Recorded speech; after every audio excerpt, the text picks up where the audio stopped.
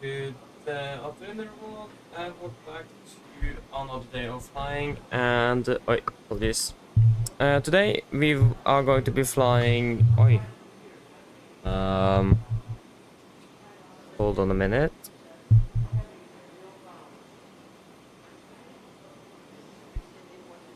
Yeah, today we are going to be flying 2 flights, round trip Bodø. Apologies for the delay. It was a lot of it was a lot of traffic. So I actually came home I came home about 1 minute after we were supposed to start. Would be on time if it wasn't for the traffic. So yeah, I got 10 minutes delayed, and that was also exactly how much time it took me to be prepared now. So again, apologies for that, but I couldn't really do much, so we will have some time to catch up now, but fairly short briefing, everything else should be fine.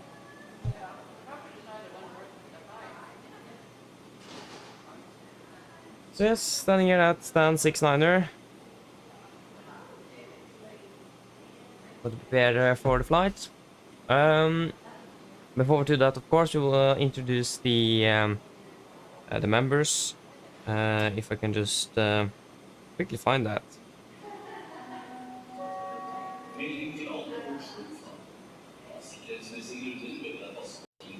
Yeah, so we have 86 VD, Lars, Miller, and Martin. So shout out to all of you, and as always, thank you for the support. It is greatly appreciated. So yeah, Robin, hello, welcome, opening well. Welcome. So yeah, are we ready for the briefing?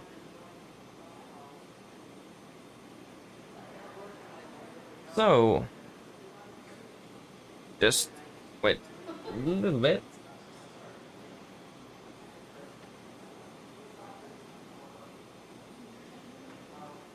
It's just really hot in here.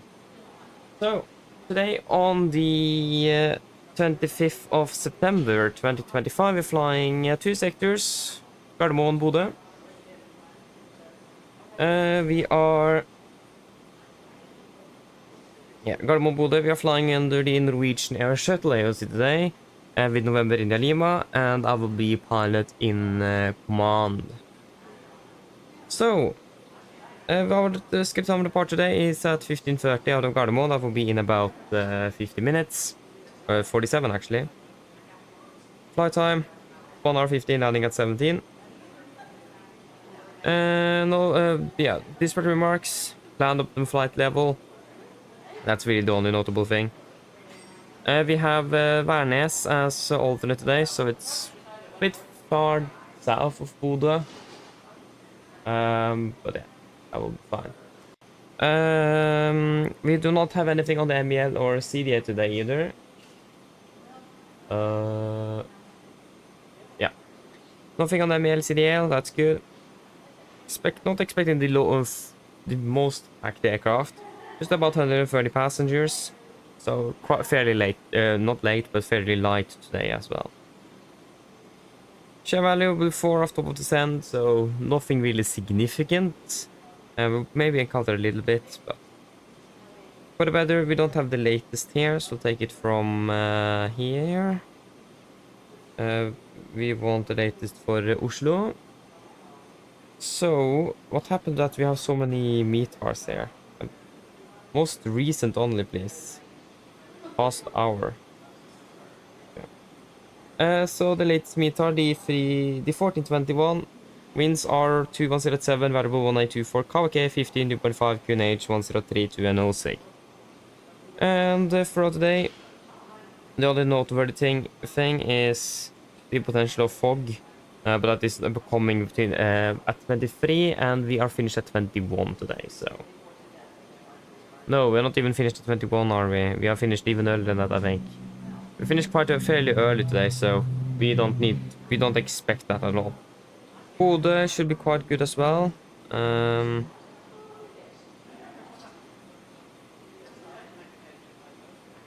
We currently have winds 2 for 12, good visibility view 2009.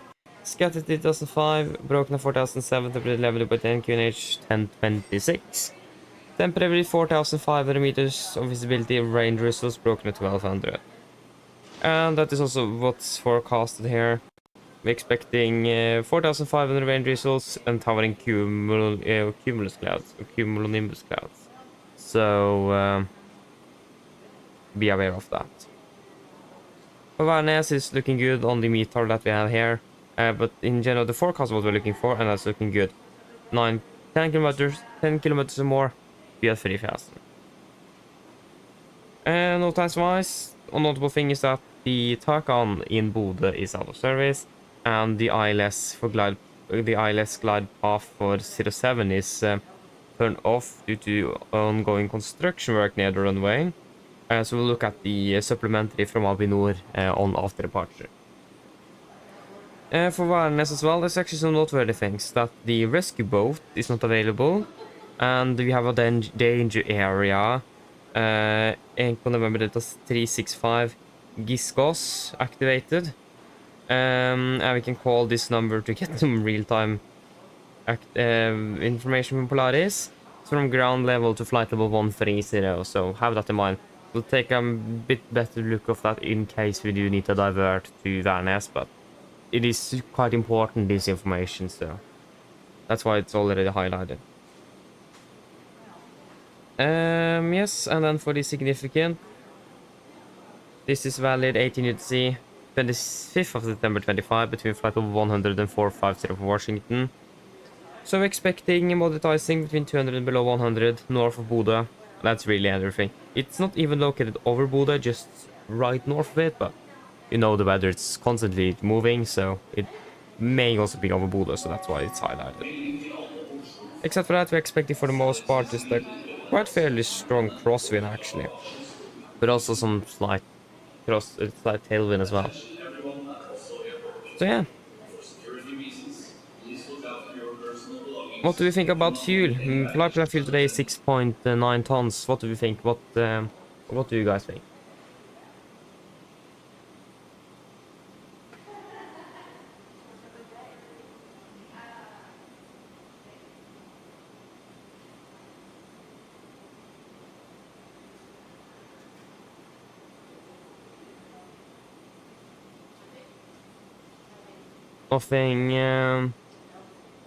Nothing special. If you guys don't have anything to say, then we'll just go with flight plan fuel. Always best to have your suggestions first.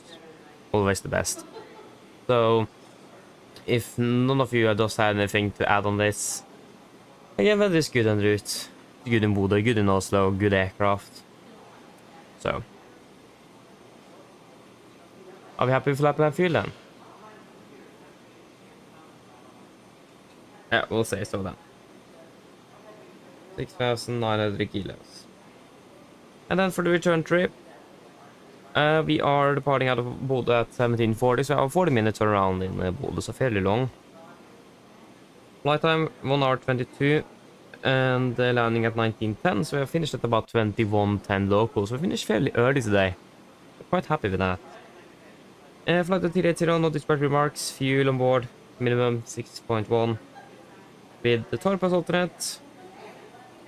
Looking good on the weights as well. Gonna be less than 60 tons, so again, fairly light day. 3 on the shear value as well, so that's also good. We looked through the weather. Torp in general, KVK conditions expected. Maybe winds to 70 at 5 on the becoming, but in general, good weather. You can just disregard the probability we are not landing in Oslo at that time, unless we have, for some reason, 2 hours behind schedule. Low times, we looked through that as well, and the significant is also fairly good with just the moderatizing north of Bodø. So yeah, that should mainly be it actually. There is not really anything else to say. So are there any questions?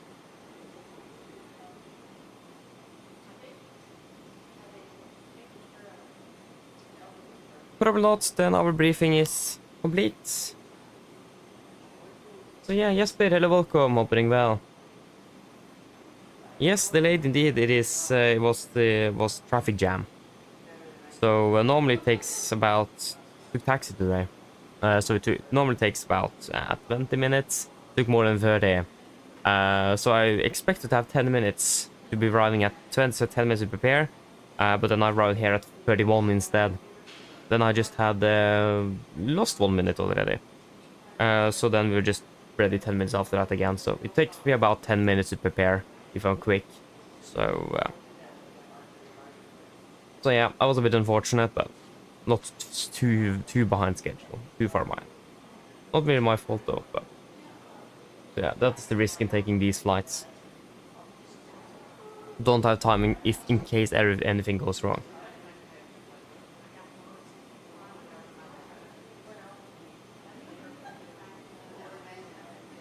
Rigo Aviation, hello, welcome. Hope you're doing well. Long time no see. Welcome. Marcus, hello, welcome to you as well. Hope you're doing well.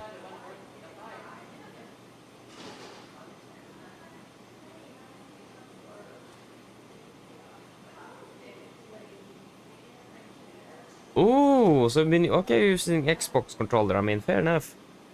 Okay, so I got the Thrustmaster Captain Pack. How do you like? Or do you like it? How do you like it? Probably more. Do you like it? Hope so. I have the side stick and the throttle quadrant myself, so. But yeah, should we walk out to the aircraft? Maybe we should wait. They landed at 42, so I'm not sure if deboarding is finished yet.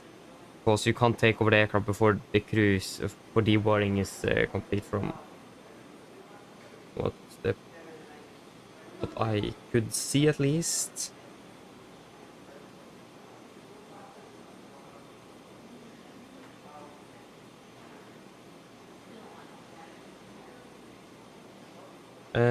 We are 35.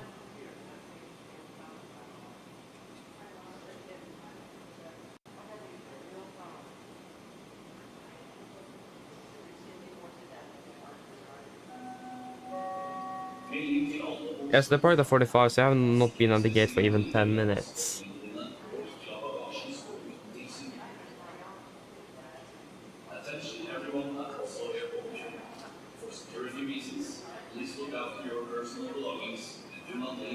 Yeah. I can finish up one more thing at least before we then walk out.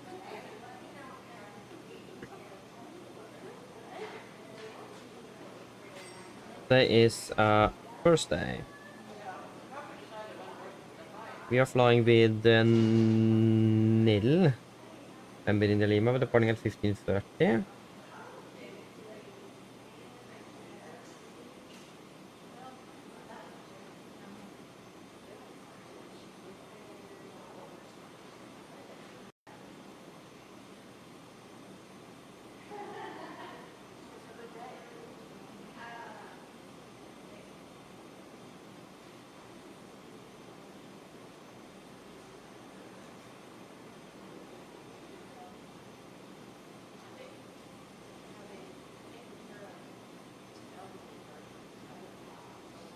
There we go. So now that is ready as well.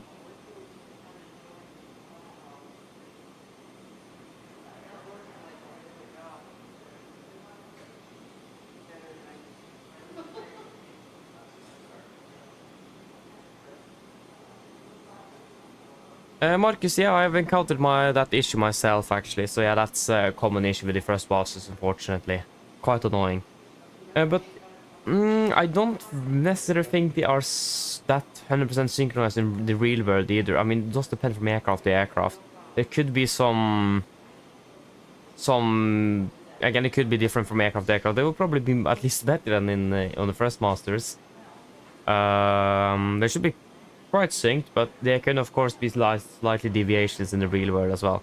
But again, that also depends from aircraft to aircraft. It is all individual. So, but yeah, that should be more synchronized than the first masters are. That's for sure. But again, there could be slight deviations, of course. But again, everything is not perfect.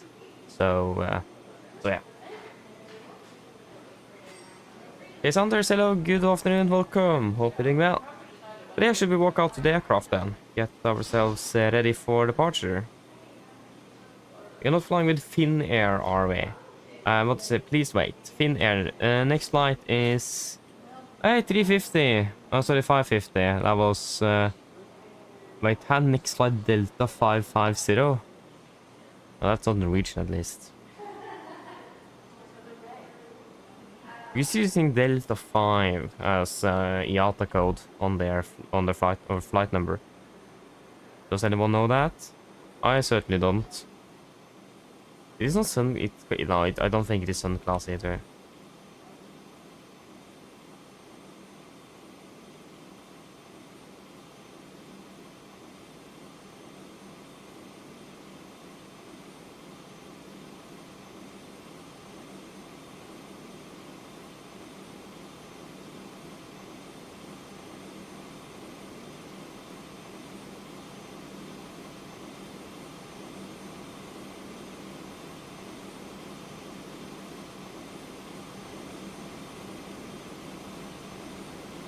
Flying with November India Lima today.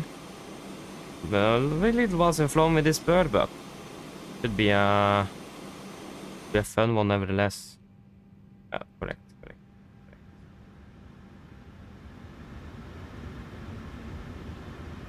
Let me just fix the audio.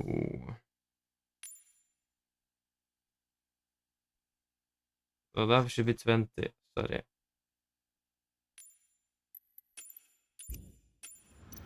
And then just let me sync up the time. There we go, fantastic.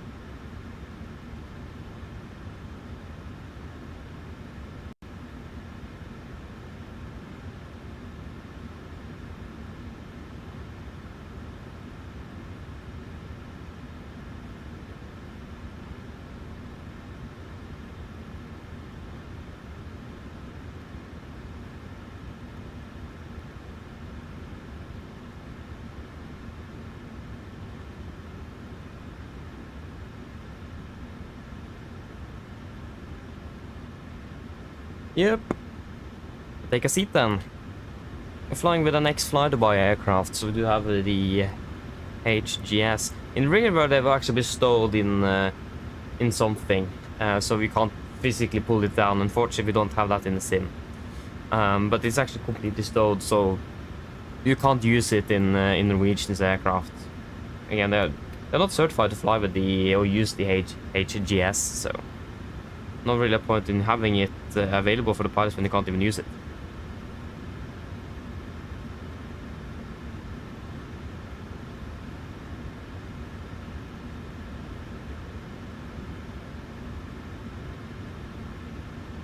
Yeah, exactly. So it isn't perfect.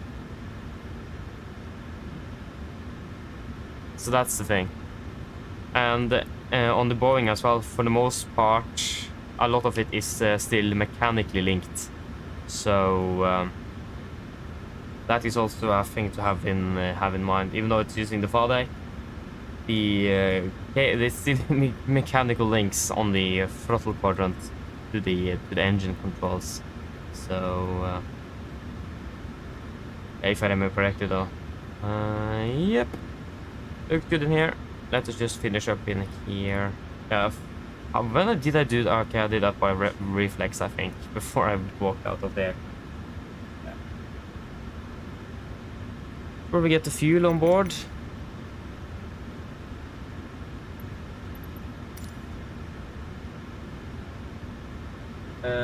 So Eurobox, let me just check that things are correctly here.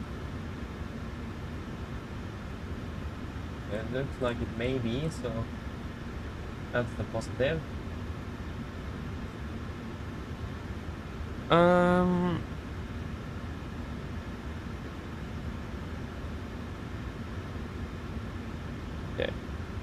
Just need to finish a few more things.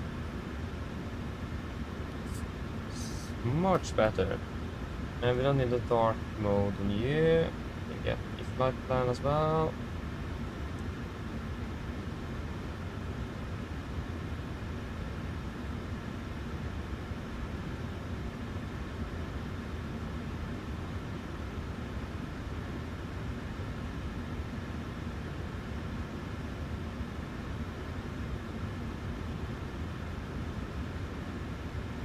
Oh, do you have such a busy day tomorrow? Oh, I'm going to dentist as well. And Good luck with that, yes, babe. I see.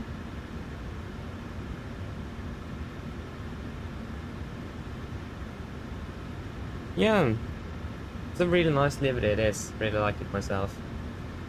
So, so yeah, it's a fairly nice livery.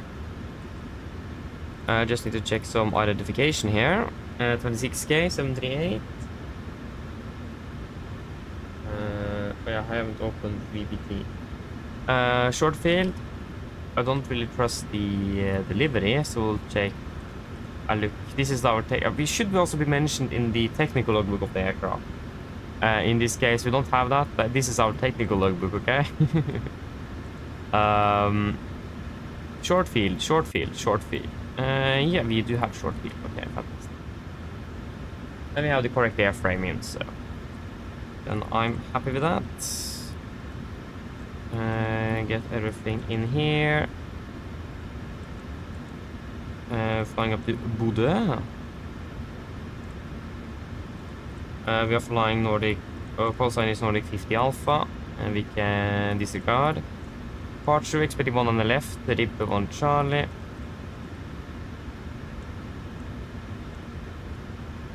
Rib Zulu 125. Somub. Odnos. Odnos 1 Delta 25. Oh, 25. Yeah, I love 25. I can take the ILS 25, Odnos 1 Delta. It's via... isn't it Adrel? I haven't flown into Bodø. Yeah, it is. I haven't flown to Bodø for a while now, actually. Oh, that was wrong, yeah. 25. Adrel.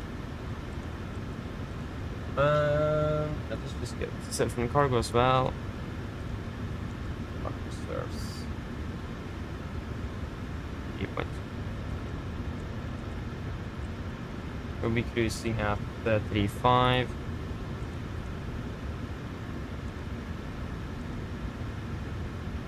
$35145. 145.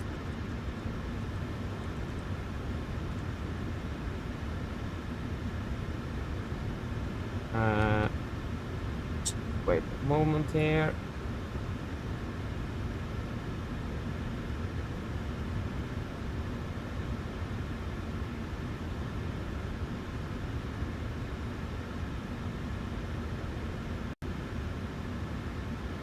Release crown power? No.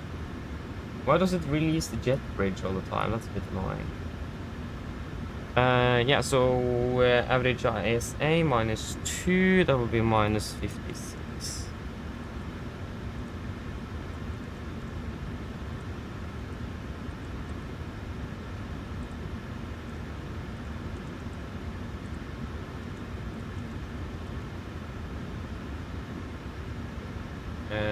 Bodø. What's the QNH in Bodø? It is 26. It's a very high pressure system over Norway at the moment. It's 32 here in Oslo. Or just be straight out. 25. Citizen Nordic Pilot, welcome, opening bell. And what do you mean with new things? Are you talking about on the heads-up display here? The HGS, heads-up guidance system. Is that what they're referring to? Hello? Hi. Okay, I've spoken to security, and I'm told they'll be ready to send the passengers down to us in a few minutes. Okay, thank you. No problem. Navigraph 411, hello, welcome. Hopping vel. Det stemmer, vet du. Det stemmer. Helt riktig. So yes. 3-5, not 3.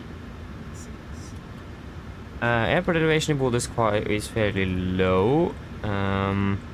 2-5, 90 feet. I'll take 50 then.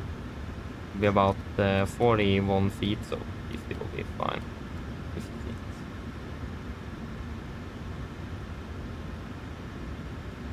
Yeah, so I'm using two different things. I'm using virtual performance tool, so the performance calculator I'm using. That's normally where I get the weather from, Marcus. But the one I used on the briefing is a website. It's not an app, but I have pinned the website like an app on the home screen. It's called Echo 6 Bravo X. Yeah, so E6BX. So it is weather. It's a lot of calculation for GA aircraft as well. It's really nice, and it will also explain to you what things are. So if you click over a tempo, it will then explain to you what tempo means. Like it is expected rapid changes in the weather for the next 2 coming hours or something, or the nosing as well. What that is. So to learn the METAR phrase or terminology, then that one is really recommended. It really helps to learn that. So E6BX, Echo 6 Bravo X is recommended if you want to learn the METAR decoding.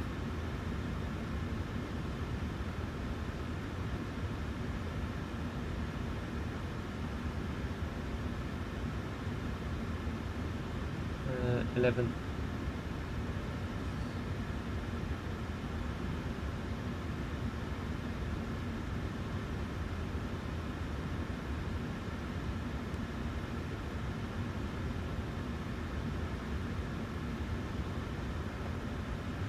Doing with the IRS alignment, that is doing good. Looks like we finished with refueling. Did we request, how much did we request? Yeah, we requested 6.9, that's exactly what we got for. Yep.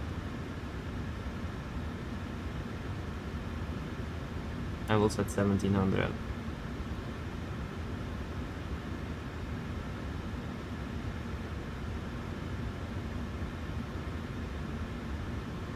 And we don't need the ILS there.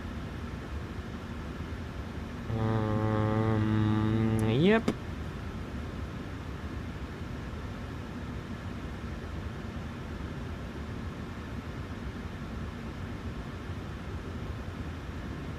I did insert the engine out. Yep. Just missing the zero fuel. Will be at 53.6. Index performance, boom. I'm ready for the briefing if you guys are. Stoffer, welcome. Hope you're doing well.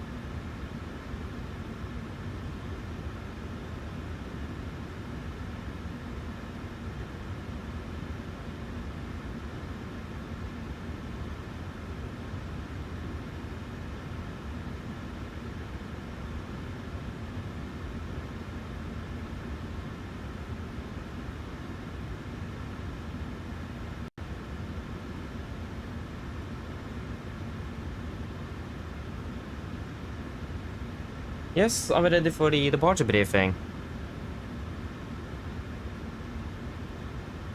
We do have the emergency briefing to go through as well, so we have a little bit more to cover on the first leg than the second one. So yeah, ready? Yeah, don't really have a choice. So, we will start off with the emergency briefing. So, below 80 knots, we will stop the aircraft for any warnings. Above 80 knots, flight degree 1 will stop for a fire warning, engine failure, predictive winch warning, or airplane enable or unsafe to fly. If I call stop or stop my controls, I will close the reverse levers, disengage auto throttle, apply max manual braking and wait for R2 auto brakes. Manual raise speed brake handle, apply maximum reverse thrust to stop the aircraft. If vehicle stop, I'll wait for first is closed, auto disengage and max braking applied. I'll call speed brakes up, speed brakes on top, wait for reverses and call the reverse status. I'll call any incompleted items, 80 knots, 6 knots, auto brake disarm and advise ATC of the reject. Then once I come to complete stop, I will slow down the reversers, lower the speed brakes. We will then identify the problem and I will call out any necessary memo items that may need to be accomplished.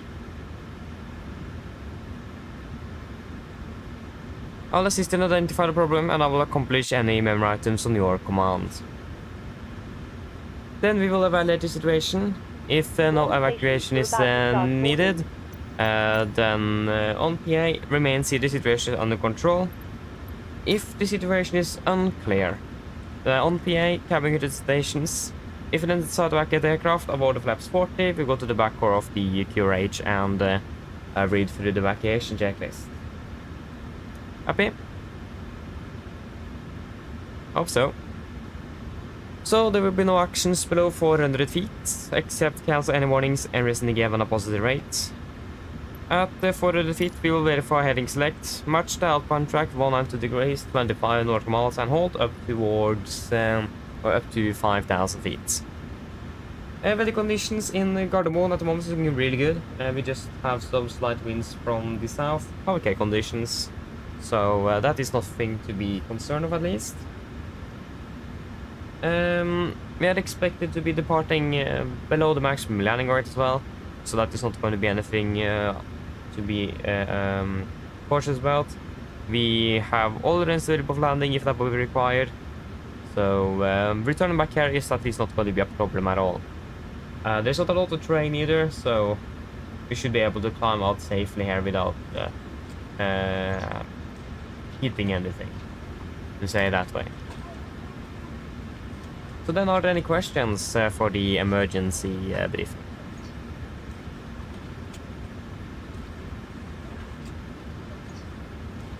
Probably not, then we can go over to the route check.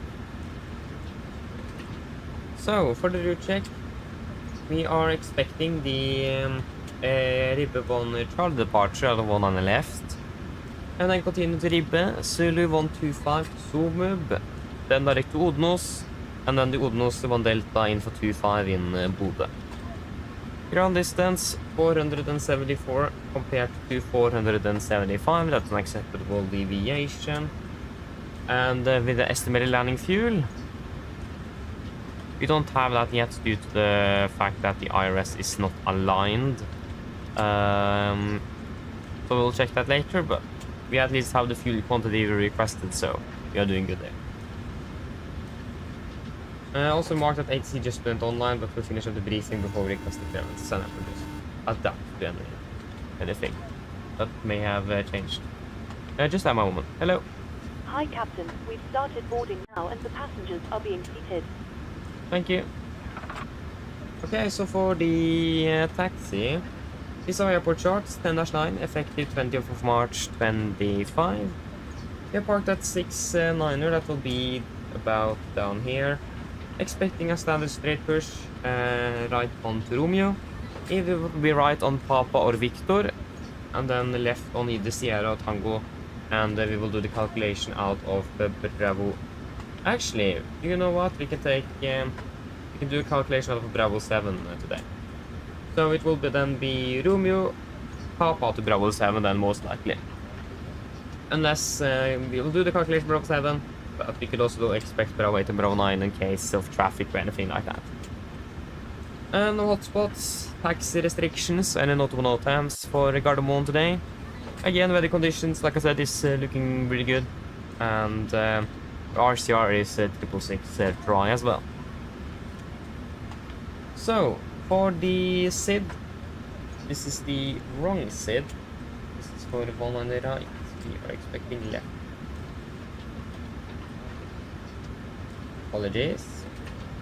So yes, we are expecting the Ribbe 1 Charlie. This is on chart 10-3 Foxtrot from 18th of July 25. So we're departing initially on the runway track 190 degrees to Gulf Mike 604, maximum 230 knots. We'll take a left turn to Gulf Mike 344, then to Ribbe, continue up to Nidim, Lilba, Nohug, and Ribbe. MSA in Oslo is 3,900 feet, maximum 250 knots below flight level 100 unless otherwise instructed. Initial is up to 7,000 feet. And noise abatement number 2 news, so at 15 feet AGL will set speed expand, bug of 220, retractor flaps scheduled. I'm also passing about 3,007 feet of QNH. We will close the speed window and continue or accelerating the aircraft. We do also have a warning. So, do not comply with PAN's OPS criteria for minimum distance to first waypoint, Gulf Mike 604. The crew must monitor the first turn to ensure it is not initiated below 1,100 feet. When it comes to threats, there is not really anything. Maybe we have been, at least in my case, we have been departing a bit heavy lately. So the fact that they're going to be a slightly lighter today is going to be something to be aware of, especially for the rotation.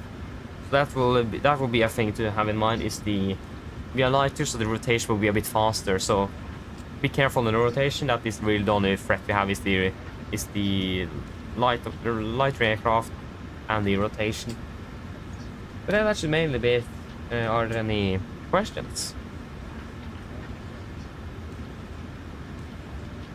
Probably not. Then our briefing is complete then. Go ahead. Request clearance from Power as well. Hi Captain, just a quick update torstai let you know that we've started loading. The LL contacts you again once we're done. Roger. Then have this information. Fox. To information Fox. That removed one on the left.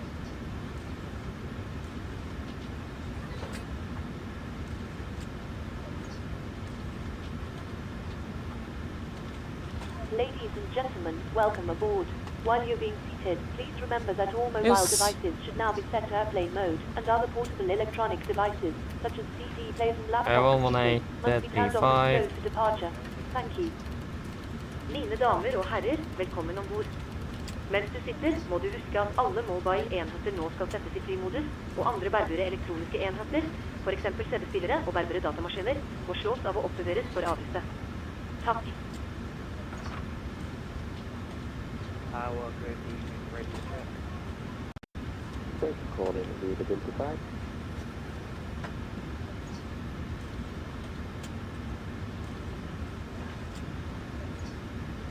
Gardermoen Tower, god ettermiddag. Nordic 50 Alpha at stand 69er with Information Fox, requesting clearance to Bodø.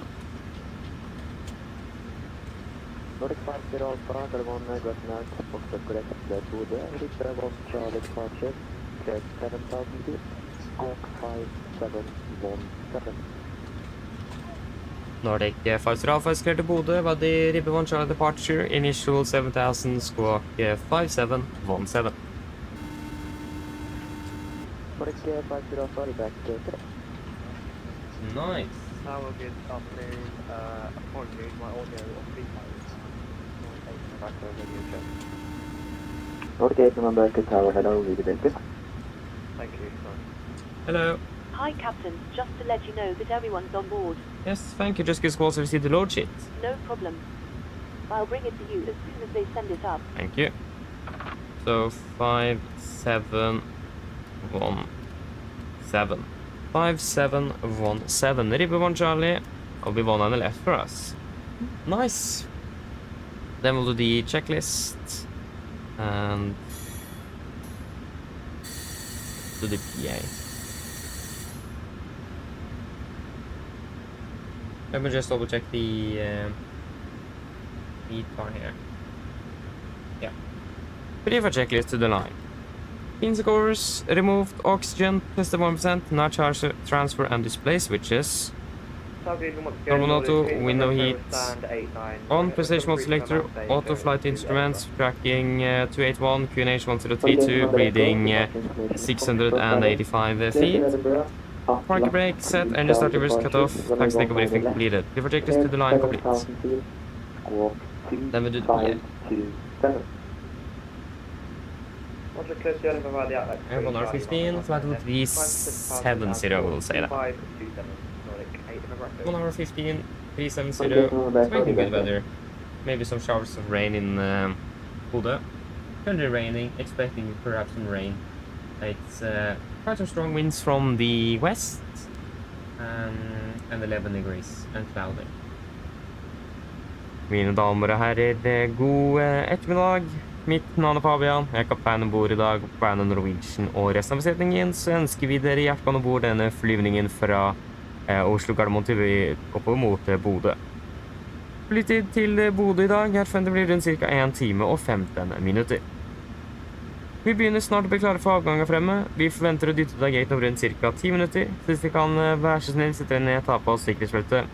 Også for sin egen sikkerhet og andre som bor, så anbefaler vi det på det sterkeste å følge på det veldig viktige sikkerhetsdemonstrasjonen som kommer fra kabinbesetningen og få straks i. Vi forventer ikke så veldig lang takstur i dag, før vi er klare for avgang med rullebanen. Avgangsruten vår er også ganske så grei. Vi forventer å ta av først sørover, før vi ganske så raskt forventer å ta en venstresving og fortsette nordover oppover mot Bodø. Vi forventer en marsj i dag på rundt 37 000 fot. Gå og flyforhold er også ventet.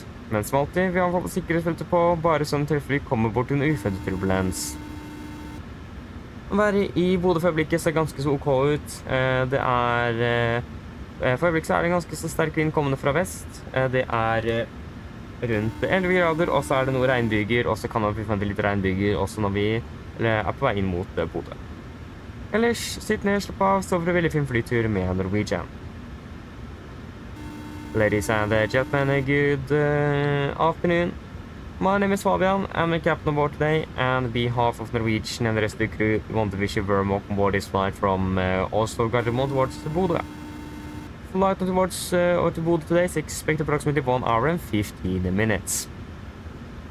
We are very soon ready for departure from there. We expect to push back in about 10 minutes. If you may, please sit down, taking your seatbelts, and for your own safety and others aboard, we do recommend to pay special attention to the safety demonstration the cabin crew will show you in just a few moments. We don't really expect a long taxi today before we're ready for departure at the runway. Our departure routing is looking good, departing southbound initially, then expecting quite quickly a left turn, to then fly northbound towards Bodø. We are expecting to be cruising at approximately 37,000 feet today. Good flying conditions are expected, but as always, we do recommend a zip on just in case encountering some unexpected turbulence. And the weather in Bodø at the moment is looking quite okay. It is pretty windy at the moment, with quite some strong wind from the west. It's about 11 degrees centigrade, and there's currently some showers of rain, and we may also expect rain as well when we are arriving into Bodø. Otherwise, sit down, relax, and I'm gonna enjoy this flight with Norwegian. Thank you. Hello. Hi, Captain. Okay, here's the load sheet from ground. I've written the passenger count here, the crew count here, and the total number of souls, not including yourself, here. Thank you. Okay, looks like we're all set to go whenever you're ready. Okay, great. We should be ready for pushback in about just 5 minutes, so just give us a call and say ready back there. No problem. Thank you. Go ahead. We've got the load sheet, so we can confirm that. Loading has been completed. We are sending the road shares up Torstai you now. DLL contact you for pushback once you're crossed up and the beacon light is switched on. Roger. Yeah, so 130 confirmed, plus 6 crews, that would be 136 souls. Till freeway is 53.6, we have 53.5. We have 6.9 tons of fuel. 60.1, we have 60.4, acceptable deviation. Fantastic.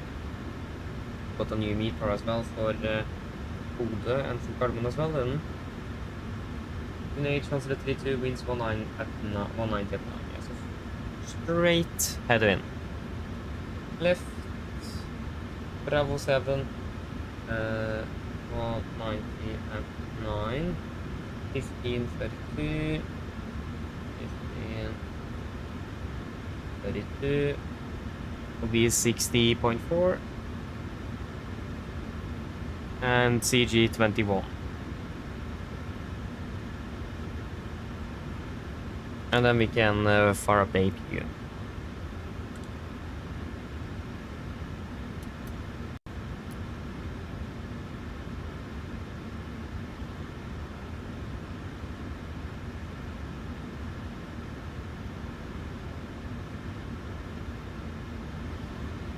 Yes, we can execute, we have confirmed that. So that will be at the rate 2 with an assumed of 50 degrees. The rate 2, 50. That will give us 87.8, we have 87. That's an extra acceptable deviation, but it will correct itself when you get the packs on again. Flaps 5, trim will be 5.5, 31, 35, 38. 31, 35, 39.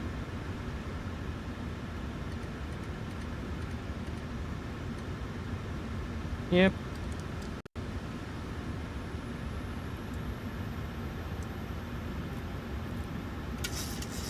APUs available.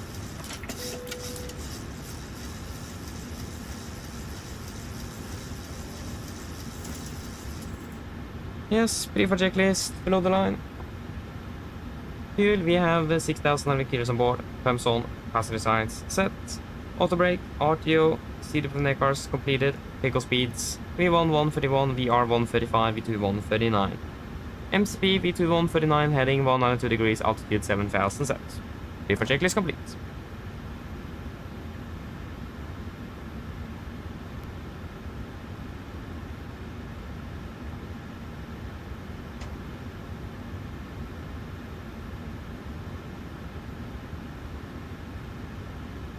Cockpit to ground.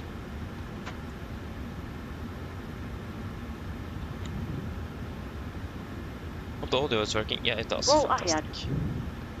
Yeah, can you please disconnect and finish up a push? Roger. Stand by. And we can get the packs up. Ground power has been disconnected. Thank you. And cover ground, we will pressurize. Yeah, pressure, fantastic.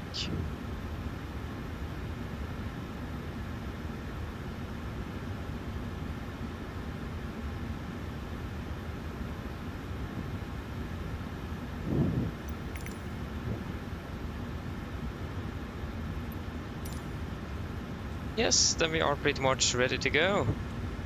Just, I want some backlighting here. Locking gear. It's nice to have Ground it's Torstai gonna be dark copy. fairly soon. Yes.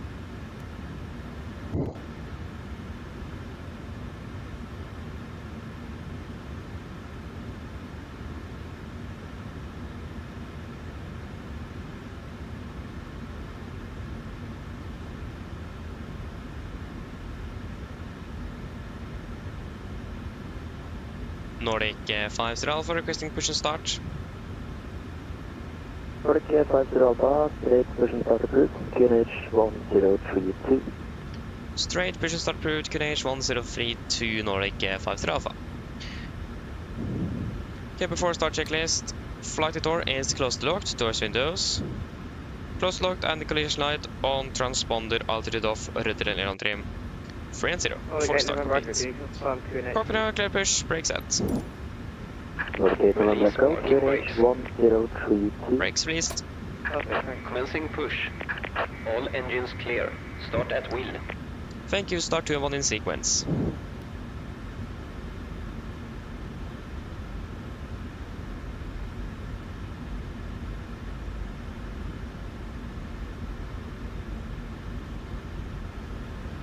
Why is there always an SES, an FD20 from SES on our left?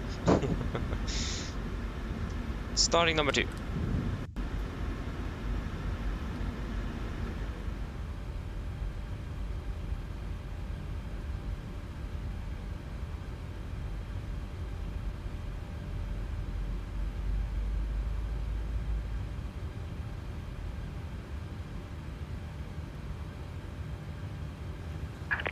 Set parking brakes.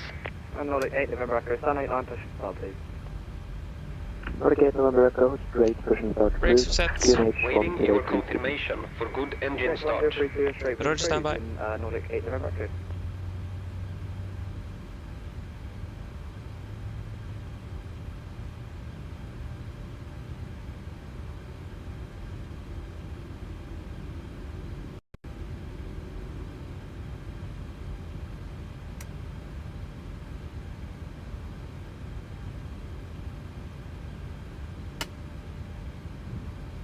Start it out. Starting number 1.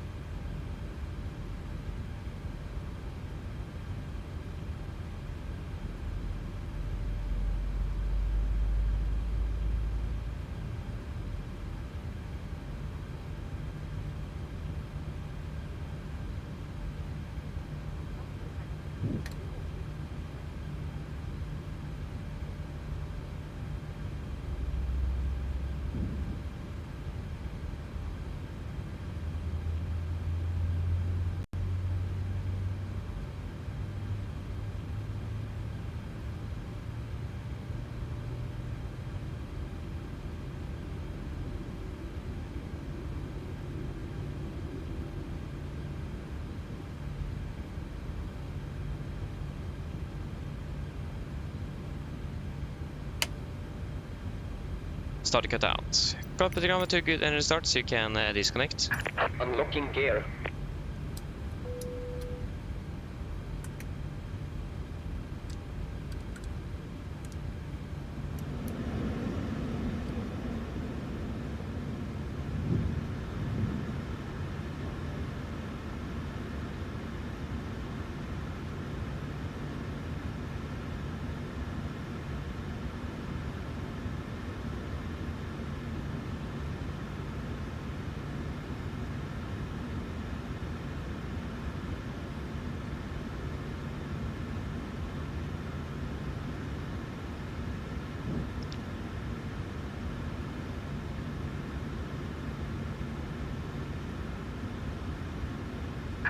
Tow truck disconnected.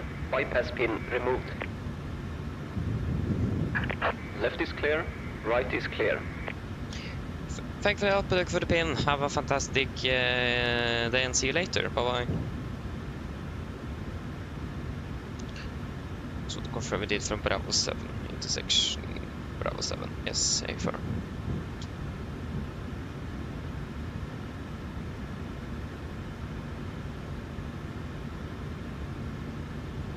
Yes, got the gear pin. Flaps 5. Flight roll check.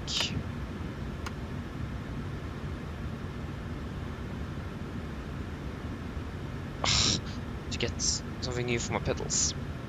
It's not good. Before taxi checklist. Generators on, probe heat on, anti-ice off, aircon press, packs auto, isolation valve auto, engine start switches. Continuous, recall, checked, engine start, levers, all attendant, flight controls are checked. Ground equipment is clear. Flaps 5, planned 5 green. AP off before taxi. It's hard to take the 5 check, 5 green. Yeah, we're ready for taxi. Intersection Bravo 7 is available. Okay, taxi 200.1 on left by Papa 0, and we'll take the intersection please.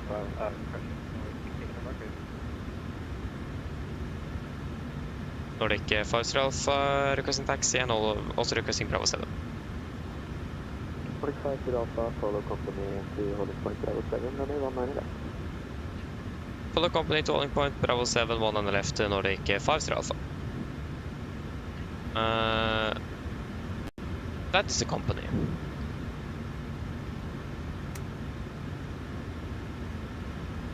Nordic 5 Alpha, just to confirm, it is the company to our right we are supposed to follow?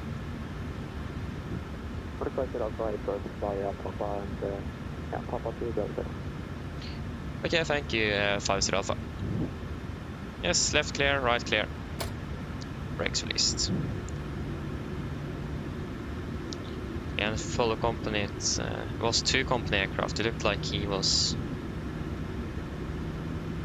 Oh, he wasn't pushing, it looked like he was pushing.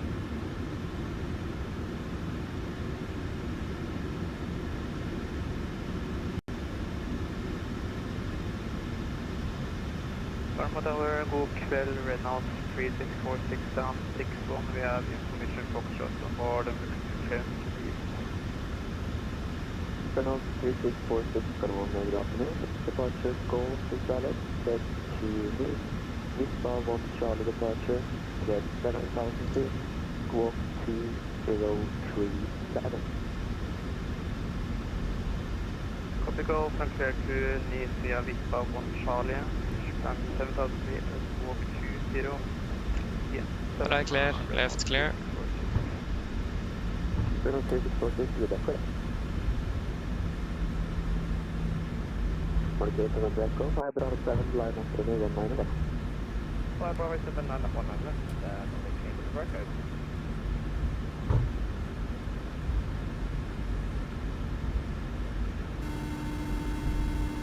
Hello. Hi, Captain. The cabin is secured for takeoff. Thank you. No problem. I'm secure. First, Nordic Gate on the Echo, we believe you're going to Bravo 8 now. So Left Bravo clear. 8, line up to 19 Right clear. Yeah, apologies, I missed that. We'll line up on that by 408. Okay, so we missed. 768, Yeah, it's clear. Departure goal to clear. Clear to meet. Vispa 1 Charlie departure. get 7,000 feet. Squawk 2535. Yeah, and right clear, left clear. Cleared East Vipa 1 Charlie departure. Initial climb 7,000. Squawk 2535 968. Going to clear for the base. Squawk 2535. 2535 968. Asentamme kyllä final for radio check. 33,000 over the 25. Thank you very much for your information call from Boris. Right clear, left clear. Filed. First North Gate November Echo with 1-0 degrees, 9 knots. Runway 19 left, clear for takeoff. Copy the wind at 9 left clear take, currently 1 left clear take off. Nordic 8 Nordic 50 Alpha after departure 737, via Bravo 7, line up 19 left after. After departing company, land på 81 left, Bravo 7 behind the Nordic 50 Alpha. Right clear, left clear. Photograph of the tower along with the 25. Female 332, clear to head 20, Mark 75, Charlie departure, runway 19 left, cleared 7,000 feet, squawk 4360. For takeoff checklist. Flaps 5 black, 5 green, starship 5.5 units, chemical given before takeoff complete. 4260 final 52. 752, read back correct.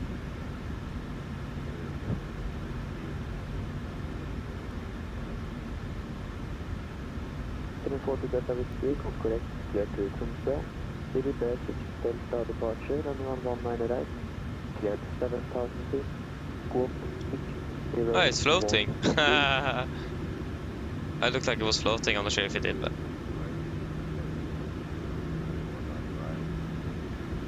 yeah. Left's clear, and he is rolling off. Photograph of vehicle read back.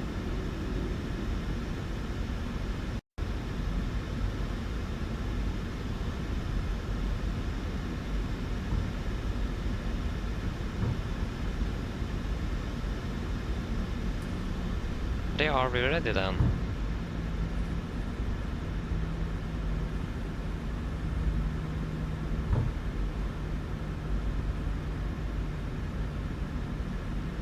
Nordic 50 Alpha, with spot 90 degrees, 9 knots, runway 19 left, clear for takeoff. Clear for takeoff on the left, Nordic 50 Alpha. Okay, we are clear then. Okay, ready. Ready. Thanks a lot. Takeoff. Come on to the lake, Nordic 8 come back now, please. Stabilized, setting thrusts. Post caution. Continue. Takeoff reset.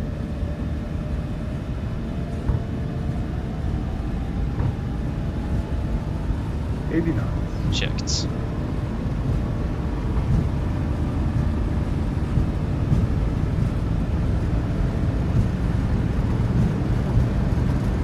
V1. Rotate.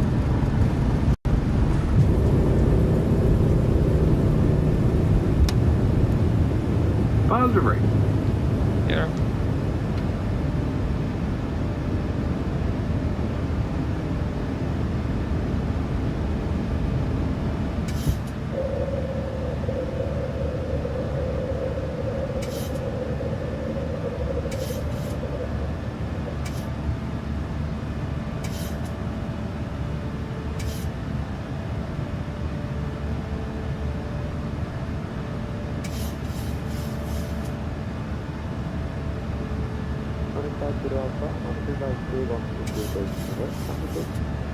Port advisory, Nordic 50 Alpha, takk skal du ha det bra. Speed into vent, 220. 220 set. So tower, go at Flaps 1, speed, checked. 17 on the R&D, X, or 19 right.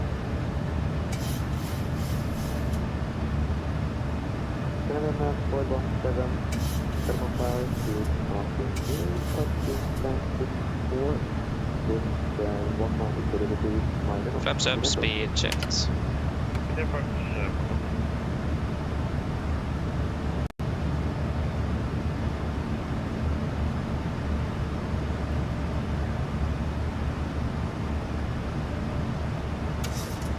Let me close the window.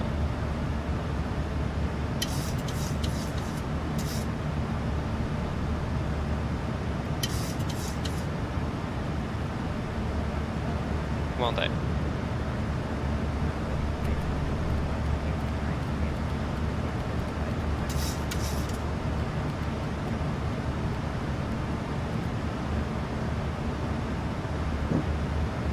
Continue climbing up to flight level 350.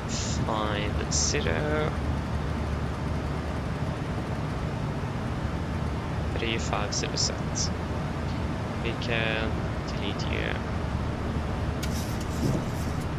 Standard.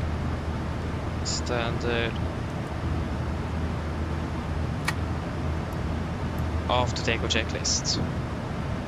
Engine bleeds on, packs, auto, landing gear, up and off, flaps, up the light and altimeters, standard, set cross check, passing through 6,500 feet.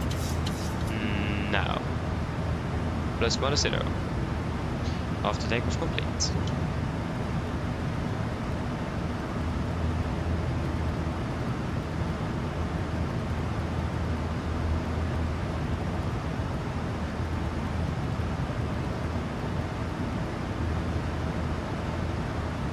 And we can proceed direct to Ribbe, confirm, execute.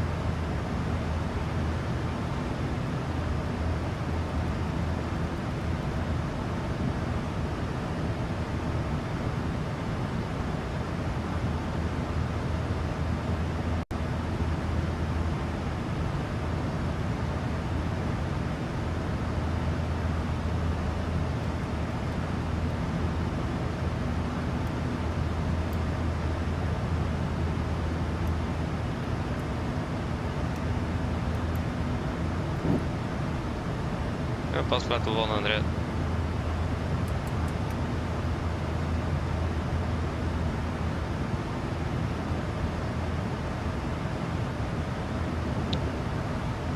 Yep. Looking good.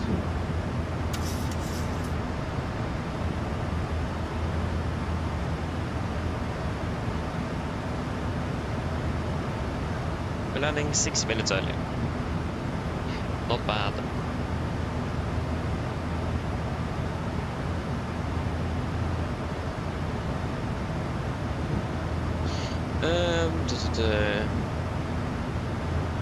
Navigraph, yes it did. Real-time weather it is. That's correct.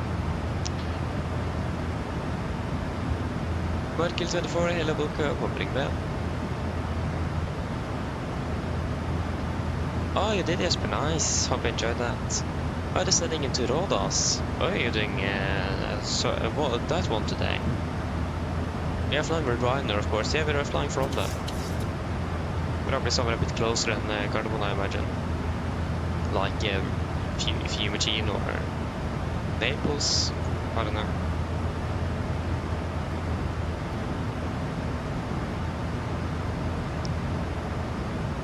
It's a killer worker. Hope you are doing well. Oh, nice. In the 739 as well. Enjoy it. Sounds fun. Enjoy it.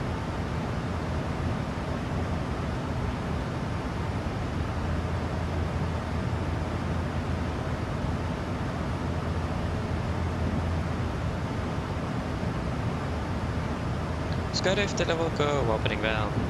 Yeah, I'm doing good, thank you. Doing good. Doing very good.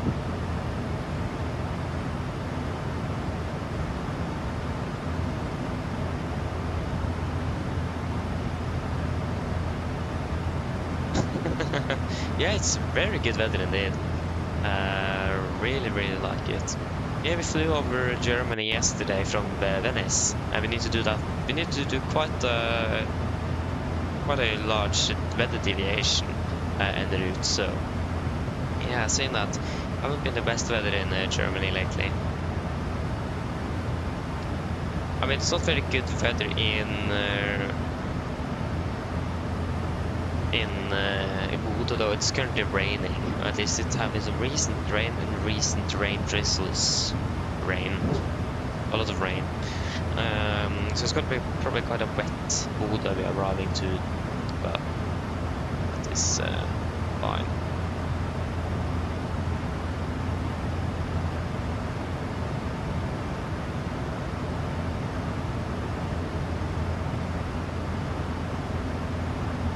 So yeah, it will probably start raining shortly. But I mean, maybe not actually raining, it will probably start snowing soon. It's starting to get quite cold here, especially in the mornings.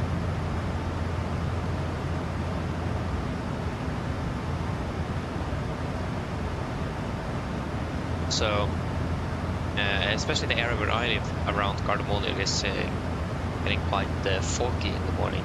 So many people in Norway call, or at least in the flight sim and the aviation community, call Gardermoen Tåkemoen. So basically,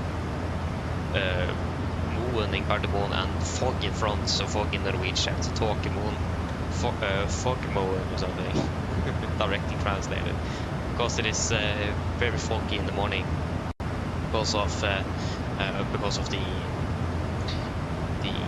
humidity of the air and the dew point and the temperature, and yeah, so things like that. So it is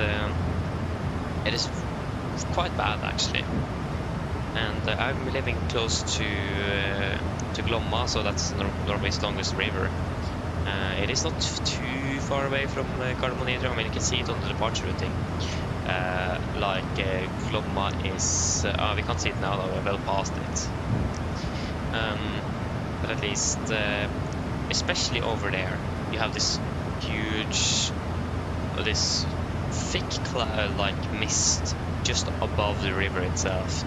And it's quite low hanging. It's fascinating to look at. I was driving over one of the bridges this morning. You couldn't see anything over the bridge. It was just pure white. It's something that is pretty fascinating to look at. But it's when the air starts condensing in the morning. It's really nice. Woo! Hello, welcome! Hope you're well. Hope I said correctly, but then I apologize. So correct me there. We should probably turn off the seat belts. There you go. Passengers happy.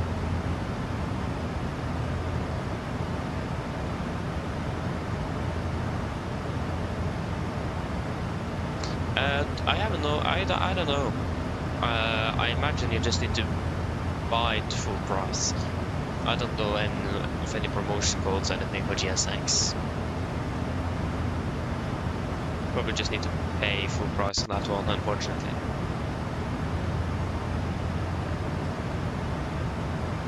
I mean, it isn't necessarily bad with the mist and so on. But I mean, again, especially with the river, it's actually quite fascinating.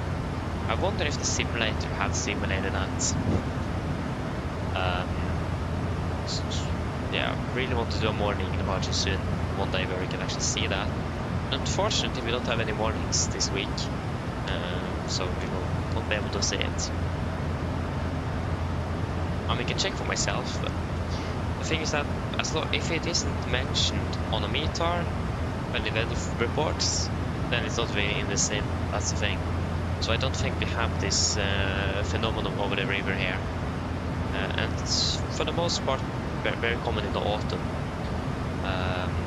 Due to the fact that it's starting to get colder, and cold air doesn't hold on water as good as hot air or warmer air. Warm air can hold more water. So then, when it's getting cold, the dew point and the temperature then meets each other. Boom, we have then the air or the water will start condensing, and then that's what creates the fog. It is the air that can't handle all the water droplets anymore, just releases it. Hit the dew point, boom. The air just releases everything, and it can be quite localized, and that's also what we have over the river. The dew point and the temperature meet each other, the air doesn't can't handle all the water droplets anymore and just releases everything. Really fascinating to look at.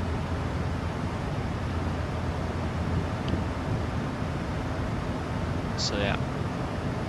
Again, I would love that if the simulator could have that though. It'd be fantastic. Again, I don't think the sim simulates that.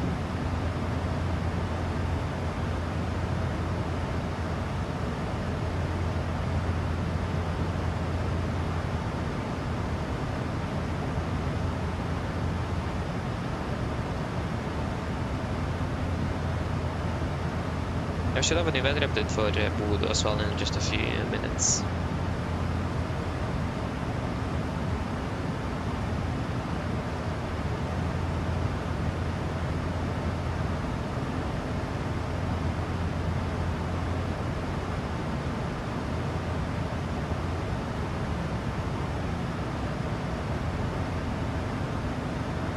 We're landing in the road in 7 minutes. Nice though. Yeah, you're flying with Ryanair, if I'm right, Jesper. And if I'm correct, then where are you flying? Yeah, I can fly with Ryanair, I can see that now. The proper Ryanair landing, okay. But yeah, where are you flying from? Ryanair have bases everywhere in Europe, so... could be literally anywhere.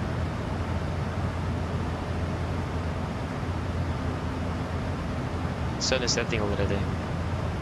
Nice. Okay, so flying from Marseille to Rhodos, and then flying to Sofia, and then maybe back to Rhodos again. Okay, I see. Enjoy it though. Sounds good.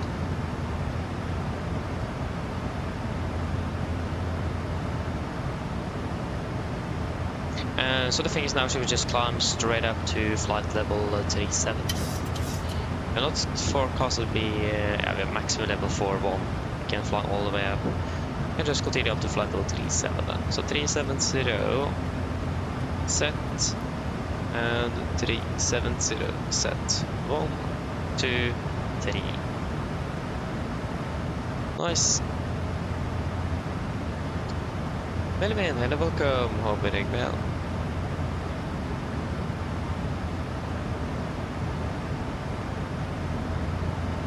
Oh yeah, I see some terrain-induced turbulence.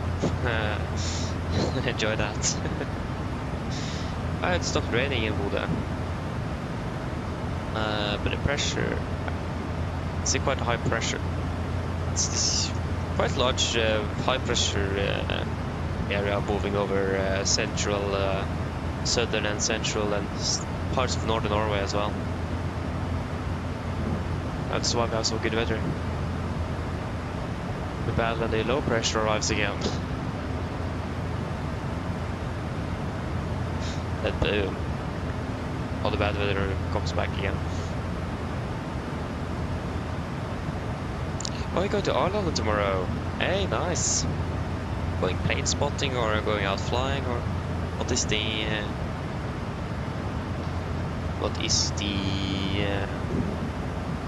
I don't remember what it's called actually. Forget it. I don't remember the name. Yeah. Did I miss it? Welcome, opening bell. Welcome. Yeah, nice. Happy landing, Esper. Happy landing.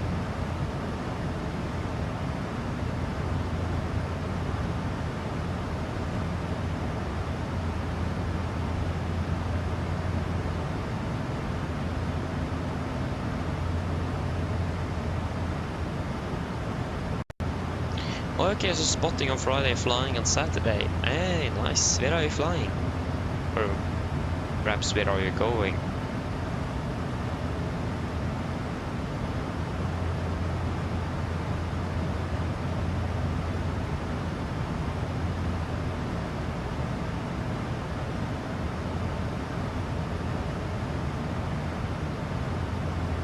Oh, you're going to Rhodos. Ah, flying with SAS. I don't think Norwegian is flying to Rhodos now from Stockholm, are they? Don't really fly much out of Stockholm, so I don't really know. Can go vertical speed 1000.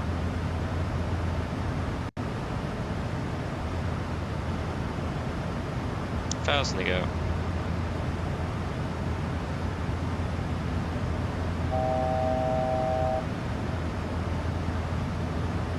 Yeah, flying with TUI, of course. Makes sense. It's a charter airline after all. Yeah, again, I don't think Norwegian is flying to Rodos now, so yeah.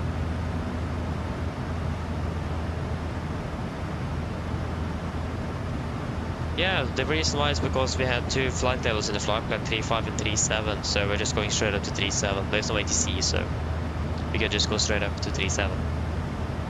Saves us, for the most part, more fuel. Saves us at least 1 minute as well. So it's better to just go straight up than, there we go, altitude acquire, then leveling off and then starting climbing later on again. You go back to VNAV. And FMC speed, VNAV path. Yeah. Then I have experienced that going to vertical speed doesn't really solve the overshooting of the altitude. Yeah. Vincent, welcome, hope you are doing well.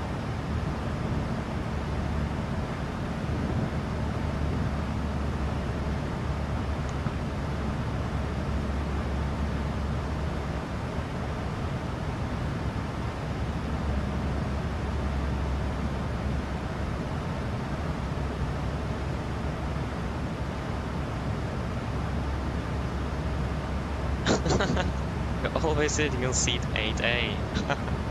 Nice. Yeah, so you have your reserved spots or reserved seats for all your TUI flights. Not bad. Nice though. Then you know that you'll get the same view all the time. Then not bad. Yeah, I'm doing good. Thank you. Doing good here. Here you are, that's nice. I haven't been flown. I've flown on to runway 25 in Bodø for a long time now. It's an offset approach. That should be a lot of fun. I remember once when I flew into Bodø and we lined up on the taxiway, because the taxiway south of Bodø is the old military part of it. It's so wide, so it's a wide at the runway, so I thought that was a runway. And then, oh no, that's not the runway, that's the taxiway.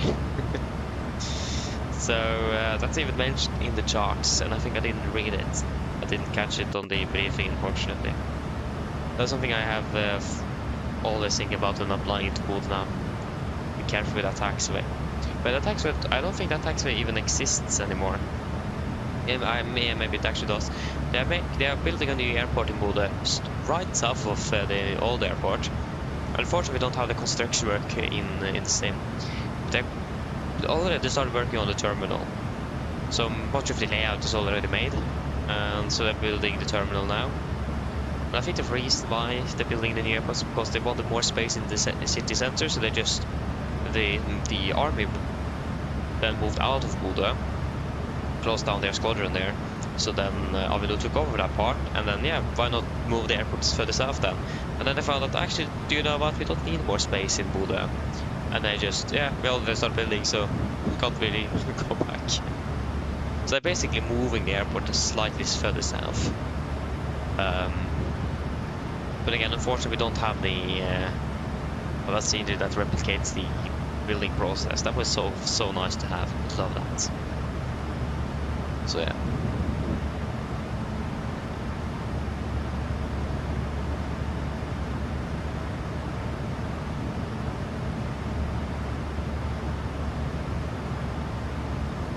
Yeah, I mean, I understand you there. It does, when it comes to the altitude, that does for the most part really depend on the weight of the aircraft. The heavier the aircraft is, the lower it can maximum fly. The 737 is certified to fly at flight level 4 once it is 41,000 feet. And the current weight we are actually able to climb all the way up to 41,000 feet. But if we, for example, flown to the Canary Islands, we would have probably started cruising at flight level 330 because we're just simply too heavy. We have too much fuel and too many passengers aboard. We just can't get up. The engines is not able to produce enough thrust to let us maintain the altitude. So it does really depend on the aircraft's weight, how far up we are able to go. And since we are so light, we could just go straight up to 37.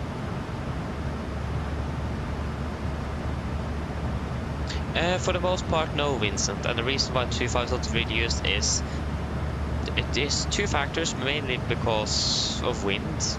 That's the obvious one. And that's mainly the factor in Bodø. On the chosen runway, it's the winds.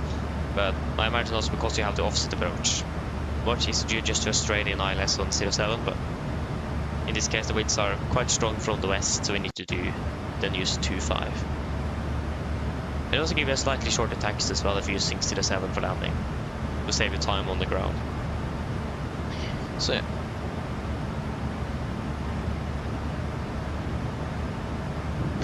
Nice, yes, but nice.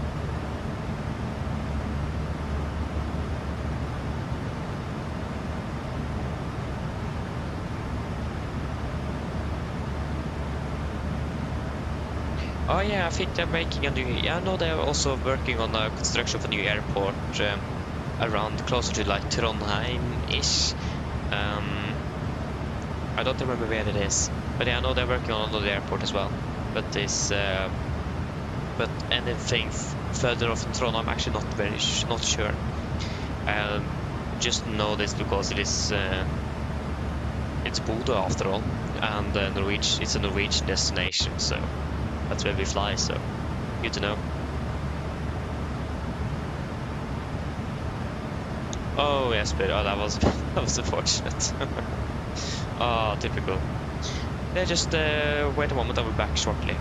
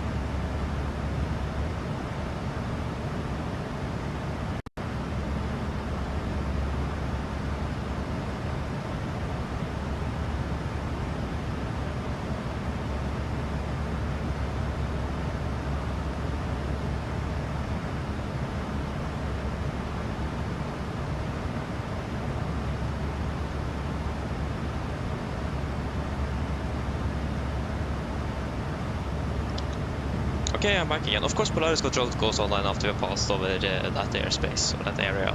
Thank you, Polaris. Yeah, so...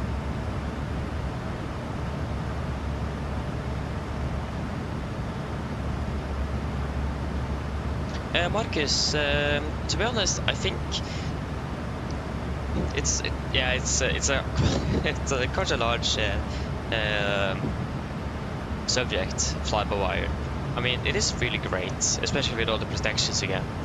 But to be honest, I do prefer how Boeing have implemented fly-by-wire system compared to Airbus, because I mean, yeah, it's great where you can't stall the aircraft, you can't overspeed the aircraft, and so on an Airbus, but also it downgrades your authority over the aircraft, because then the aircraft have a high authority, because then it can decide or limit what you can do. If you, for example, suddenly are in a situation where you actually need to do that, like you need to rapidly pull up and the aircraft won't allow you to pull enough up to avoid terrain, for example, then you have a problem, because the aircraft won't allow it to do that. Then yeah, then you have a problem indeed. So it is that the aircraft have a higher authority over itself than the pilots have, and I do like Boeing's mindset instead, where you have those soft protections on the flyby systems as well on 777 and 78, but where it is still pilots still have full authority over the aircraft. I do prefer that instead. And I also do like the 73 that doesn't have flyby, because it's much easier. You feel like you have more direct control of the aircraft.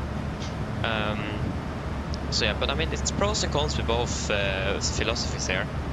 But I do are more on the Boeing side. But yeah, so it does really depend a little bit, but it is still a really good system. It's fantastic. So yeah, not saying that it is bad, but I just like the way that Boeing have implemented it over how Airbus have done it.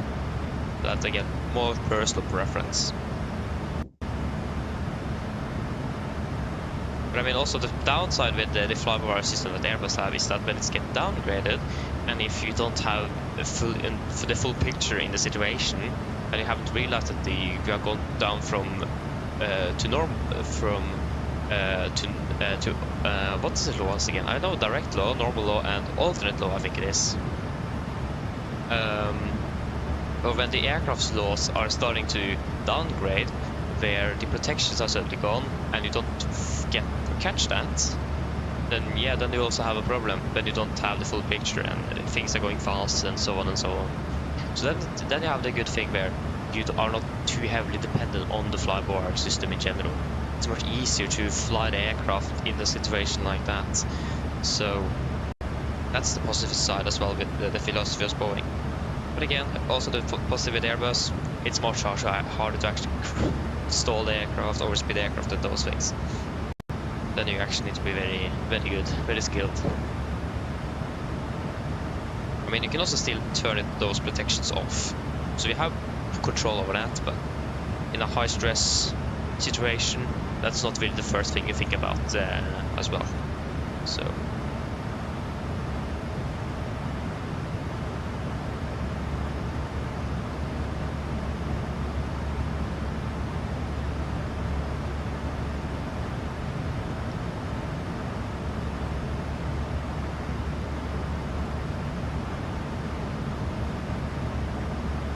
oh, Helsinki Bodø. Yeah, of course, first of all, I think they're moving well as well. But yeah, Helsinki Bodø, enjoy it. Sounds fun.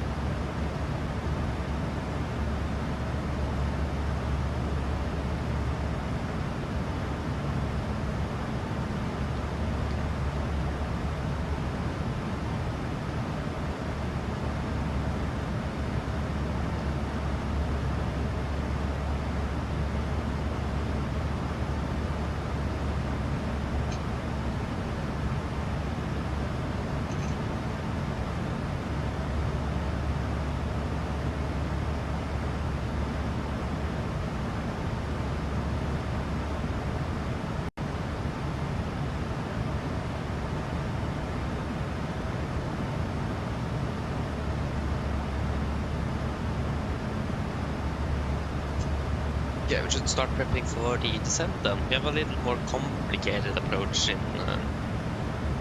for this time, so some extra time is nice. When are we descending? 25? 15 minutes then, beautiful.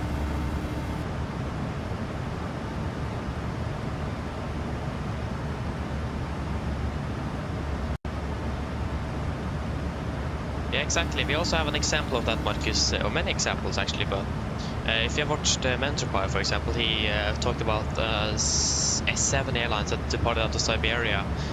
Hi. Just wait a moment. Just let them know descending in 15 minutes. No problem. And they got ice buildup on the pitot tube, and the aircraft went down to direct law, and it was so confusing. They had unreliable airspeed, the aircraft was in direct law. Yeah, they were doing crazy maneuvers around there, and it was IMC conditions, so they couldn't see anything. That was quite you can actually do an RMP approach. I can just think guidance. So yeah, it is in a high stress situation like that can be quite bad actually. But so long as you know your systems well and you're able to actually get the whole picture, then yeah, then it works really good. That really depends. But normal day-to-day operations, the Airbus systems is doing well.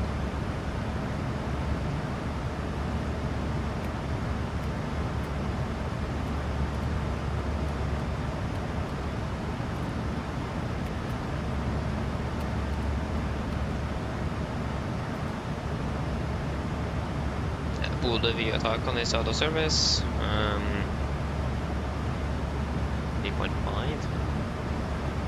We are flying on ILS though, but it should stay at 3.5.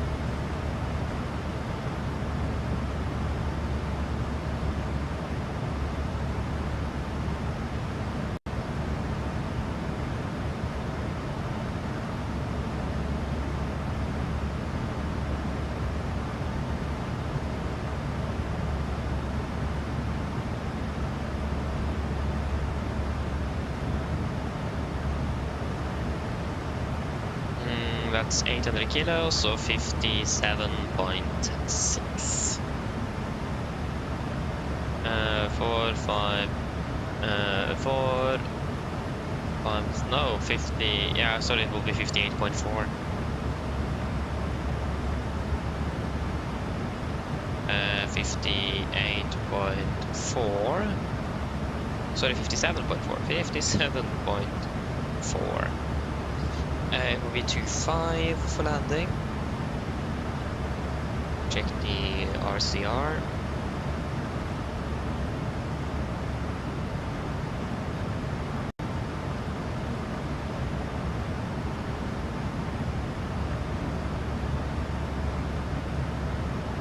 Something went wrong, fair enough.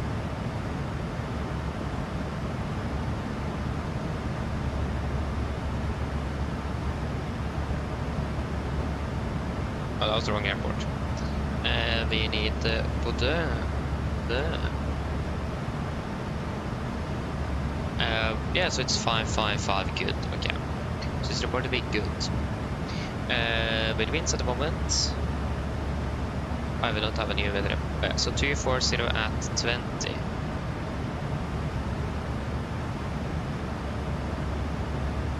It is 12 degrees and 27. 12 and 27.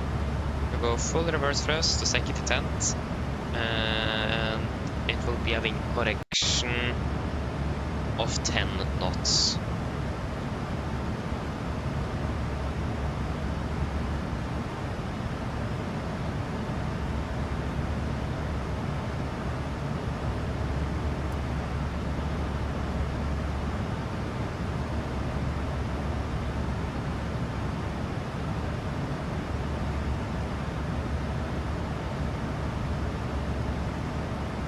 That will be flaps 30 Actually, if you take flaps 40, it's probably much easier to get in on the offset if you fly at 40. You can take flaps 40 actually. Never fly with flaps 40, so it's good to have to feel the aircraft with the full config.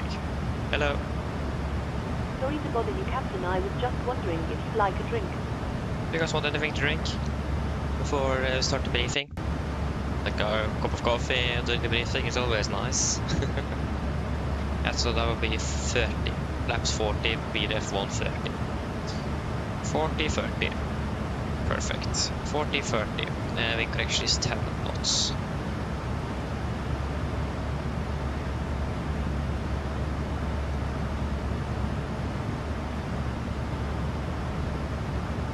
And do 183.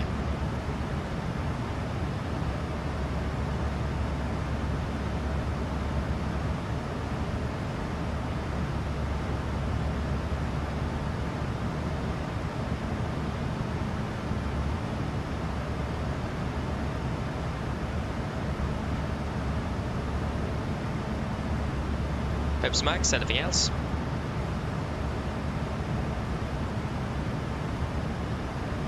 No? Can please get one Pepsi Max? No problem. I'll get it to you now. Thank you. Okay, so we'll just wait for him to, or she to come back before we do the briefing.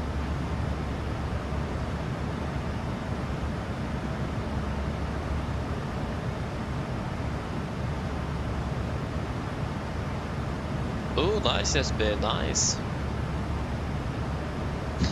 Nice. That sounds good though. Hope you will need to try flying out of there then one day.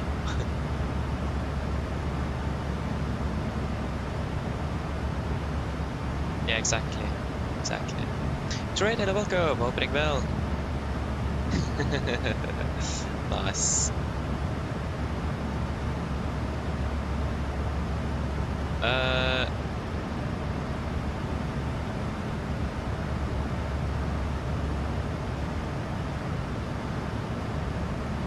Yeah, exactly. Bodø is nice though. Never been there, but it's really nice. At least the flying perspective, it's nice. Getting a new airport as well. If you've been the Russian drones, are you talking about the polishing, or are you talking about the closure of Gardermoen and Copenhagen, Aalborg and the three other airports? Because if you talk about those closures this week in Gardermoen and Copenhagen, that is not confirmed to be Russian activity though.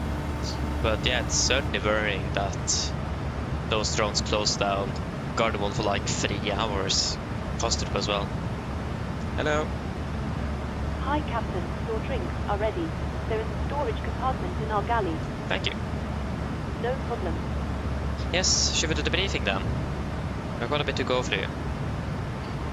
So, for the briefing, we'll start off with the star. We're expecting the Odnos Von Delta departure arrival. Chart senders to Charlie effective 18th of May 2023. We're coming in via Odnos above flight level 10. Continue down towards Bravo Oscar 601 and then to Balak above 9,000 feet of flight level 90. Then to Umbot above 7,000 and then to Adrel declares limit maximum to 30 above 5,300 feet. MSA Bodø is 6,200 feet. We will be flying a maximum 250 knots below flight 100 as well as usual. And in general, there's not really anything else noteworthy about the star. For the approach itself, expecting the ILS approach for number 25, chart 11-2 from 13th of June 25. So we're coming in via Adrel, initial approach fix, max 230, continue to Bravo Oscar 630, and then to Takup, the initial fix, maximum 220 knots. The heading is 260, correction, the approach course is 262 degrees and ILS is 08.7 Bravo Delta. 262 is set triple and 1087 is set triple. A4. Yeah. Glide path glides over with 3.5 degrees, over a bit steeper than usual, so definitely be aware with regards to energy management here to prepare the aircraft slightly early 0.5 degrees is not much, but it will definitely make a difference on the configuration of the aircraft. We also do have quite a bit of headwind as well, so at least that will help us slightly. And minimums for this one will be for 435 feet. 435.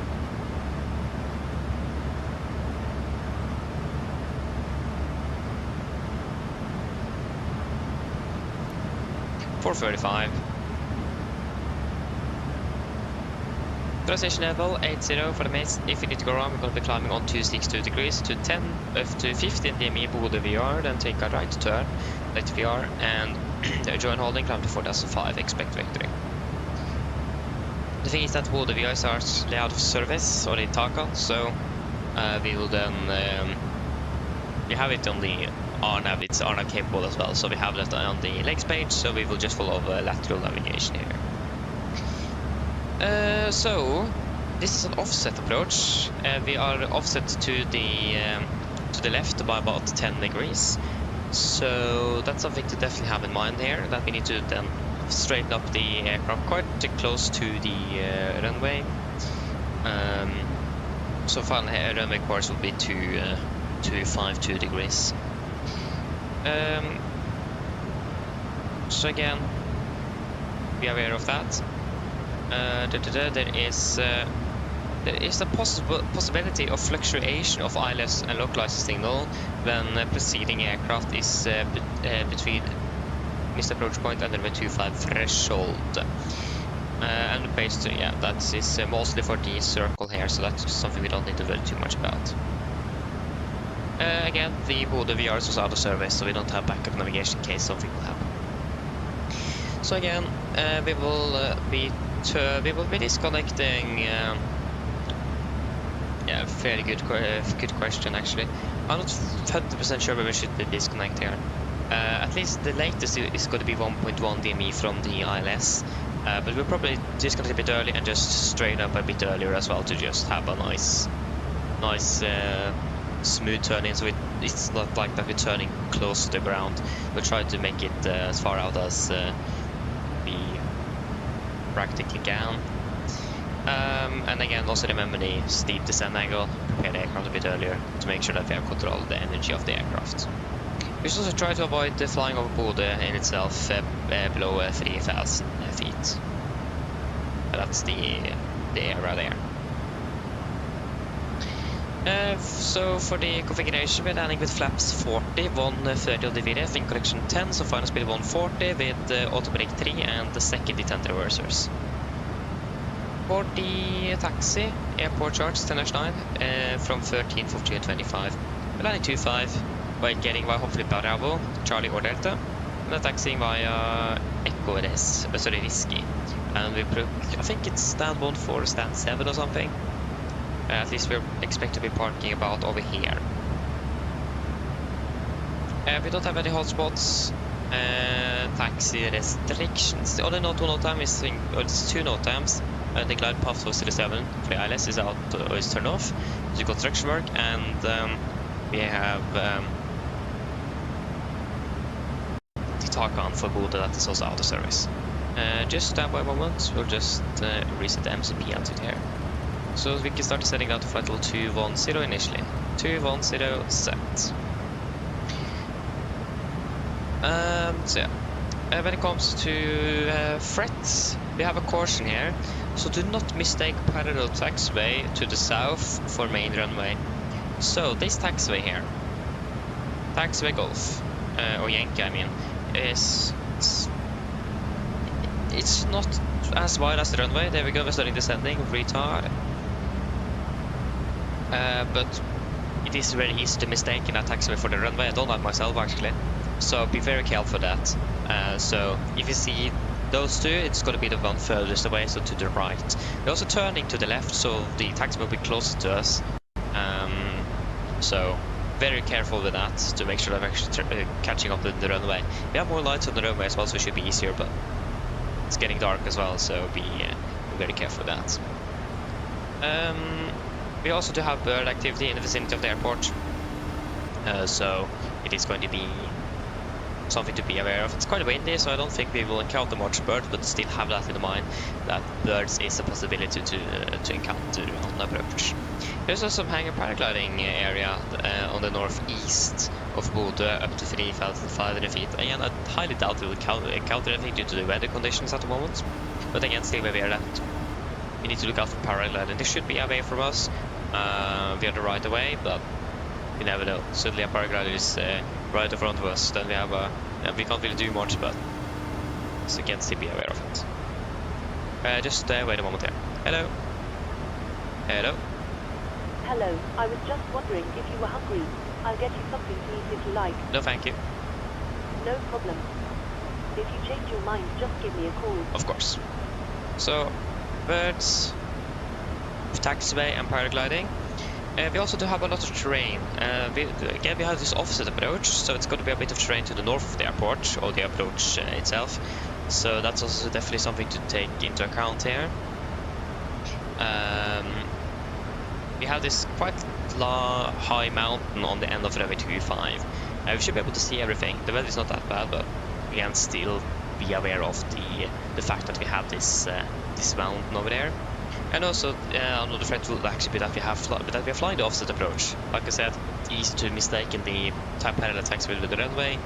So just to make sure that we are also not doing the final turn too late. Otherwise, we'll not be able to line up with the runway properly. So an offset approach is something we don't often do. So have that in mind as well.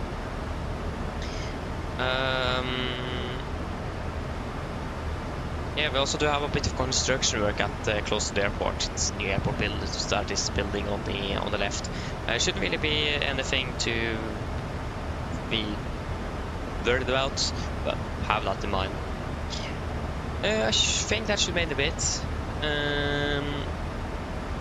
Yeah, there's not really anything else. Again, it is the terrain, offset approach, parallel taxiway, birds, and paragliding. That will be the things to think about doing the approach. So yeah, any questions?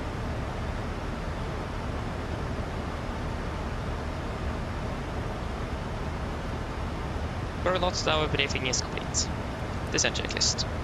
Presentation landing on 250 feet, recall checked. Autopilot landing data, VRF 130, minimums 435, it is 435.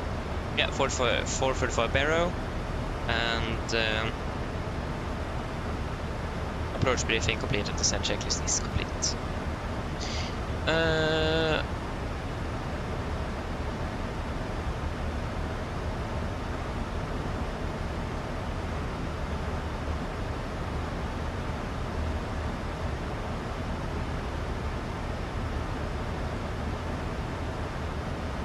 Yeah, yes, but that sounds, I mean, a little detour, but sounds good though. That will be fun indeed to fly. We are flying tomorrow and on Saturday, and maybe on Monday and Tuesday. I'm not sure yet, it does depend a little bit. We have a broken car, so if that is fixed, we'll go drive the cabin. If not, then we'll stay home, so it depends if we can fix it on Saturday. If not, then it will be flying on Monday and Tuesday. We're flying quite late on Saturday, so we can't fly on Sunday, so we need to have a day off first. So yeah.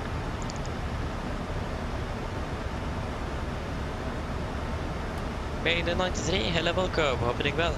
I hope I said you pronounced your name correctly. If I didn't, apologies, correct me. But yeah, we are flying, this is a real world schedule that is flying now. So it is a, and if I'm not, I hope I'm correct, but it should also be this exact same crew that is just flying these two flights. I'm actually not sure. The Norwegian schedule is not often following the turnaround times and so on. It does really depend here and there, but I'm trying my best to follow it, but really hard to do. Really hard. Okay, we are at least landing at 54. We're landing 6 minutes early actually. We're landing in about 25 minutes, and the weather in Bodø is it's good. It's not raining. It's a bit windy, quite a bit of wind from the east. Also from the west, 11 degrees, and it's quite cloudy. Mine damer og herrer, dette er kaptein som snakker. Som dere kanskje lagt merke til, så har vi blitt nedstigningen vår ned mot Bodø, og vi er funnet landet om rundt ca. 25 minutter. Vær i Bodø for øyeblikket ser ganske så greit ut. Det er fortsatt ganske sterk vind fra vest. Utenom det så er det rundt 11 grader, og så er det fortsatt ganske så overskyet i tillegg. Ellers, vi håper veldig fin flytur med Norwegian. Vi tar godt å fly med oss. Vi håper vi ser over neste flytur, og så ønsker vi en fin kveld videre. Ladies and gentlemen, this is Captain speaking. As you may notice, we now start our descent down towards Oslo, towards Bodø, and expected in approximately 25 minutes.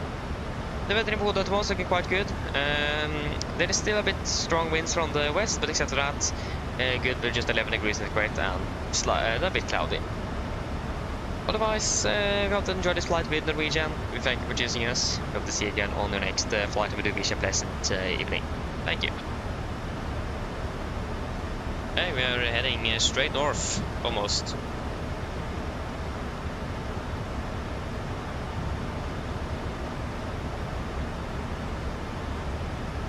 Oh yeah, flight training. Sorry, I thought you write tracking. Apologies. No, unfortunately not. My eyesight is not good enough, so I can't. But I'm currently going to become a flight engineer. Or I'm not sure if it's flight engineer or technician. Or it's also a mechanic though, but that's currently what I'm going.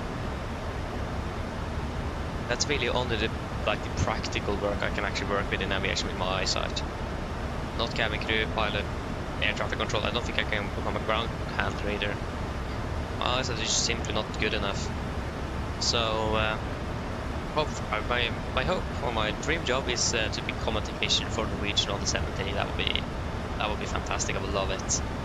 That's the dream. That's what I'm working for now. So yeah, that's what I'm doing. So it's going to be working with something in aviation. Continue to 100%. So yeah.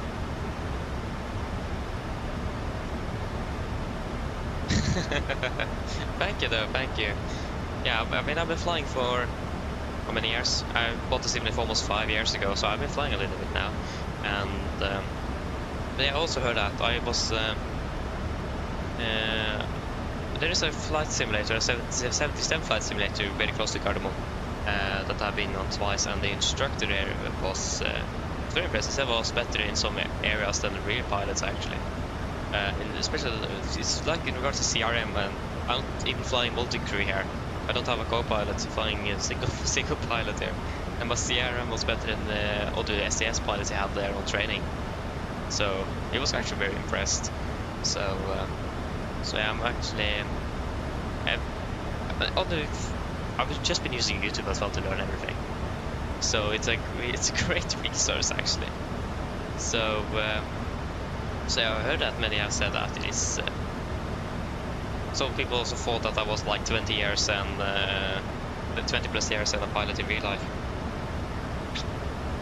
And I'm definitely not that. So it's really cool. I also got I think I got once a KLM pilot in there as well, doing a briefing in the morning, and he said I was exactly the same how they did in KLM with that morning brief, a pre-flight brief. So yeah, it's a lot of fun. I really enjoy it, and yeah, been able to learn a lot. Reading through the flight crew operations manual or the FCOM for the 70 as well for the second time to refresh your memory. I have forgot quite a bit. I mean, it's a really extensive manual. It's about 1,000 pages. It's extensive, so it takes its time to read through as well. Easy to forget things. So yeah, but I really enjoy it. I would like to have this as a full-time job, but it isn't. You don't get paid well for this for flight simming. So I mean, that would also be really nice. But I also do want to work on the real aircraft as well. That would even be better. So yeah, and I would just most likely just improve in the future as well. What I'm learning now at school as well is really similar to what the pilots will learn as well. For example, we're learning about aerodynamics, so I've been learning quite a bit on that actually as well. I actually know a lot of it from before though, but I'm learning even more things. And then we have about aircraft systems, is something we're going to be learning about. So we're going to be learning quite a bit, a lot that pilots in real life as well will learn, but also more related to the technical stuff of an aircraft, like how the generator on the aircraft is working, how the electricity is working, so things like that. So yeah, it's an EASA approved school as well, so I can work basically around the world when I'm finished if I pass all the exams. If I get 75% above or more on the score on all exams, I can get an aircraft maintenance license and I can work everywhere I want. And then I can be a technician on an aircraft. All small aircraft, but you need a type rating on commercial aircraft. So I like the 70s, so then you need a type rating like a pilot need as well. So yeah. I mean, it's a lot to learn. We have our first exams, like I started this year, and we have already 2 exams in December and 1 in January. So yeah, it's heavy. It's a lot to learn. Most of the subjects as well is not really hard to learn. It is more that you need to actually do a lot of repetition to just remember it. But at least something that helps is that we have multiple choice questions on the exams, so that makes it a bit easier to at least do it instead of writing all the answers. So that helps at least.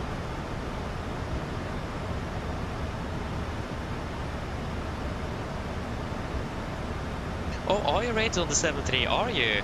Whoa! Oh, that's really cool.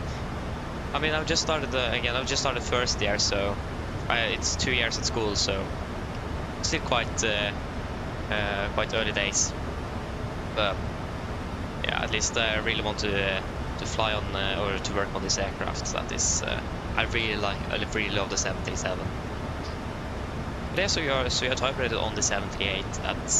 That's really cool though. So, reckon you're a pilot then.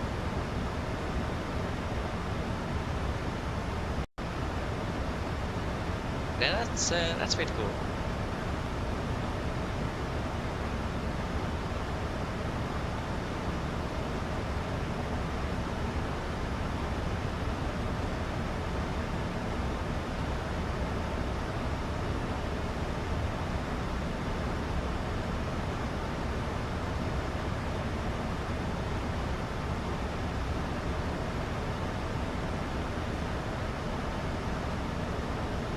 I also know that on this year, we also, at least the teacher said that they normally go on a visit to Norwegian in the spring. So I cross my fingers and really hope that we actually will do that. I would love it.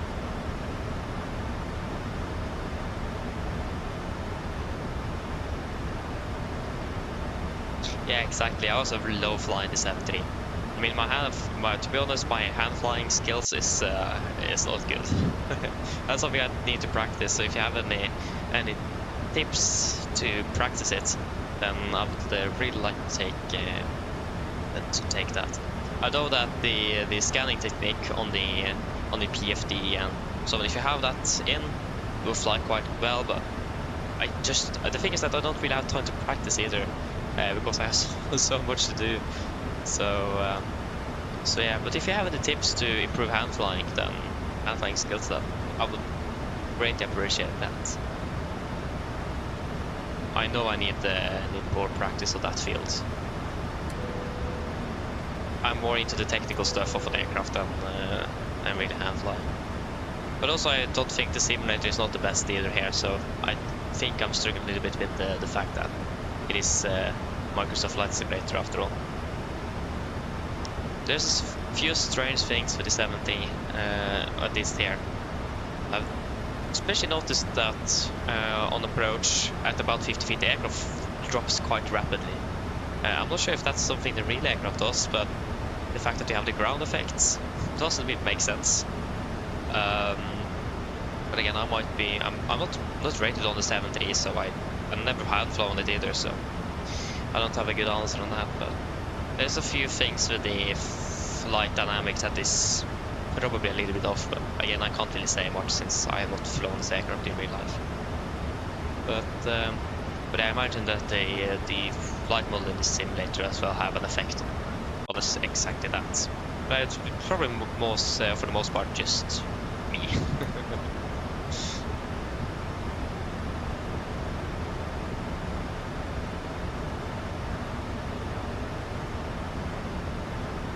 Yeah, exactly. That's also what I've heard. Like, we have more of direct, because when you pull up, you actually feel the aircraft pulling up, so you have the more direct feeling that you're controlling the aircraft. I've heard about that. And also another, I saw an A3. He's now an A330 pilot, but he flew the 73. It's not the A330 I'm talking about. It was another guy. But he said that one thing he loved with the 73 is that he's flying in gusty conditions. Because when you have a gust to the right, you feel it in the yoke, because it will move the aileron, and you will actually feel it in the yoke. It's much easier to correct because you feel it in the controls. This is something I've heard. You can probably correct me if I'm wrong, but yeah, again, it is flight simulators. I imagine it's easier to handle flying in real life here. You also have the instruments a little bit larger as well, easier to see. You have the better feeling of the aircraft and so on. But yeah.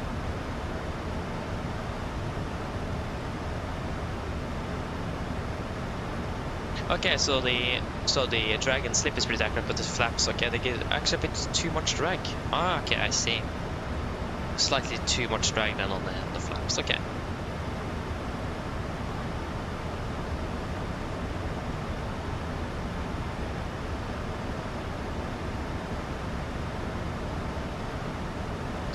Yeah, exactly. So yeah, so for example, in extending flaps 15, where you get suddenly the aircraft starts pitching up. Is that what you're referring to? That you feel that the aircraft is, you feel the difference in lift before you see the instruments. Exactly. You have the feeling of the aircraft. Much easier to correct. Something we don't have in the sim, unfortunately.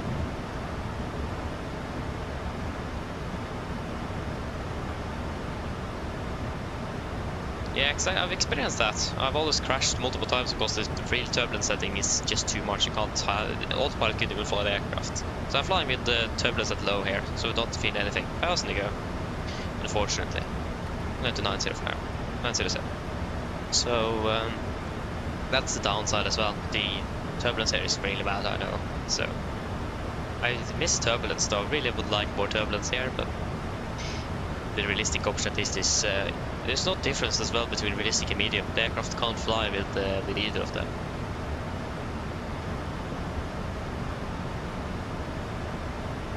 So yeah. Yeah, exactly. Very feeling, just ground effect, things like that. Yeah, I see. Okay, thanks for closing in on flight level 100 at 10,000 here, so 1027. Put it down to 5,000 feet. 5,000 set, QNH 1027. And that was not 1027, 1027 set. Approach checklist, altimeters, QNH 1027. Set cross check, we're passing through flight level 905.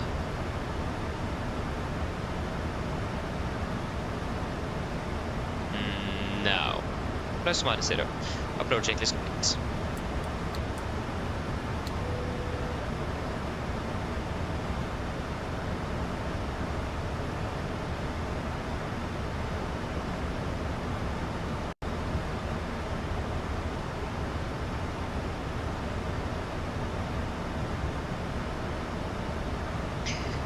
Okay, it's the total air at plus 7 degrees, okay. Need some anti-ice then.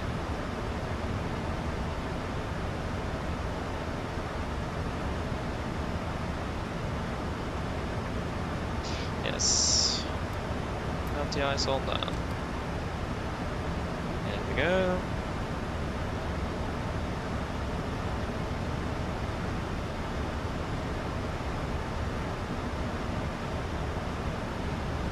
So we catch the, it will be at Takup at 3005.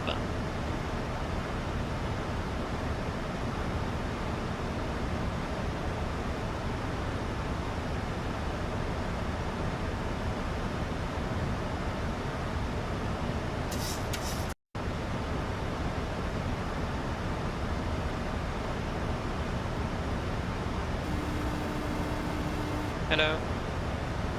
Hi, Captain. The cabin is secured for landing. Thank you. No problem. Cabin secure.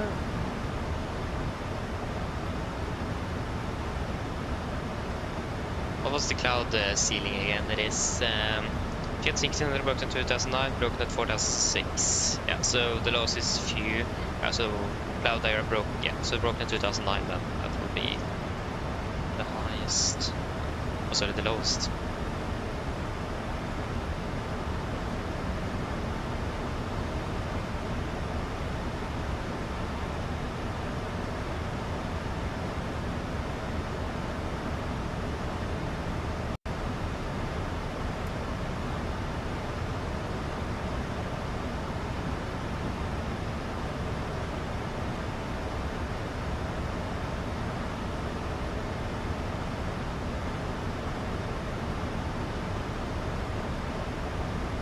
Got it down to 3,500 sets.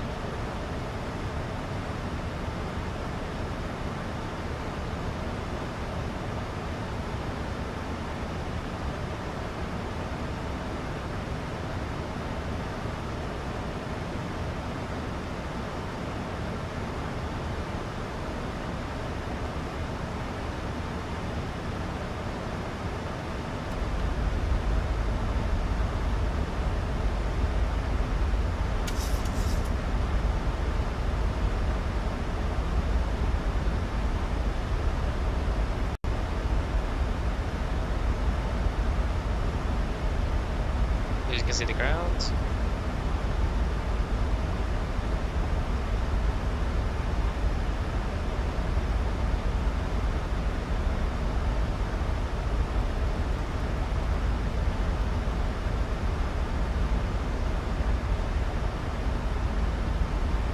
Speed it went. It's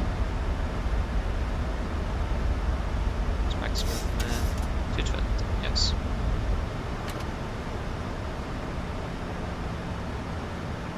And we have Bravo Delta active, 13 miles out, flaps 5, speed checked.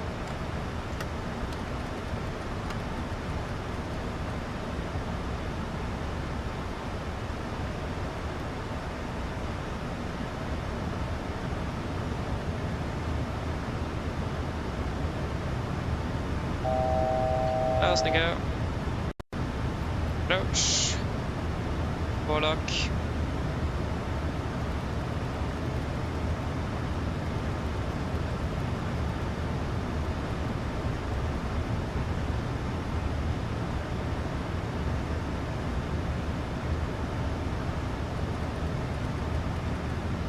Well, 80 to set.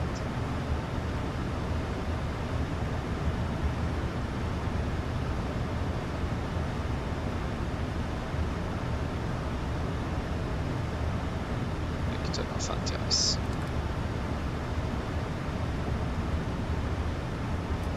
Bodø traffic, Nordic 50 Alpha established, ILS 25, 11 miles out, Bodø.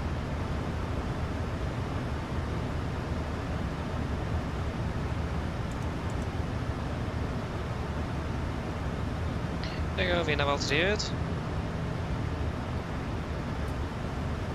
Mist is 4005.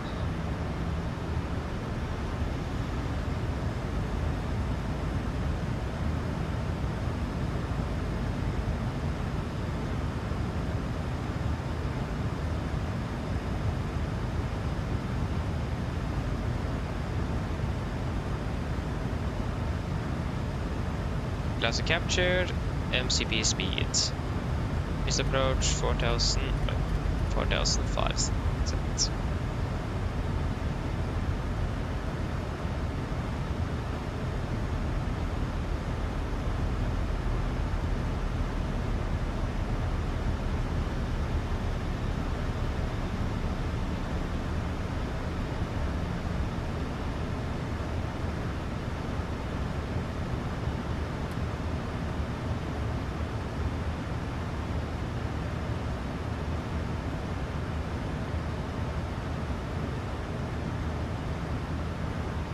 Landing down, flaps 15, speed and checked.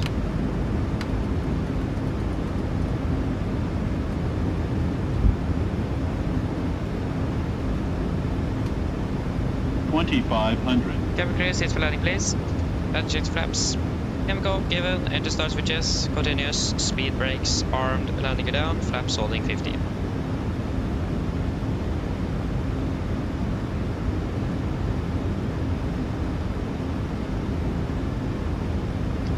Flaps 25, speed checked.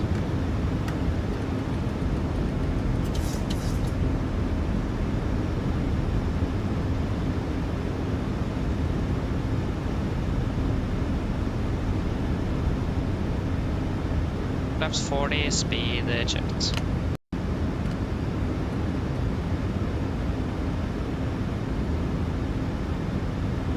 Complete landing checklist. Flaps 40 planned, 40 green light, land check is complete. Bodø traffic, Nordic 50 Alpha, short final 25 Bodø. Clear land.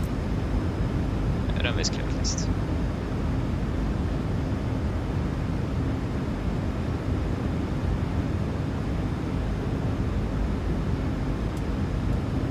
Disconnecting.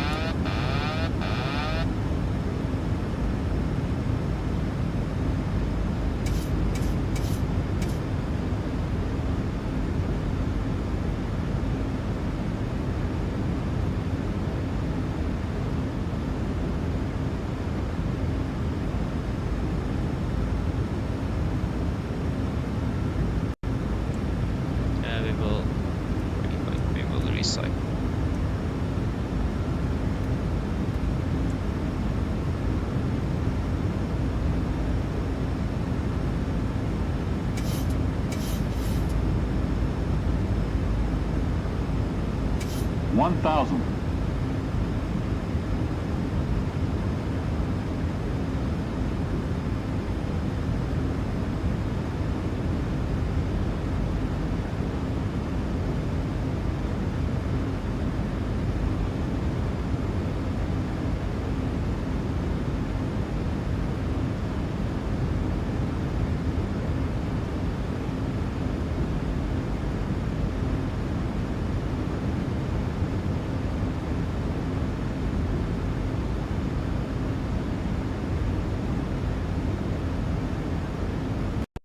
Approaching minimums. Contact. Minimums.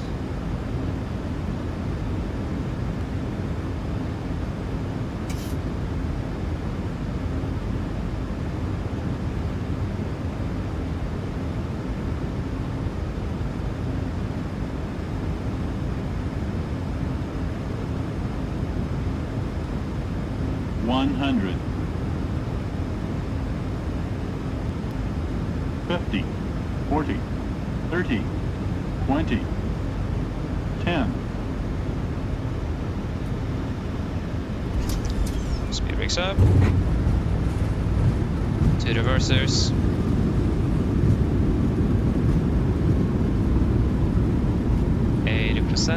Friction 81%, 100 knots.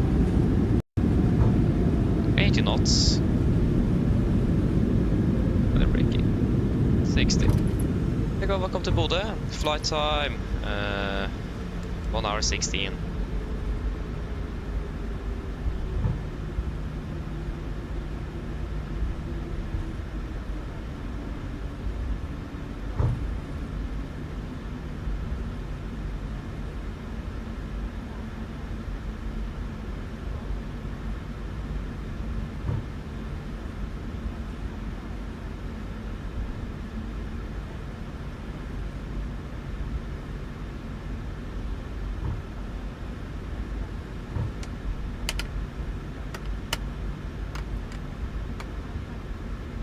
Left is clear, right clear.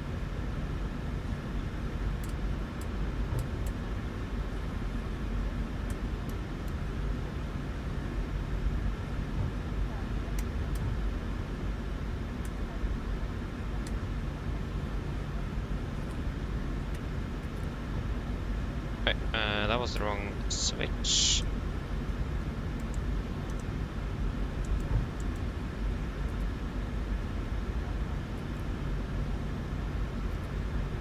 I wanted. There we go.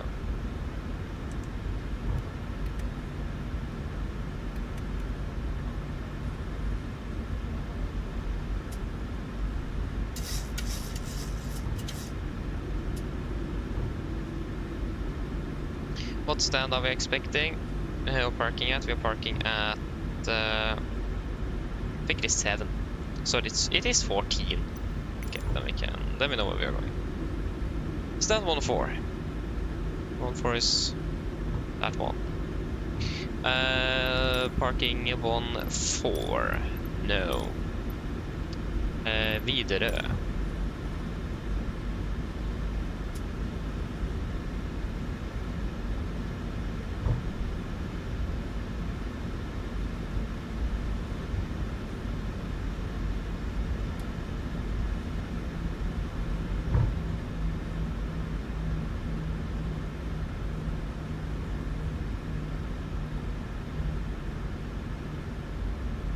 Left is clear.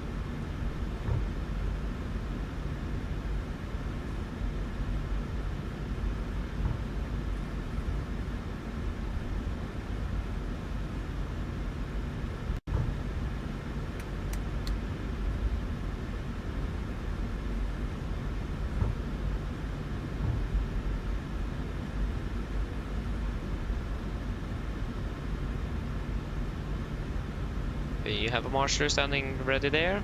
Hope.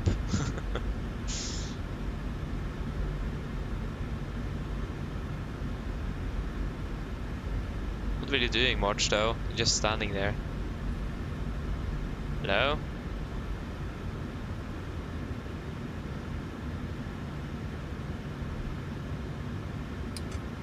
Okay, so there is no one to take us in, then better restart then. Maybe that works.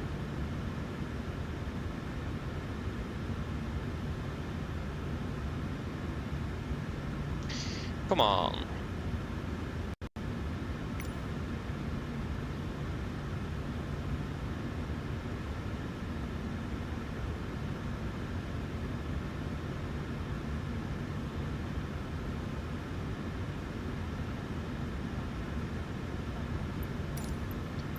On 4. No. Videre. Oh, at least we got the sticks. Thank you. Now it's working. Always helps to reset. Or restart, I mean.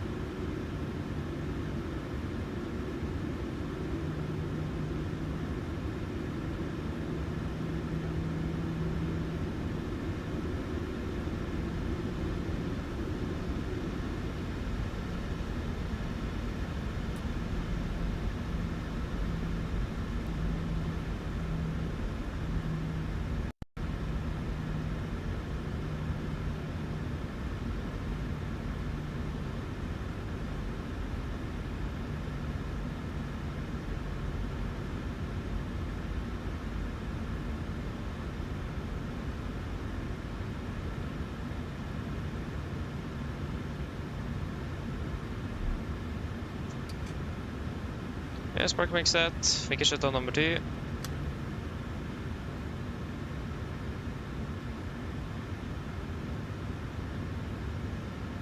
was probably a bit far. I'm not sure how accurate this profile is, but it is something at least. Shut down number 1.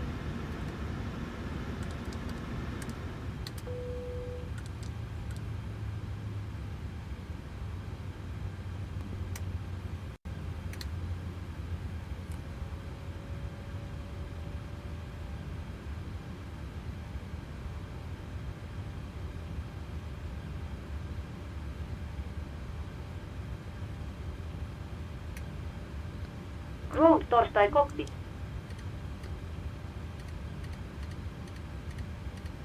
I think it is 9,000 feet here, but I don't remember, so we'll find out soon. Go ahead. Yep. Hi Captain, microphone check please.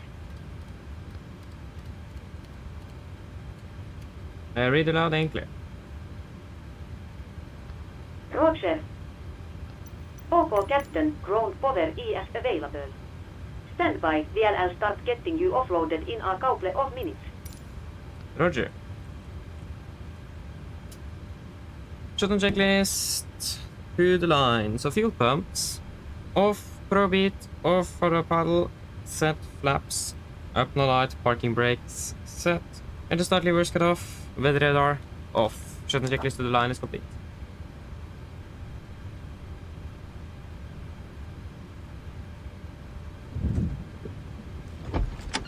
Yes, flight time. 1 hour 15 minutes.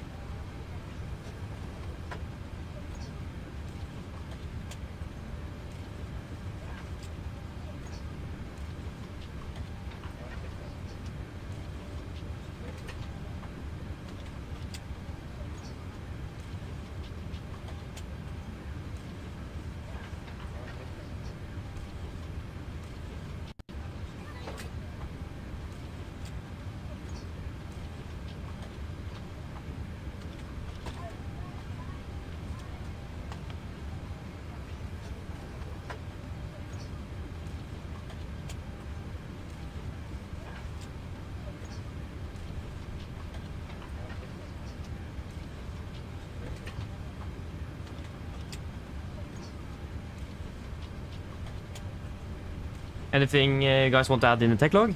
Anything you've noticed? I'll be happy.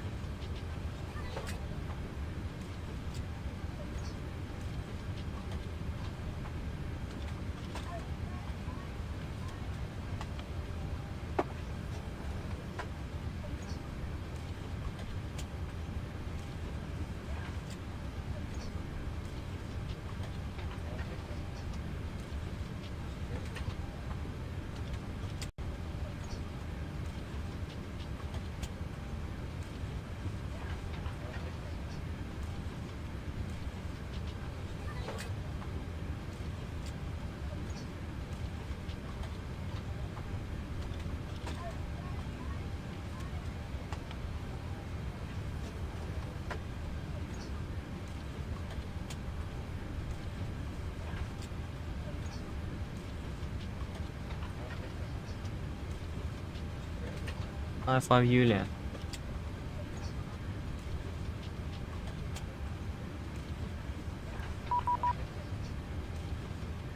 What?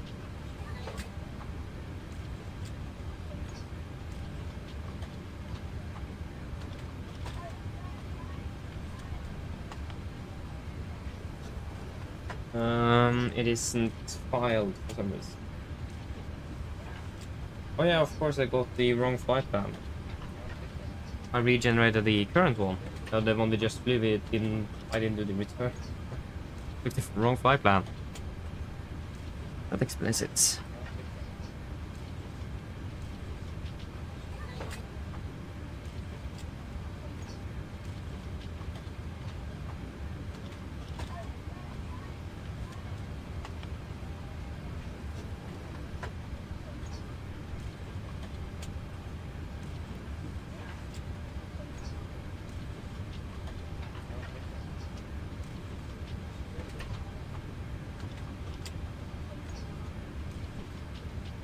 There you go.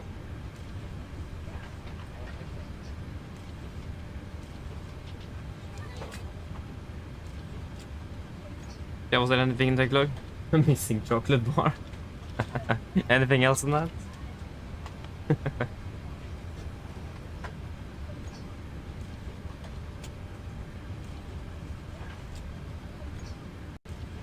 Don't think so then.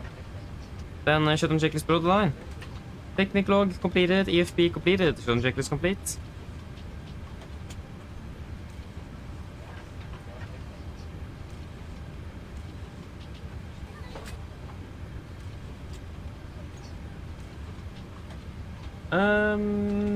Yeah, that was a nice one. Was almost a little bit high on the glide there, but didn't really pass the dot. Okay, so it was. Yeah, I see. Yeah, because in actually this thing in that Norwegian at least do in Norway, it's quite common in Norway where they just park at the gate, shut on the left, sorry, the right engine over to the right engine, and then they get ground power, and then they go on the ground source before they shut on the first one, or the other engine. So it's quite common for Norwegian to do that in Norway actually. They rarely use the APU on parking in Norway. I'm not sure how that works in behind the scenes and so on, but that's something I've observed at least. So that's actually quite a common Norwegian thing, especially in Oslo, very common.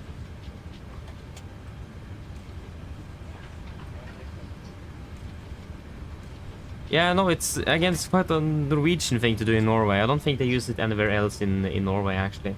It's probably an agreement they have with like the ground handler in Norway. I don't know. But yeah, it's something Norwegian actually do.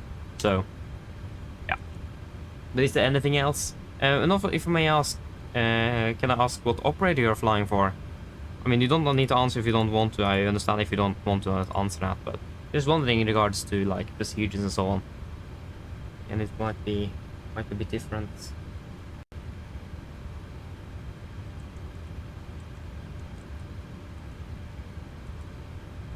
With 25 for departure, of course. Will be this move, 3 Bravo. This move direct to Zoom.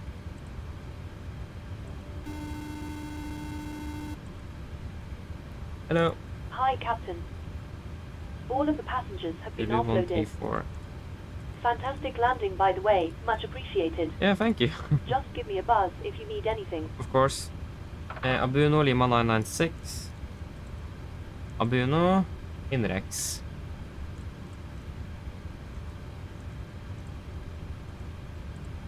Yeah, so we're expecting 1 on the right for landing. And Inrex for Mike. And it will be... Yeah, we're coming from there with Idla.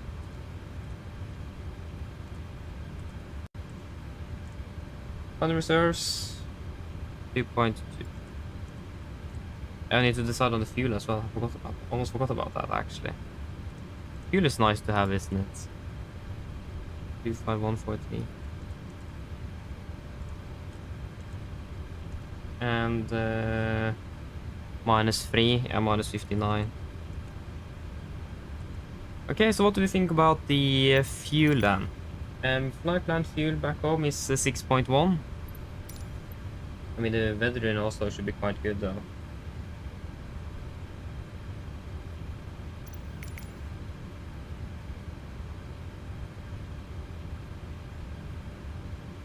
Oh, I'm flying for Jet 2. Aha, Jet 2 Holiday. Okay, I'm flying for Jet 2 or Jet 2 Holiday. 2 different AOCs, I imagine.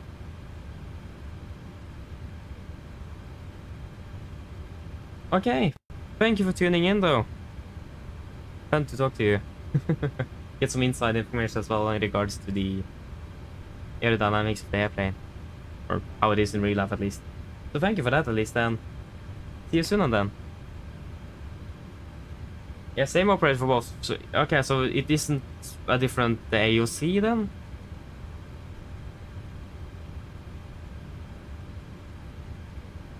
Yeah, okay, so I see. So it's probably like Norwegian as well, they have 2 operating certificates, same pilots, yeah. But yeah, see you later then. Okay, okay, same AOC as well, okay, I see. Okay, just a different division, okay. Yeah, then I understand. you can leave now, okay, if you want, if you need to. But yeah, again, thank you though for the info as well. Have a good evening. Yeah, the weather in Oslo is good, so again, if you guys are happy with flight plan fuel, we'll go with flight plan fuel. I don't see any reason to take anything extra. Good weather at basically everywhere, so. And if you guys want or are happy with it, we'll go flight plan. Let me know if you guys disagree.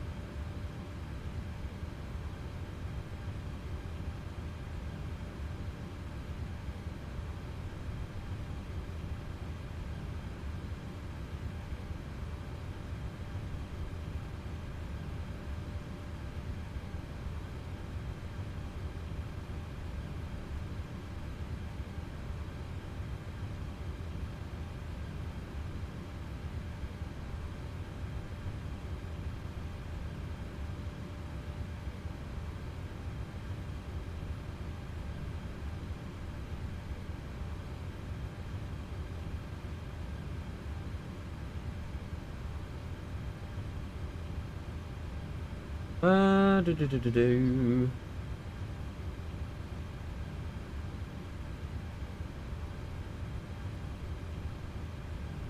No, can you please stop doing that, GSX? I hate it. Always when I'm connecting up telephone cargo and it disconnects the jetway. It's so annoying.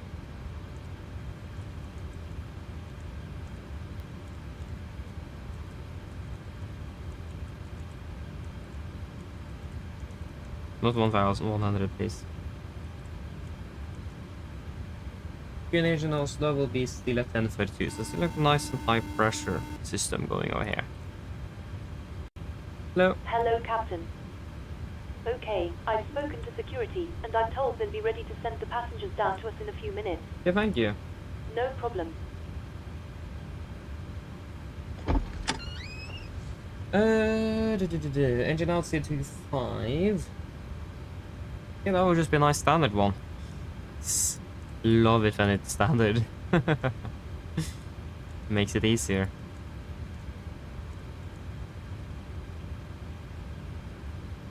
I got a few drinks here as well.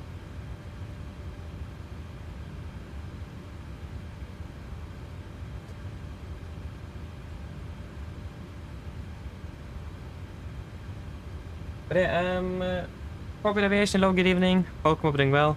And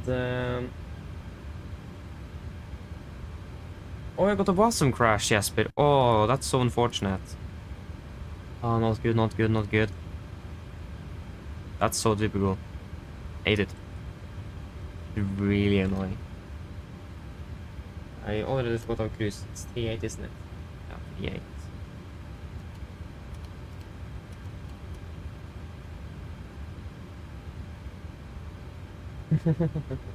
I mean,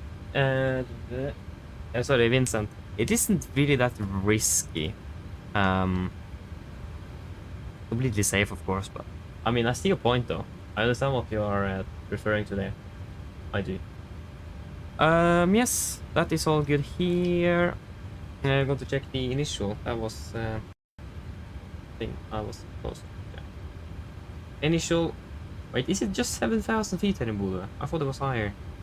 It's like 9,000 feet in Tromsø, and it's somewhere else. It's actually flight level 110. So, I thought it was.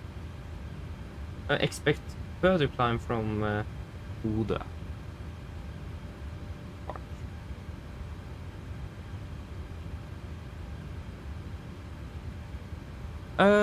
Yes. So we will probably use the runway heading. So good thing to use. 252.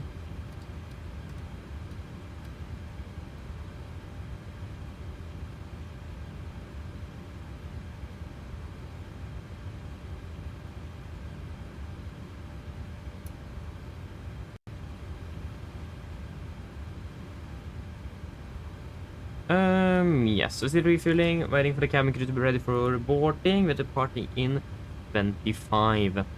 So we'll just do the briefing. I mean, there is not a bad thing in that. Okay, so we're ready for the departure briefing. Actually, one thing I need to find out what the MSA is over the sea here. Don't want to take the full ASA or MSA. Is it so high over the sea? What? Yeah, that was south though, on a radial of 269. Aha, yeah, that will be slight. That's exactly where we are flying straight out, because we are flying outbound 252. 5,006, yeah, 6,000. We can just go, yeah, we can go 6. But yeah, we're ready for the departure briefing. We can first of all start with the engine outside.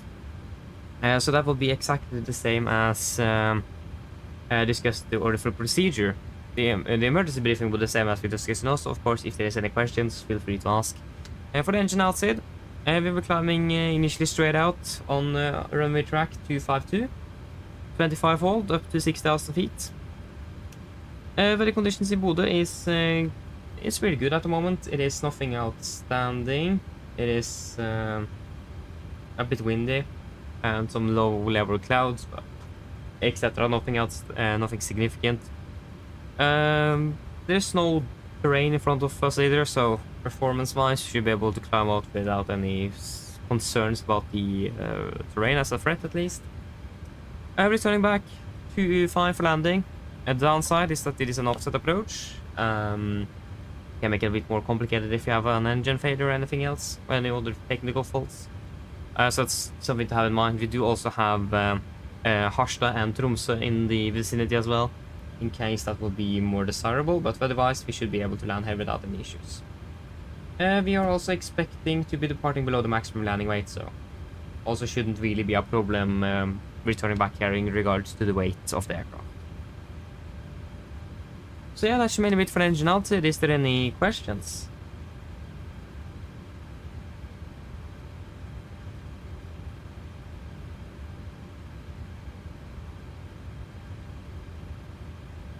Probably not, then we can continue over to the route check. I'll just get the zero fuel weight in the FMC 53.5. Okay, so for the route check, we are expecting the Dismu 3 Bravo departure out of 25, direct to Sumu, and then will be Zulu 134 to Abuno, and then Lima 996 to Inrex, and then Inrex for Mike arrival in towards Gardermoen. Ground distance to Carbon 475. We have a 468. That is an acceptable deviation. Estimated landing fuel as well. It's 3.2, and we have 2.5 in the air as well. Fantastic.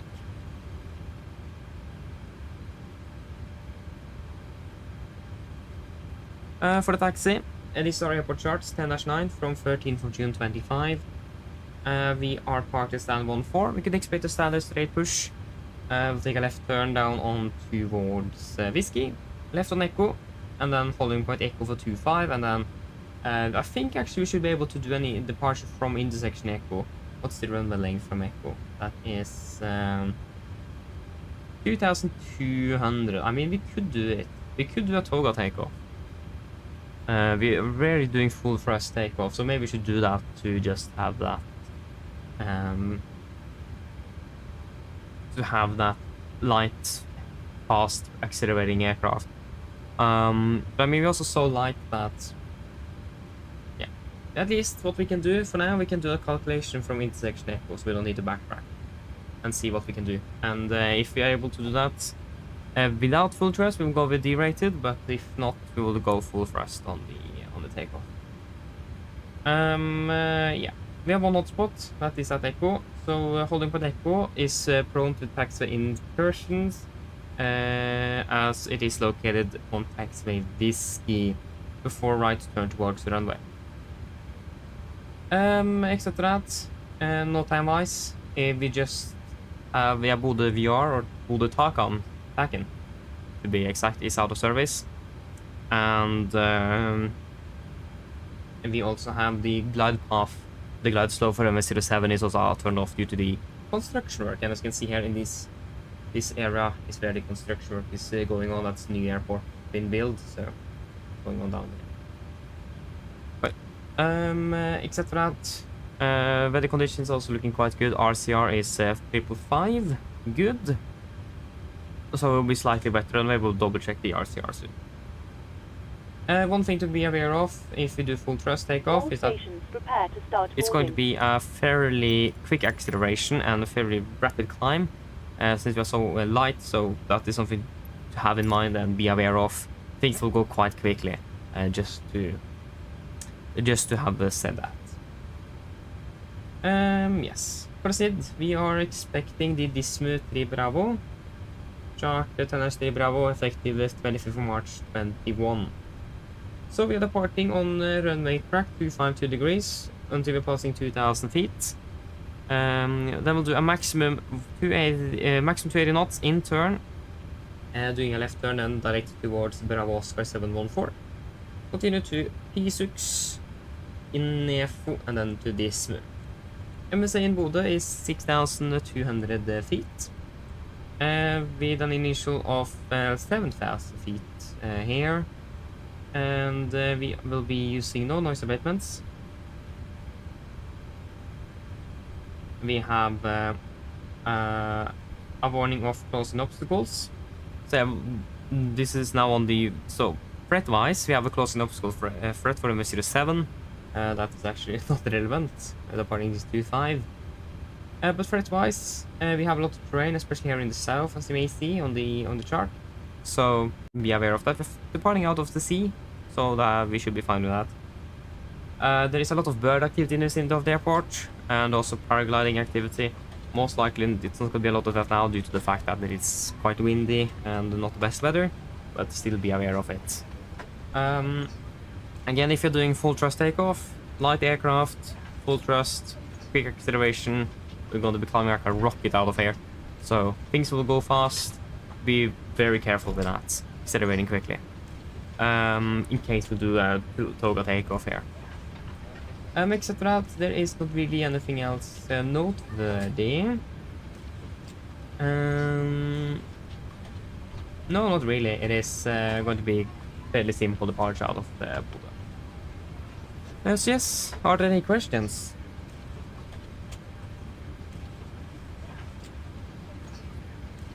Probably not, then our briefing is complete.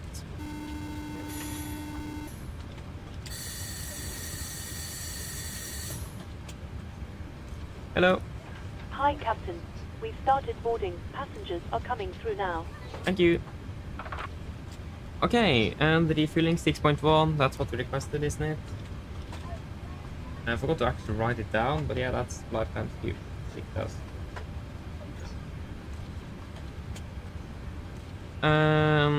We can turn off the seatbelts.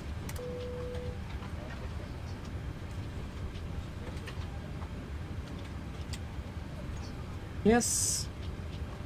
Pre-for checklist to the line. Pins and covers removed. Oxygen, test 1%. Nitrile and display switches. Normal and auto. Window heat on. Press the station mode selector. Auto. Flight instruments. Tracking 286. QNH 1027. Reading about 55 feet. That's more. Yeah, it's actually 50 feet. Yeah, reading 50 feet. 50 feet plus minus 0. Park brake is set.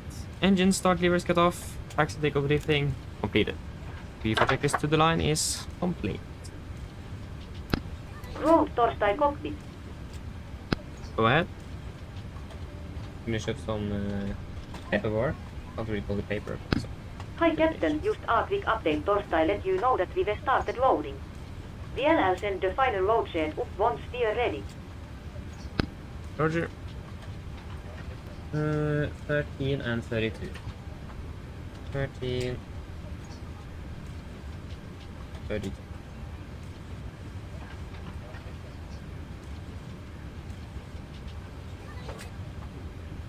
Okay, I'll quickly just go to the toilet, so we'll be back in a few moments.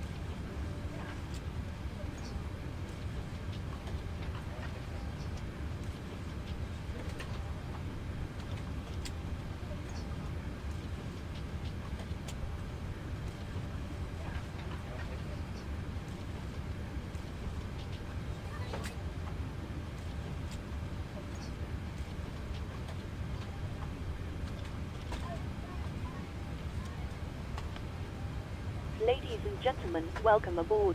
While you're being seated, please remember that all mobile telephones and other portable electronic devices, such as CD players and laptop computers, must be turned off and stowed for departure. Thank you. Mine damer og herrer, velkommen ombord.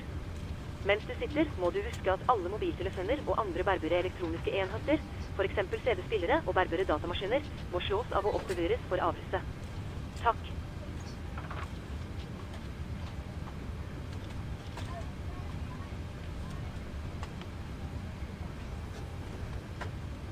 Apologies, I'm back again. Ground torsdag cockpit. Go ahead. Sounds like we're fairly shortly ready. Loading has been completed. We are sending the road share up torsdag you now. We are waiting for you torsdag close up. Once the beacon light is switched on, we will contact you torsdag back in Pushback. Roger. Give the DPA then.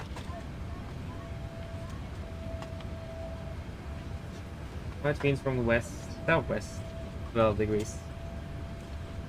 Mine damer og herrer, god kveld. Mitt navn er Fabian, jeg er kaptein ombord i dag, og på Oslo Norwegian og resten av besetningen så ønsker vi dere hjertekommen ombord denne flyvningen fra Bodø til Oslo Gardermoen. Flytid til Oslo i kveld er funnet å bli rundt ca. 1 time og 20 minutter. Vi begynner snart å bli klare for avgang her fremme, forventer å dytte ut av gaten om ca. 10 minutter. Hvis du kan være så snill, så dere ned ta på sikkerhetsbeltet. Og så for sin egen sikkerhet og andres bord, så anbefaler vi dere på det sterkeste å følge på det veldig viktige sikkerhetsdemonstrasjonen som kabinbesetningen vil vise dere om noen få strakser. Vi venter ikke så veldig lang takstur i dag for å klare for avgang ved rullebanen. Avgangsskilten var også ganske så grei. Vi tar av egentlig rett vestover, før vi da fortsetter sørover nedover mot Oslo. Vi forventer en marsjhøyde på rundt 38 000 fot. Gode flyforhold er forventet, men som alltid vil anbefale sikkerhetsbeltet på bare som tilfelle kommer bort til en uforventet turbulens. Og været i Oslo ser ganske så bra ut. Vi har litt grann svak vind fra sør-vest, det er rundt 12 grader og skyfri himmel. Ellers, sitt ned, slapp av, så får du veldig fin flytur med Norwegian. Ladies and gentlemen, good evening. My name is Fabian, I'm the captain on board today, and on behalf of Norwegian and the rest of the crew, we want to wish you a very more this flight from Bodø towards Oslo Gardermoen. The flight towards Oslo today is expected to be approximately 1 hour and 20 minutes. We are shortly at the departure front there, expect to push back from the gate in approximately 10 minutes, so if you may, please sit down, take the seatbelts, and for your own safety and others on board. We do recommend to pay special attention to the safety demonstration that the cabin crew will show you in just a few moments. We do not really anticipate a long taxi today before the departure at the runway. Our departure reading is well looking good. We are departing westbound initially, but they're quite quickly expecting to continue southbound towards Oslo. We are expecting to be cruising at approximately 38,000 feet today. Good flying conditions are expected, but as always, we do recommend a seatbelt on just in case we encounter some unexpected turbulence. And the weather in also the most looking quite good, with just some light winds from the southwest, about 12 degrees centigrade, and clear skies. Otherwise, sit down, relax, and I'm going to enjoy this flight with Norwegian. Thank you. Hello. Hi, Captain. Okay, we've received the load sheet from ground. There's the passenger count, the crew count, and the total souls count, plus yourselves, of course. Yes, thank you. Okay, looks like we're all set to go whenever you're ready. Okay, great. We should be ready for push in about 5-10 minutes, so just give us a call once you're ready back there. No problem. Thank you.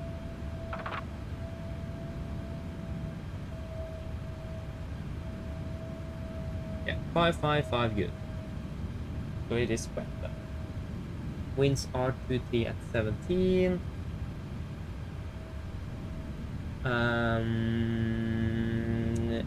11:27.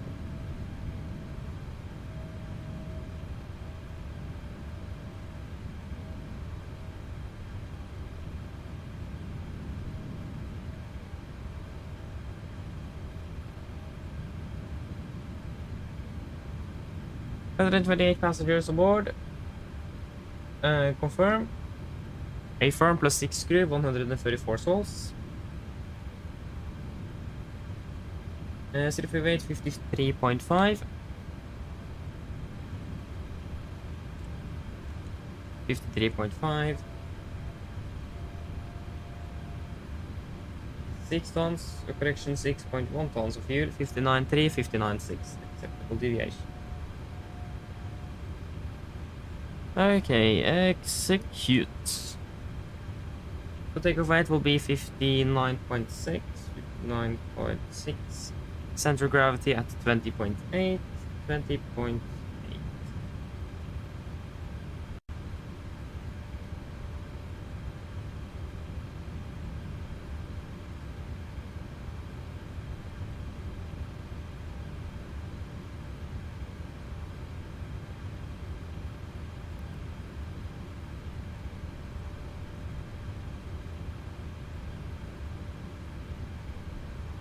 I'll do the D-rated. We will see accelerating quite quickly. D-rate 2 assumed 51 degrees, even a further D-rate than in Oslo. 87.1, 87.1. Flaps 5. Trim 5.5. 28, 34, 37. 28, 35, 37. I got a new weather update for Bodø. The 2419 is now raining as well. 11 and 27. Yeah. Main thing is that there is a wind change, but it's also now raining. Still not required to use anti-ice. We can put on 8.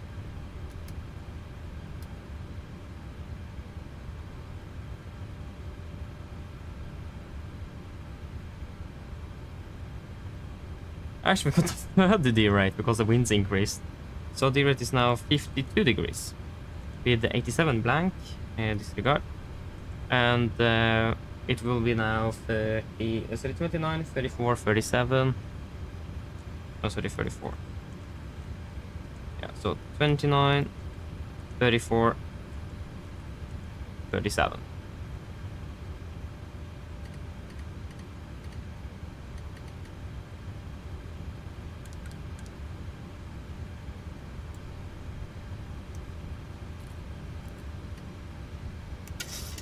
What was the, yeah, 5.5.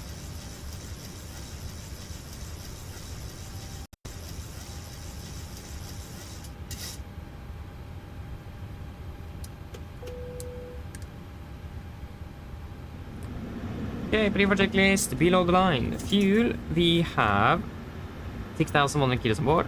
Pumps on, passenger design set, auto brake RTO, CD proof cars completed.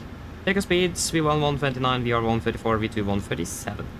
MSP, V2 147, hailing 252 degrees, altitude 7,000 feet. Pre-for checklist complete.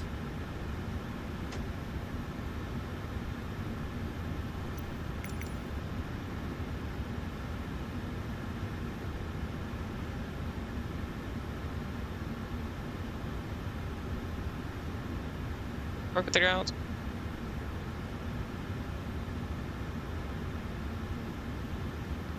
Go ahead. Can you please disconnect and prepare for push? Roger. Stand by, please.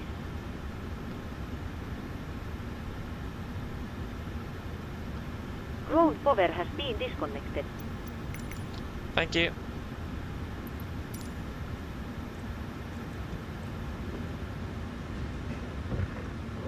Yep. We are pretty much ready to go. Ground Torstai cockpit.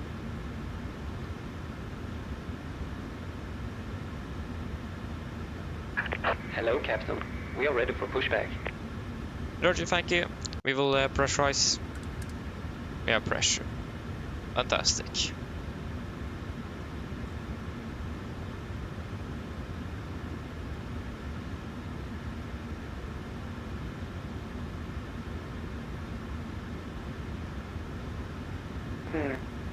Departure check completed. Wipe has been inserted.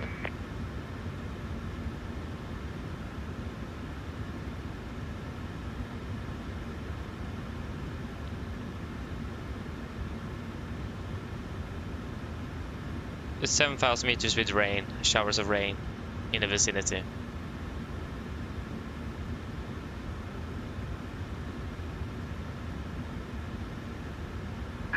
Locking gear.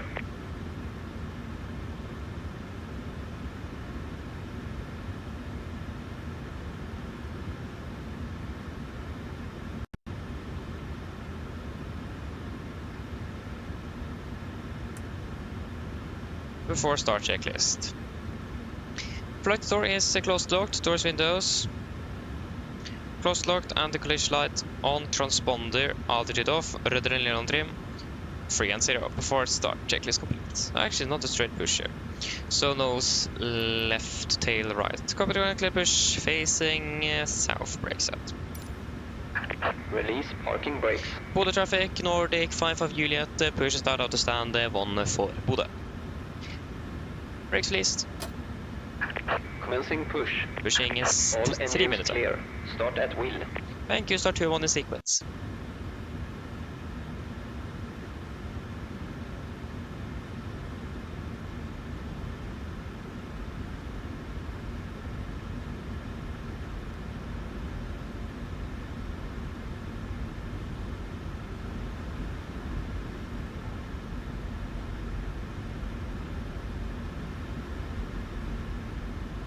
Starting number 2.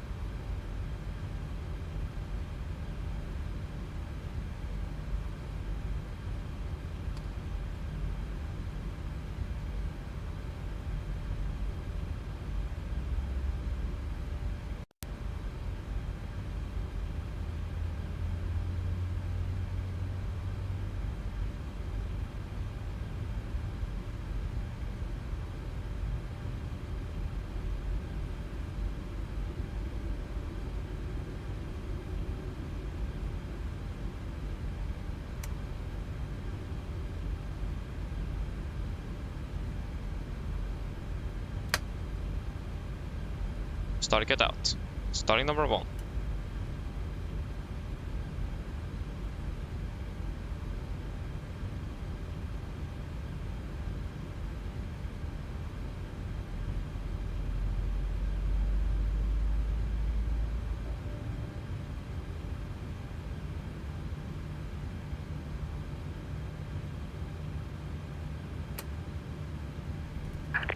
Set parking brakes. Park brake set. Waiting your confirmation for good engine start. Roger, standby.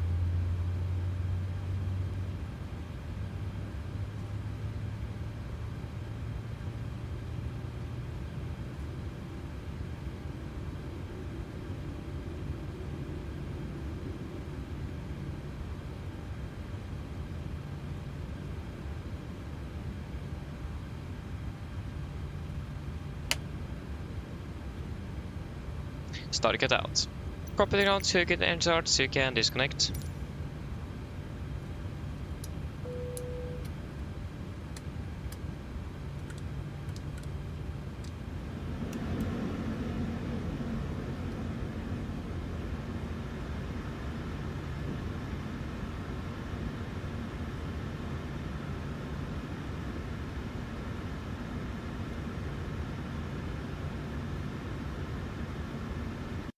Unlocking gear.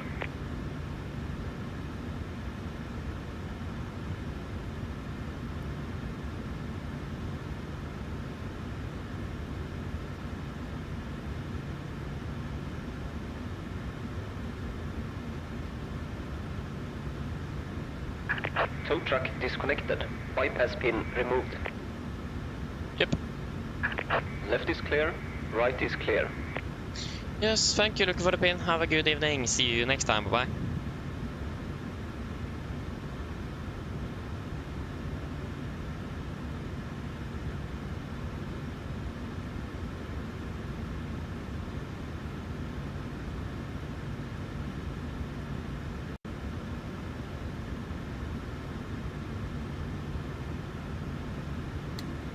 There you go, we got the gear pin. Flaps 5. Flight roll check.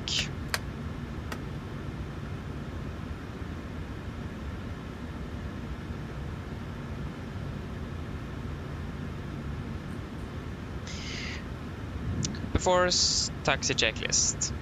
Generators on. Probe heat on. Anti-ice. Off, aircon press, packs auto, isolation valve, auto, engine start switches. Continuous, recall, checked, engine start levers, Addons, flight controls, checked, ground equipment. Clear, flaps, 5 plan, 5 green, APU off before taxi complete.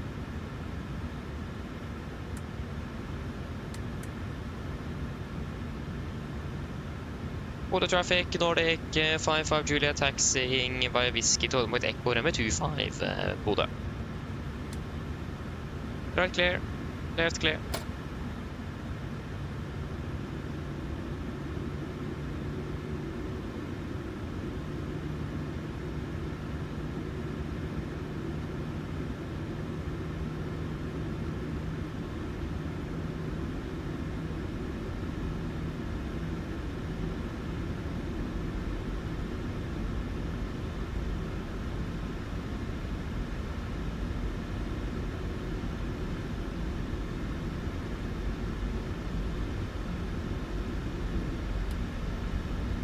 Right clear, left clear.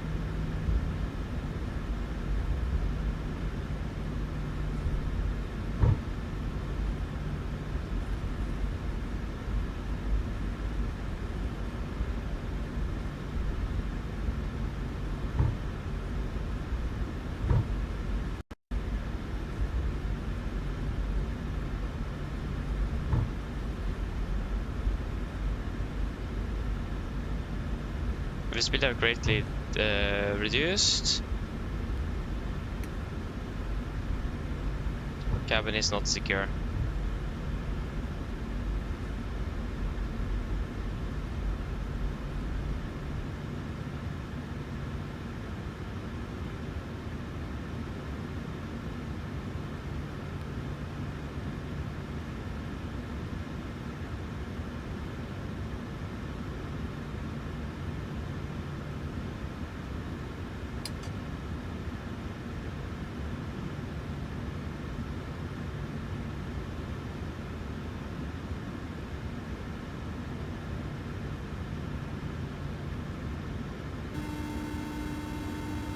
Hello.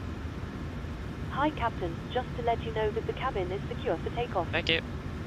No problem. Cabin secure. For takeoff checklist, flaps, upland, 5 green, stabilized trim, 5.5 units, chemical, given before takeoff complete. Bodø traffic, Nordic 5 for Juliet, leading over departing 25 via Echo Bodø.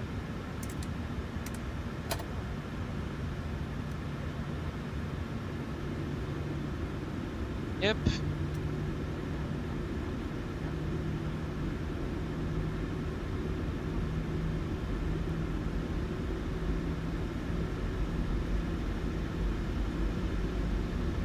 Are we all ready? Again, remember we're going to be accelerating quite quickly here, so have that in mind. We are quite light.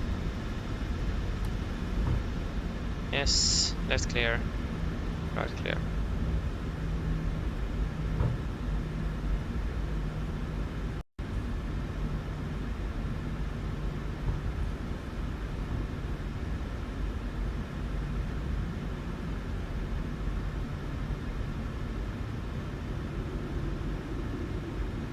Yes, ready. Ready. Take off.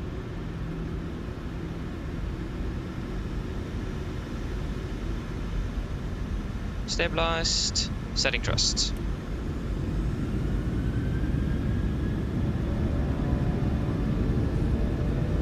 Take off for set. 80 knots. Checked.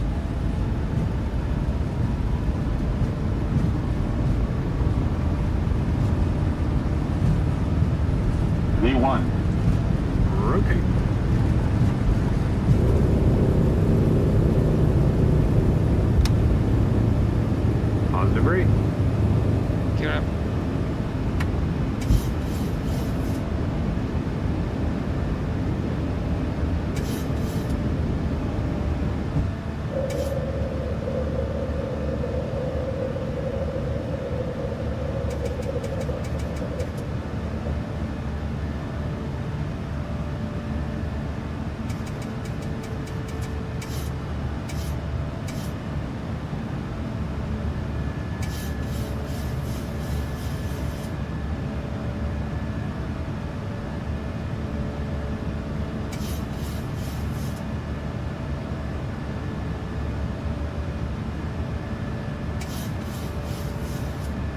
Perhaps one speed jet.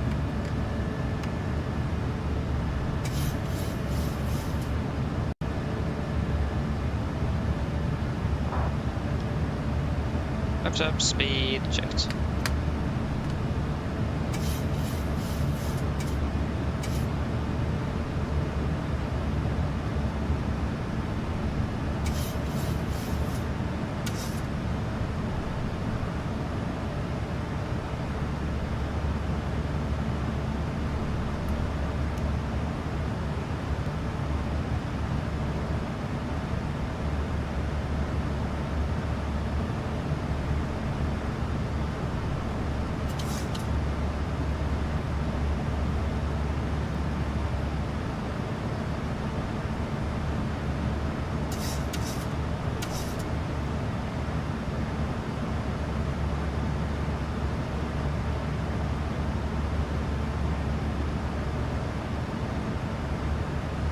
Continue climbing up to flight level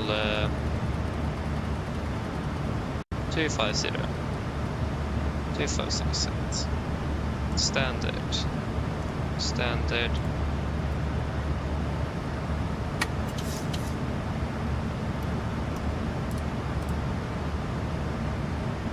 After takeoff checklist, engine bleeds, on, packs, auto, landing gear, up and off flaps, up no light on altimeters, standard set cross check to passing through 5,500 feet. Now, plus minus 0 after takeoff complete. We can proceed directly to Disme, confirm, execute, and we can delete the red cloud.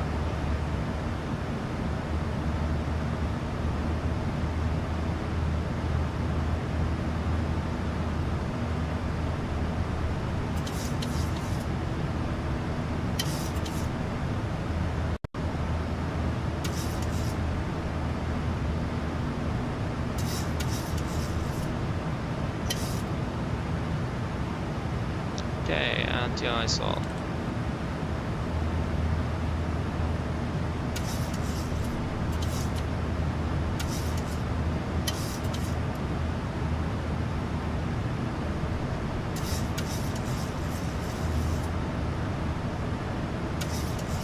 Anti-ISO.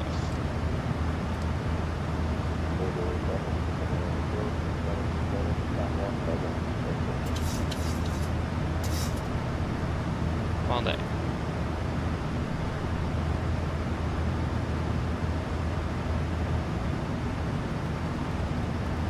Passing for light level 100.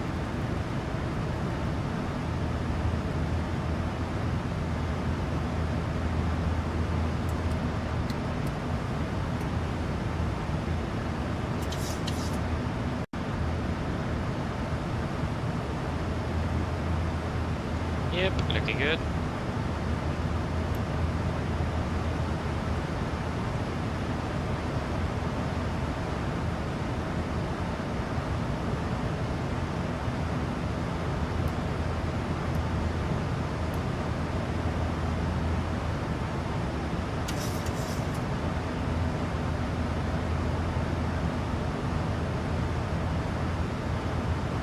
Yes, we can turn off the seatbelts. We still actually have a slight sun, so still a little bit of sunlight. It's not bad. I like that. I really like that. Continue climbing up to flight level 380.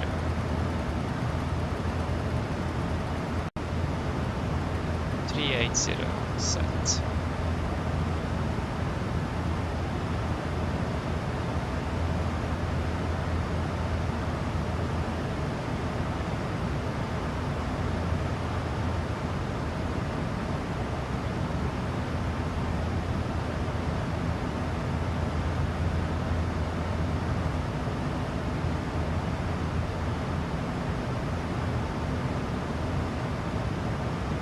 Let us zoom move over there. Let us just check something and zoom move.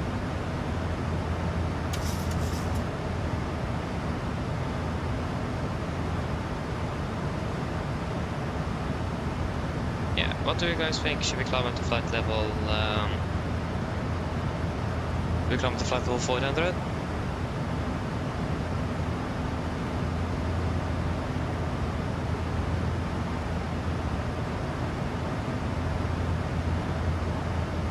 I mean, I would like to do that.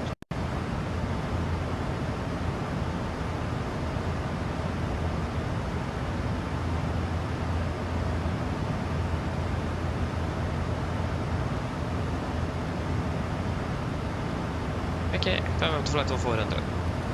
400 sets, alt intervent, 400. 400 sets, 1, 2, 3.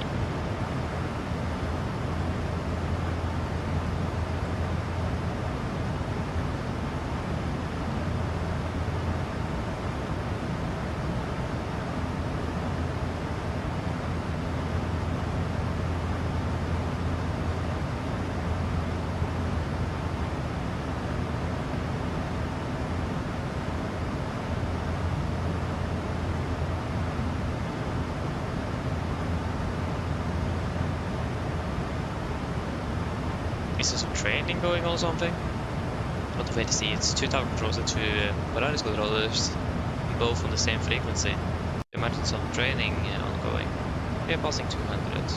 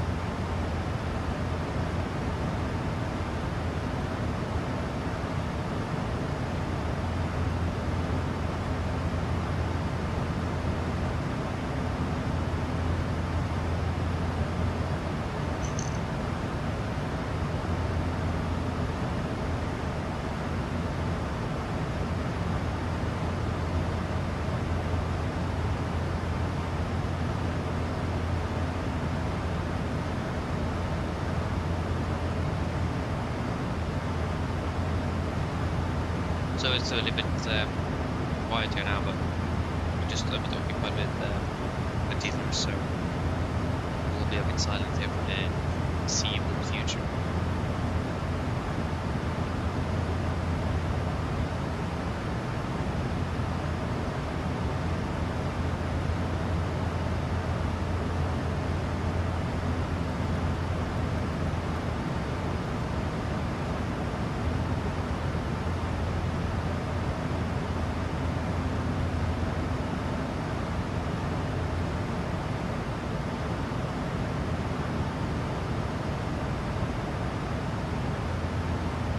Hello, opening well.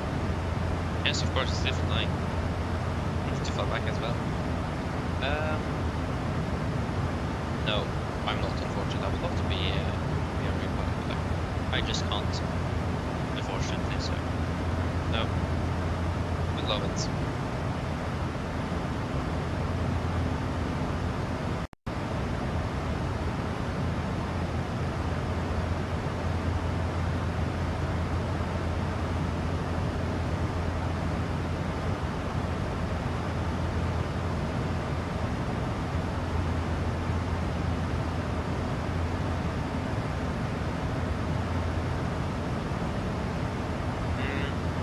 It isn't really hard to click on them, and when you have flown between the aircraft, it isn't really hard to remember what the actions do. It is mainly just that you need to do a lot of repetition to just remember, and some experimenting as well. That's why flight simulators are really good for training runs, because you can try things that didn't work, try again, and so on.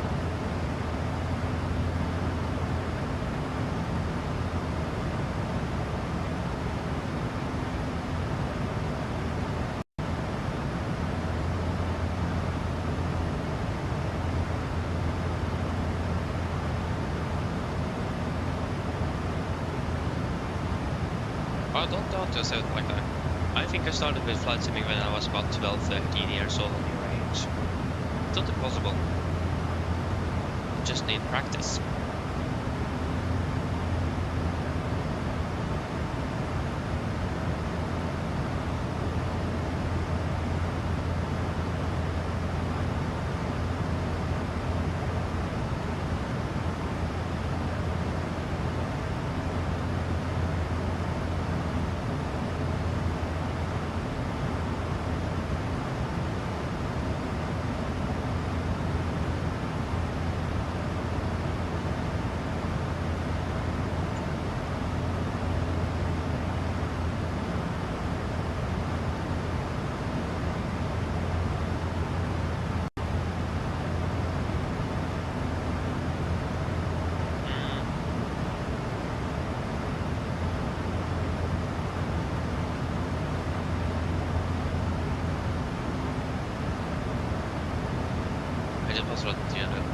But it didn't actually take me too long.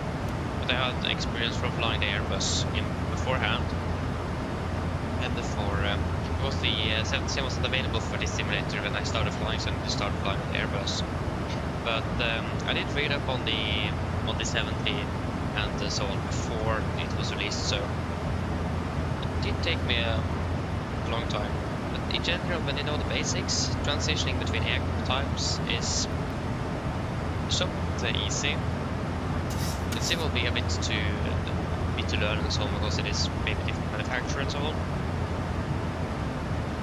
But in general, when you know the basics, it doesn't take that long. Unless also if you just fly basic. If you want to get the like really nerdy stuff of the aircraft really works and so on, and that will take a bit more time.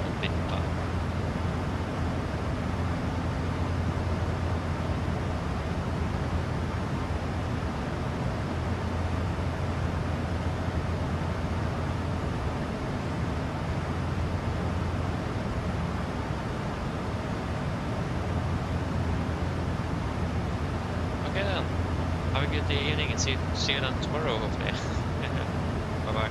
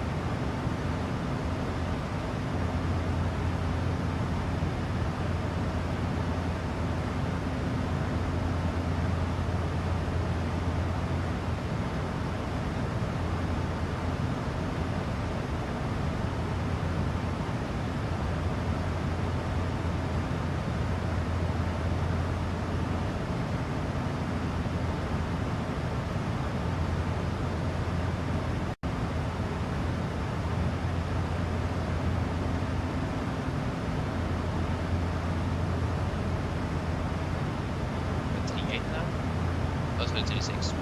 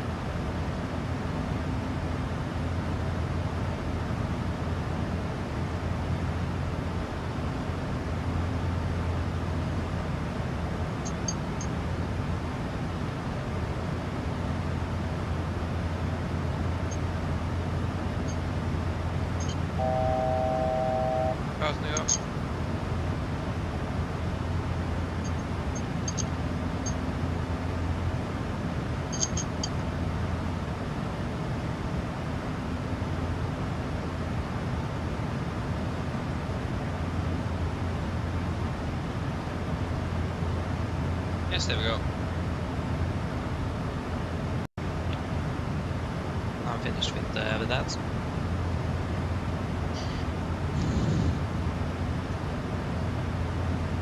I would love to be able to actually finish eating dinner before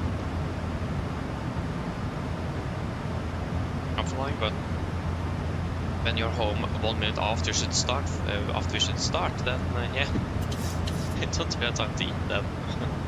We're already 1 minute behind. Oh. Yeah.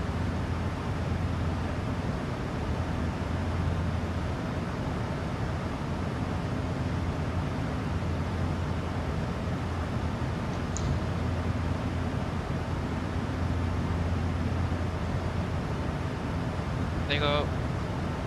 FMC speed being above. Fantastic. Thomas, eller welcome. Hope you're doing well.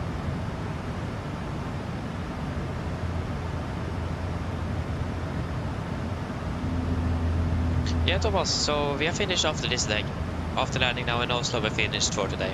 The aircraft is flying up to Trondheim, but we are not flying it up there. It's another crew that will do that. If it will be this crew or not in real life, I have no clue. But I wasn't really expecting this aircraft to be flying up to Trondheim if I'm correct, so I'm sure. But maybe just another crew that is taking it over, or this one. I don't know. But at least we are not. I can't be 100% on the crew on the schedules either. It's really hard to do.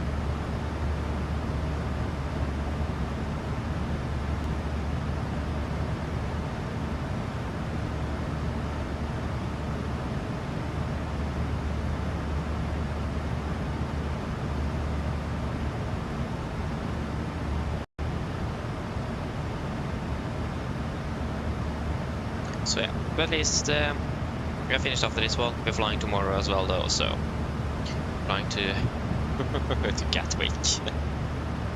Oh, I don't want to fly to Gatwick. I hate Gatwick.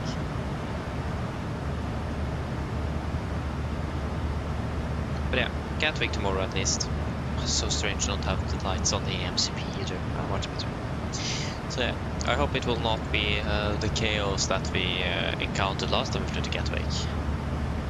Again, that was bad, really bad.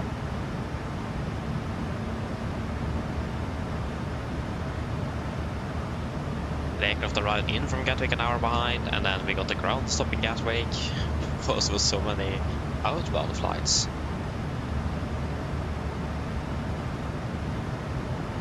But also the problem is they did decide that we should stay at the gate and wait for the queue to go down, but the downside of that is that the queue won't really be any shorter, because yeah, it will just be longer.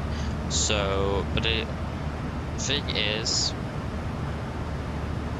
in regards to fuel burn, because if we would have been staying, they would probably burn more fuel, but we're probably gonna have been able to get out a little bit quicker. But it would be nice if they could have a departure system like that, so they can clear up a push when it's your turn in queue, so you don't need to stay at the holding point and wait. They should probably have done something like that instead, so you don't burn excessive amounts of fuel.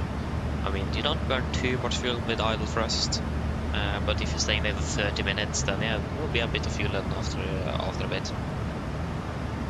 You can shut down an engine, but also the thing is you want at least about 3 minutes run-up time for the engine before takeoff.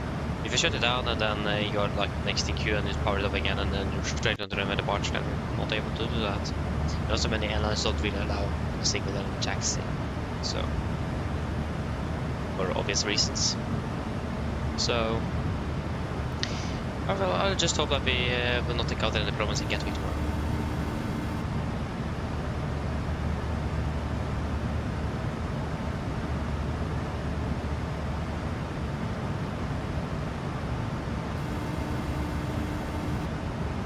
I think we will do. Hello, Captain. Yes, hello, just let you know we're descending in 20 minutes. No problem.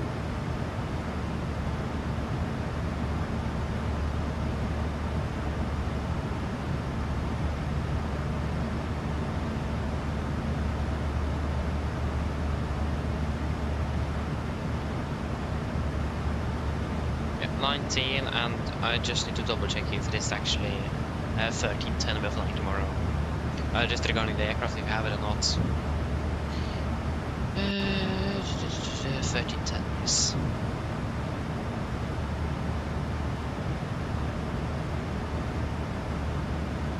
So the aircraft started with the 1302, and the week before that, the 12th of September.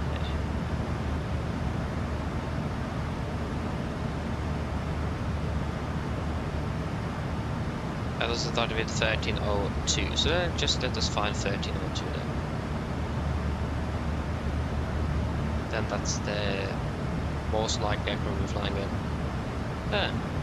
Was the aircraft that did that scheduled just a week ago, November. Flying an X-Fly Dubai aircraft again. I hate flying with X-Fly Dubai. That's mainly because of the HGS, heads up guidance system. It's in the way for the you can't see the old amper switch, you can't see the transfer switches either, split transfer switches. Annoying when you're doing the checklists.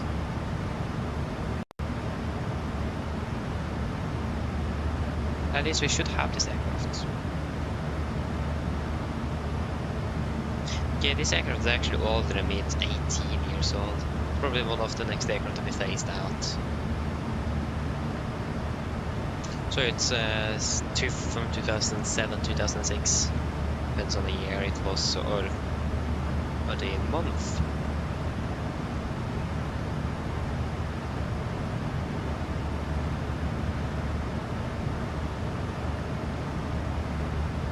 But you should have that, so looks like it will be Gatwick tomorrow. Like, yeah, we're flying on a Friday. Actually, I have time to fly on a Friday. Maybe we can get something new. No, we go to Gatwick. Nothing new now. Thank you for that.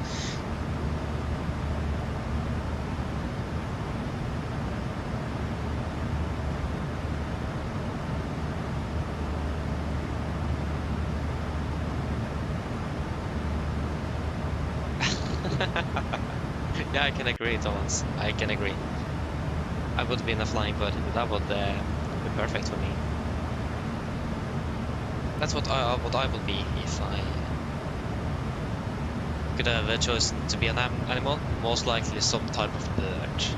Probably one of the predators or something, because then you're not eaten by any other predators. Makes the life a bit easier. You don't need to constantly look out for anyone that wants to try to eat you. And you can eat them yourself. Yeah. Nevertheless, it will be... I really want to maybe try out one of the RMPs. So the RMP Oscar or something, but ATC online, so we can... Plus actually just came online again, so...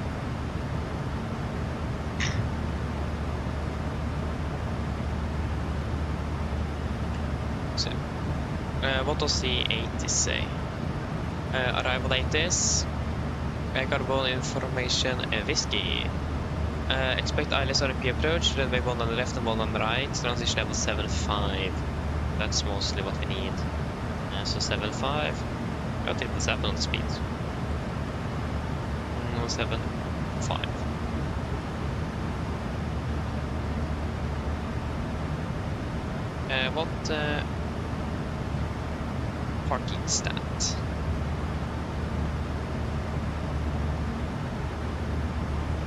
We are 355.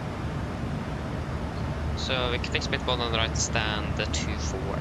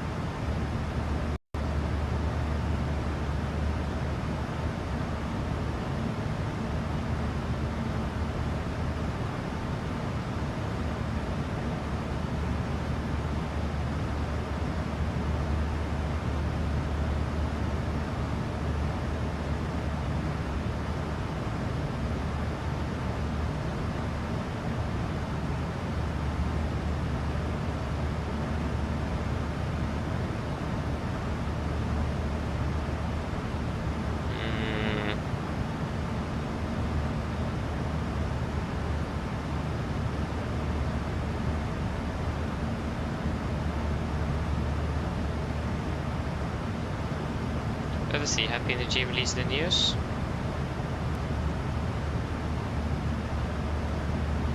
No.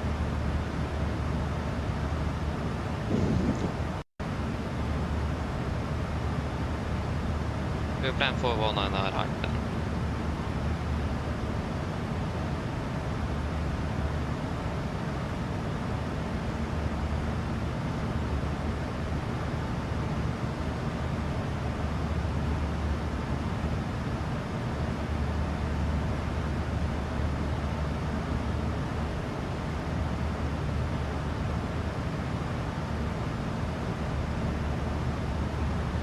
Maybe I can just click request stand 24 on the flight plan and file that on the remark. Hope I don't get like angry at me because yeah, that's not allowed or something.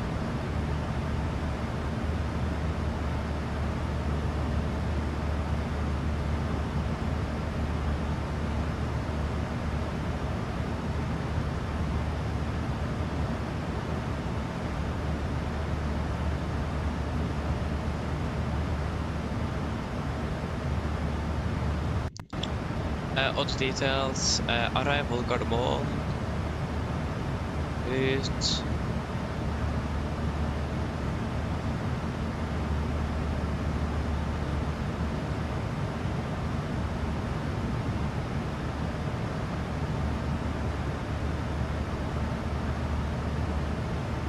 Yeah, remark.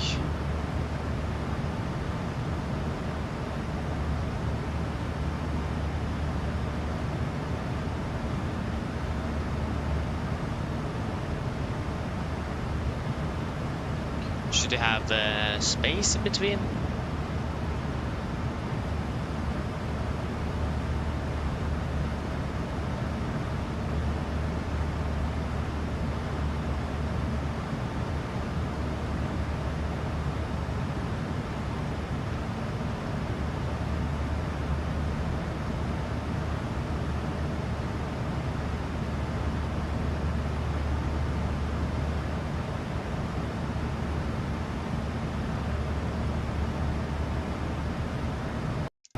Oh, I can't file it because we are connected. Okay, disregard that then. Yeah, should we start prepping for the approach then? We're starting to close into Gardermoen, so I know that Watsim has a CDM system, so maybe we can use that. Wait, do we have auxiliaries fuel tanks on board? Oh no, so that's the the heads of guidance system. I thought it was the auxiliary fuel tanks, but no. 112, it will be 1113 of course, as usual. 1113.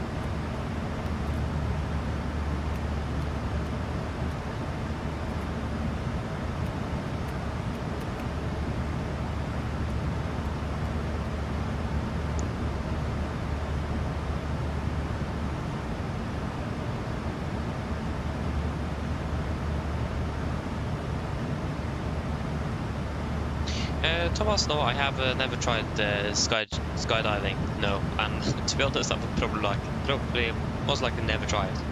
So it looks terrifying.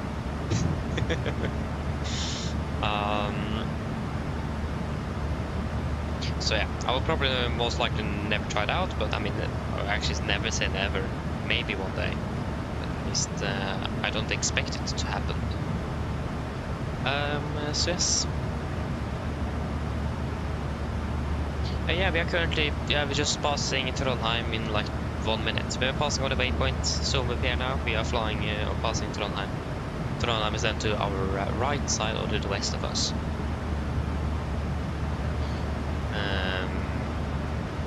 It did that like this. Then we're landing with 3.1. Yeah, that's 800 kilos. Yeah, so 56.6.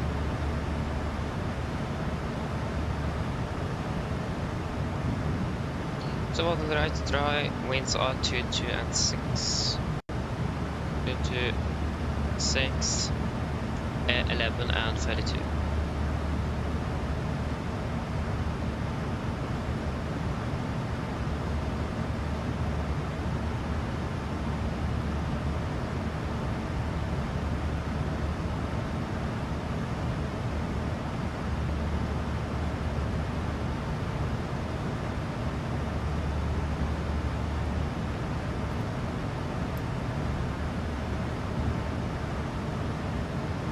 So flaps 30, yeah, so 136.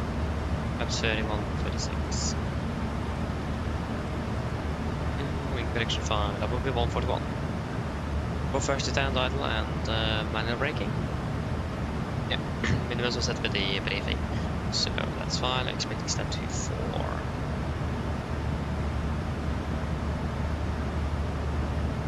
I do hate to request to stand, so I wish that Watsim had a system or so where you can write it down to the controller or something instead of asking. Hello. Hi, Captain. I was just wondering if you'd like a drink, maybe a tea or coffee, or a bottle of water. Do you guys want anything to drink? Anything to drink before the approach, please?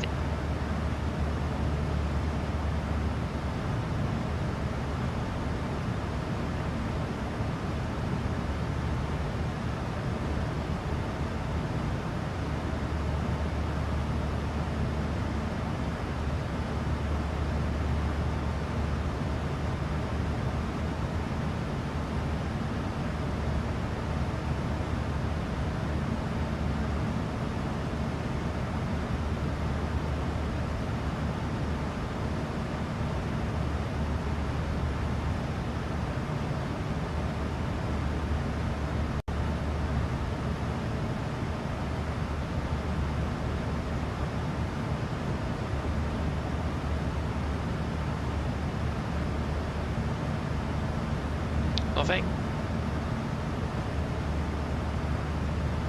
No, thank you. No problem. Please give me a call if you change your mind, though. Of course. Yes, are we ready for the approach briefing? So, we can start with the start. We are expecting the correction, the index for mic arrival. This is on chart 10 to Golf, effective 20th of March 25. So, start with the index, maximum to 50 knots. For the descent out Exuma, maximum to 50. Golf mic for 18, maximum to 20 at 110. We'll hold this via 419er, 420 and 421. Before turning to Titla, initial approach fix 220, above 5,000. MSA 3,900 feet, maximum 250 knots unless otherwise instructed. And we also do expect a direct after index Exuma or 518 direct towards Titla. That's what we normally would expect in Gardermoen. For approach itself, expecting the ILS 1 on the right, chart 11-4, effective 20th of March 25.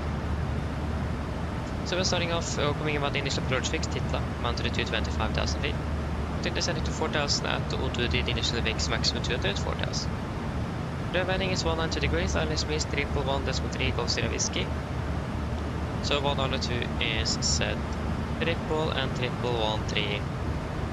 Set triple and we have Gardermoen Nya on standby nav radio number 1. It will be a standard freeding glide, minimums 876 feet, and that will be with a missed approach climb gradient of 3.1%. So 876. And that's it. 876. Transition level 75, and for the mist, we'll be climbing on the runway track 192 degrees, 2.5 dB from Golf Sierra Ski. And then we'll take a right turn to a track of 2 to 3 degrees, climb to 5,000, and then expecting vectors from Oslo approach. We also maintain a minimum 160 knots until 4 dB. Landing with flaps 30, 136 on the BDF, in correction 5, final 141, with the first attempt, reversers or idle reverse, and manual braking. For the taxi, airport charts, -9, effective 20th of March 25. Landing 1 on the right. Getting Alpha 5 or Alpha 4. We will aim for Alpha 5. And then taxi hotel, Yankee, stand 24 is what we're expecting. If we're getting Alpha 4, that will then be Kilo, November, Hotel or Golf, and then Yankee to stand 24. There is no hotspots, taxi restrictions, and no times for Gardermoen this evening. Weather conditions are looking really good. RCR is 666 dry, and yeah, we also don't have any threats for the approach. So any questions?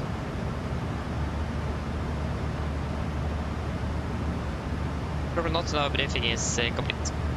Descent checklist. Pressurization landing altitude 700 feet. Recall checked. Auto break off. Landing at Navigraph 136, minimums 876 Barrow.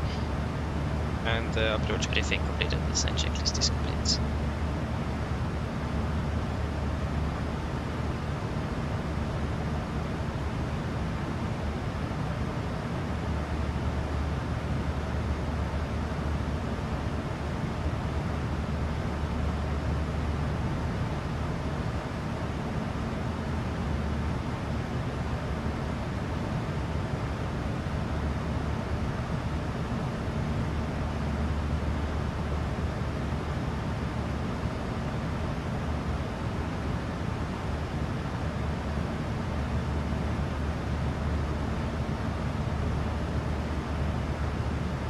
Yes, nice then. All good.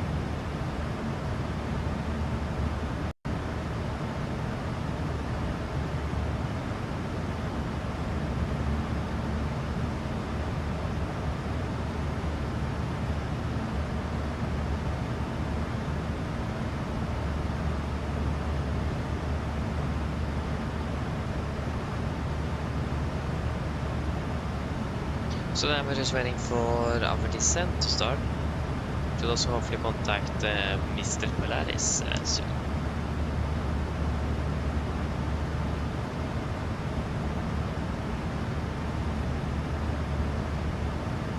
Unfortunately, that we haven't heard anything from PMDG yet. They have been silent for now. Days on. So yeah, this is the third week. It is the third week. And the last update we got was on the 3rd of September. Yeah, so yeah, this is the third week, so this is the third week in the beta testing. At least we have been confirming that the aircraft is, the beta test is flying many hours on the aircraft and they have been fixing many issues.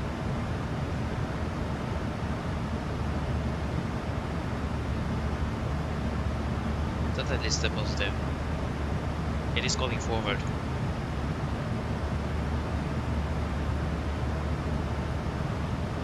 But it's still like an update. We're expecting to receive some like some previews and so on of the upcoming update. Still not received anything.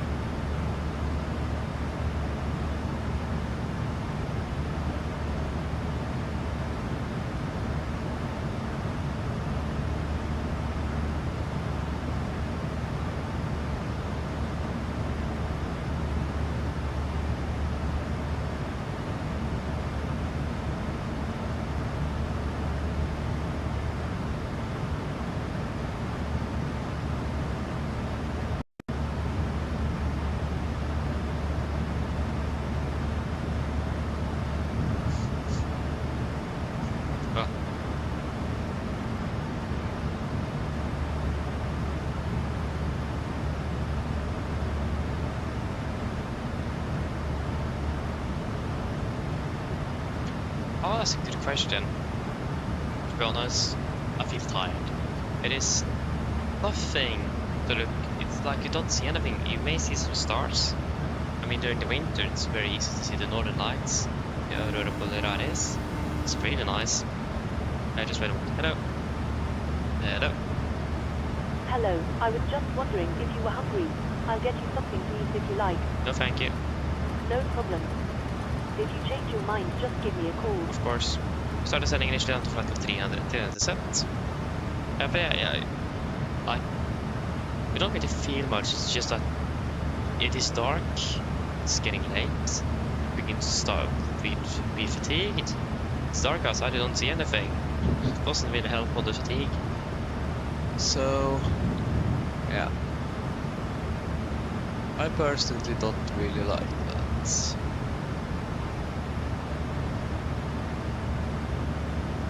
I do like flying in the day. And there we go, we're starting our descent. Retard and a path.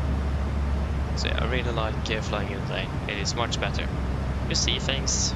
So this is going to be the norm now when the winter is coming. It's going to be a lot of winter operation delays though. Snow clearing and stuff like that.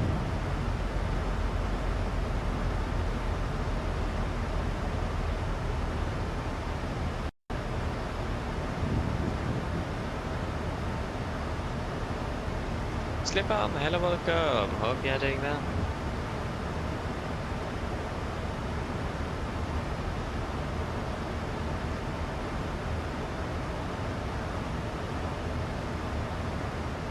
Yes.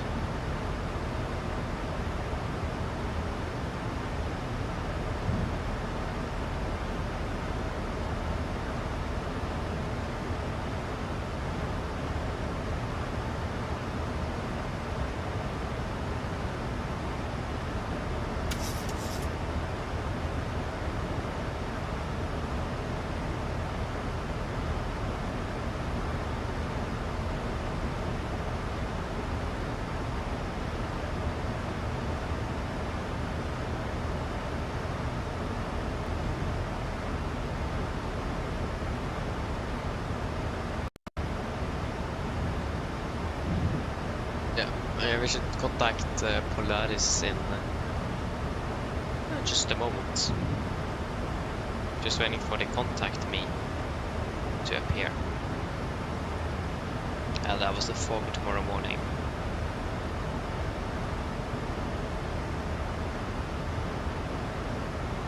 That's not really applicable for us now. It's not foggy in Oslo, it's calm. Okay, it's fantastic.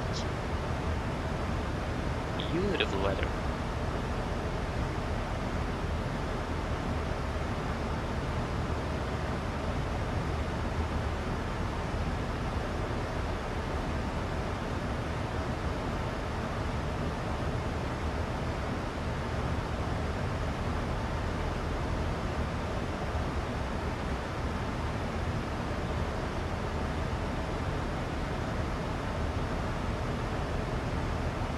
Creative Aviation, hello, welcome, opening bell.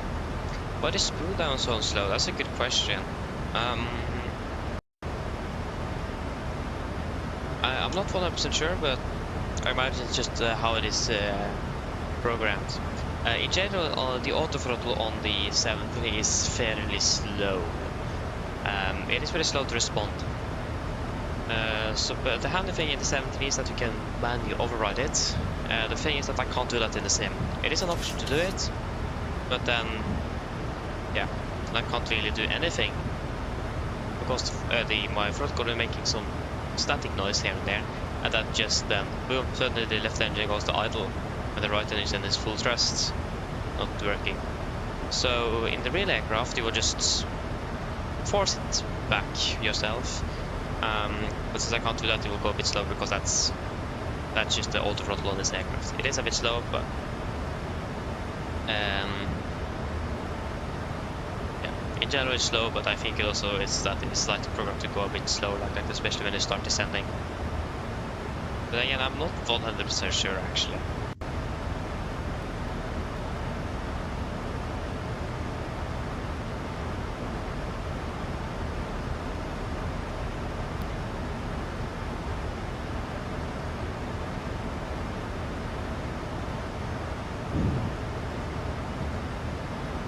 Descend out to flight level 280%.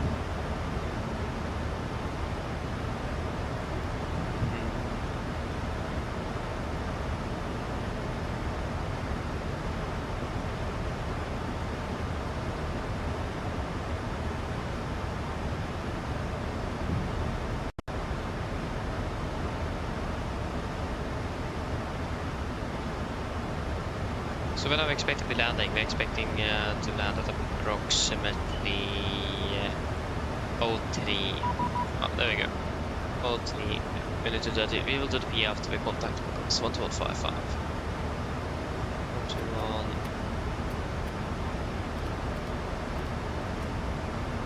55.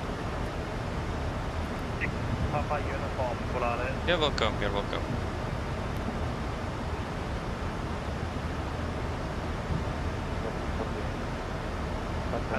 You're cleared on the Ryzen for my arrival.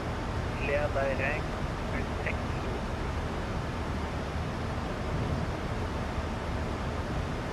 Going to flight level to 502506.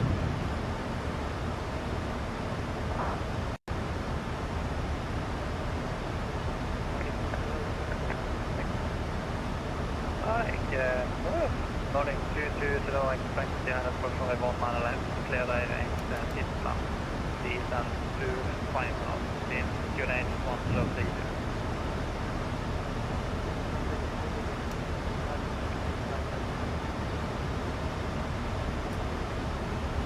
Boris, god kväll, Nordic 55 Juliet passing 290.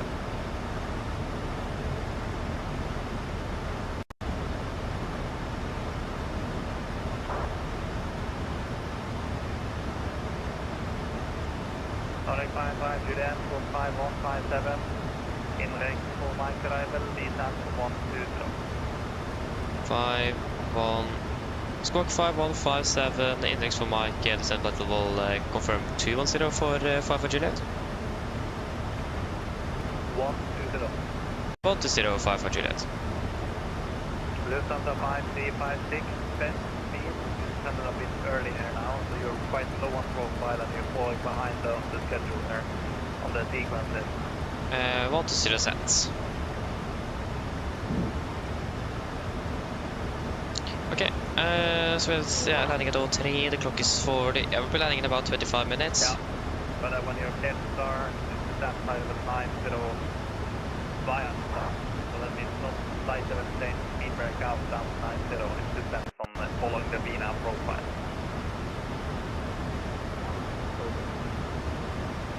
Yep, no worries. We'll work with best speed. Direct Baba. Mine damer og herrer, dette er kaptein som snakker. Som dere kanskje la merke til, så nå blitt nedstigning vår ned mot Oslo Gardermoen, og vi har forventet å lande på rundt ca. 25 minutter. Været i Oslo øyeblikket ser veldig bra ut, med litt svak vind fra sør-vest. Det er rundt 10 grader og skyfri himmel. Ellers, vi har fått veldig fin flytur med Norwegian. Vi tar kalt fly med oss, vi håper ser en minutter flytur, og så ønsker vi en fin dag videre. Ladies and gentlemen, this is Captain speaking. As we notice, we now started our descent towards Oslo, Gardermoen, and we're expected to land in approximately 25 minutes. The weather in Oslo was looking quite good, with just some slight winds from the southwest, about 10 degrees centigrade, and clear skies at the moment. Otherwise, we'll enjoy this flight with Norwegian. We thank you for choosing us. We'll take it on the next flight, and we do wish a pleasant evening. Thank you.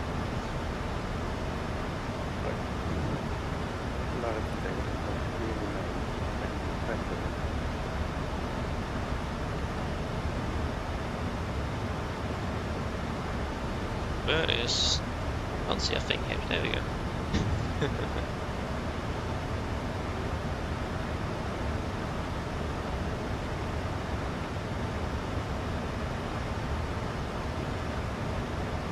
Condor 1717 Polaris Royal, continue Delta 233 micro, landing island 1 mile. I hope we'll get one on the right, please. I mean, this quick swap.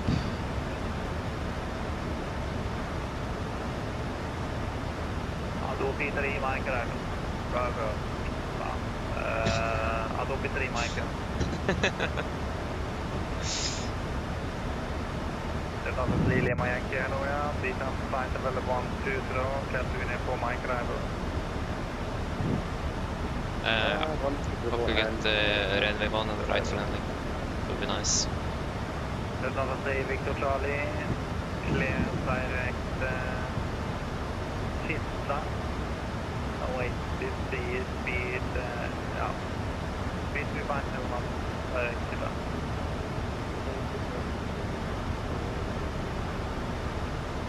What speed are you doing now?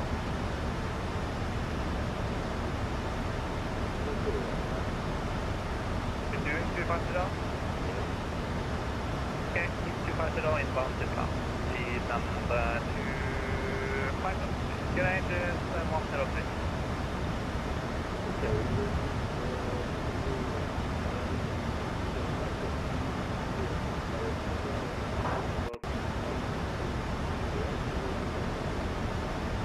One 9 left, 5,000 speed 250, is that correct?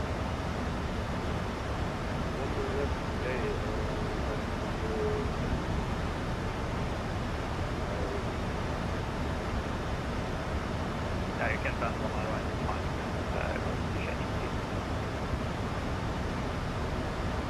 Well, the normal rules that is Canada, flight level 3, 0 inbound, Abuno.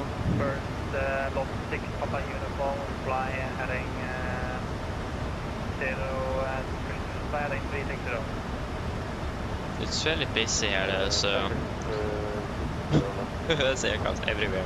Winner 30 Tango, contact Sweden now 127, that's 755. 127, that's 755,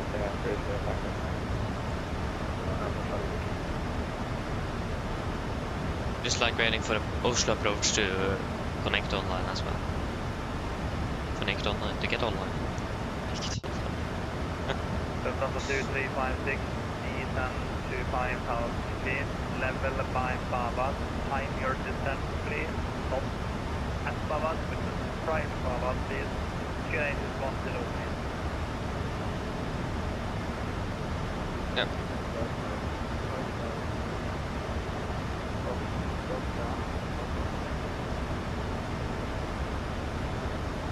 Lufthansa 3, Victor Charlie, speed 240 då.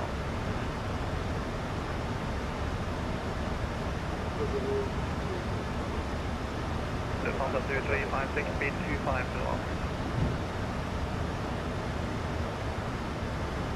And passing. Starting 22 då, fly heading 180 då, utled island, squawk from 1 left, descent 4 tunnel. It sounds like everyone is received for the side with NASA with one on the left. Lufthansa line Alpha Charlie, hello, you are identified, Alpha 35, hello, you are cleared to direct to Misty. So 3:53, 47 is 15 minutes. 35 can be. We'll be landing 3 minutes early if we are lucky with the traffic here.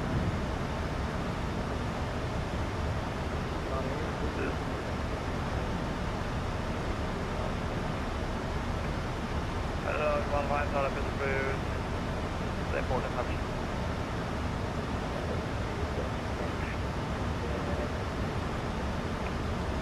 Copied, no reported traffic airborne, and 1,000 feet or below or from walk 6516 report airborne. Yep.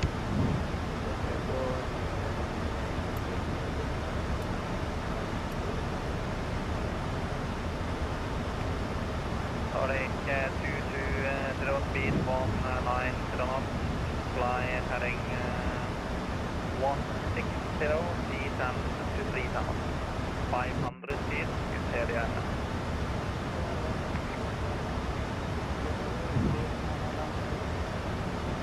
Left 160, utled island, 3,500 feet.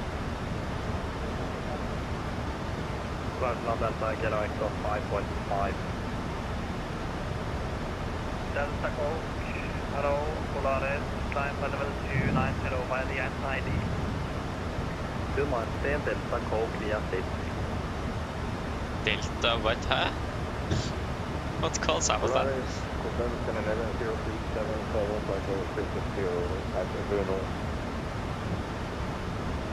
Hello, Canadian 03-77-3612 and inring for Mike arrival. When ready, final response. Delta Coke? What the calls are? For Mike arrival and when ready to descend flight level 100 Blue Max 1B, 902, descent, flight level 90, speed 220. Descent flight level 90, speed 220 knots, Blue Max 1392. This is a similar length. Lower, getting close to 4 platform. You still have 8.9 miles to go. You're both descending in same plane, same speed. You are a bit quicker, so you can reduce some public speed. I would repeat for third. Yeah, published speed, but 25 will not at that point, if I remember correctly. Okay, then.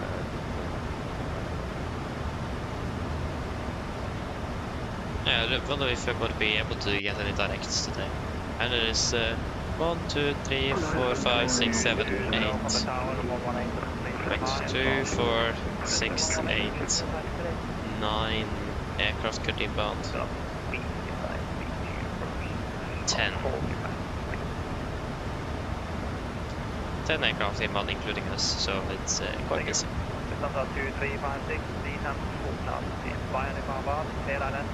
So I imagine we will probably need to hold a little bit of stop descending at 110 for to follow the star here. We have to just click out to 12, so. Blue Max 1392, descent to 5,000 feet. QNH is 1. I'm not sure what the controller's intentions are for us. We have not got an expected landing runway there. QNH 1032, cleared direct to Baba, Lumax 1392. We need to request ask for the runway we can expect when we next time. Scandinavian 456, descent 590, speed 220, please. The first thing that we then need to do the breathing while you maybe selecting us around or giving speed predictions on top. I don't like that. Scandinavian 454, speed 280 for greater. 280 Ground control, Noble 7, passing flight level 290, climbing flight level 270. Noble 1, hello, yeah. Snygg. Flight level 370, you are clear direct to me.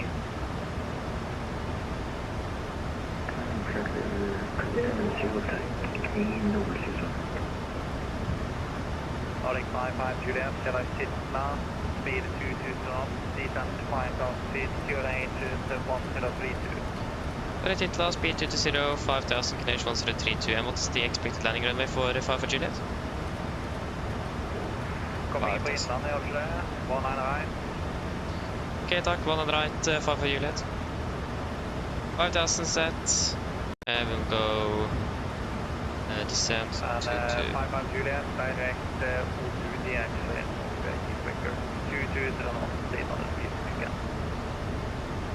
Yes, 220, direct to the 5 for Juliet. Lufthansa 3, Victor Other Charlie, day, speed confirm, 220 knots. execute. Into Hitler, then after And 190 knots, into advice, 32. descent 4,000 feet. You are clear the island 19 right.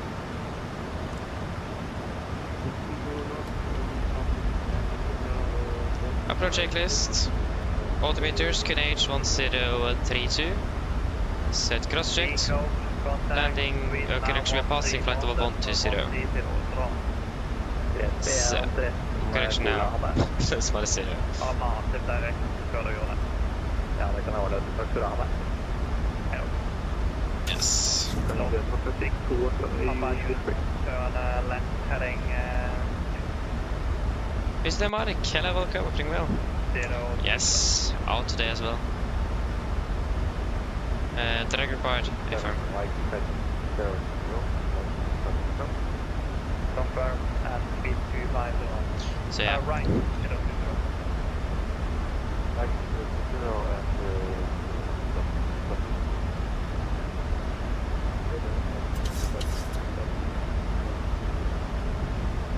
Lufthansa 2356 on the tower, 18.305 knots. Yeah, so directly into 1 on the right. Fantastic. To the day. Again, 5000, 1032, 220, och do the day. Yeah, got everything. Lufthansa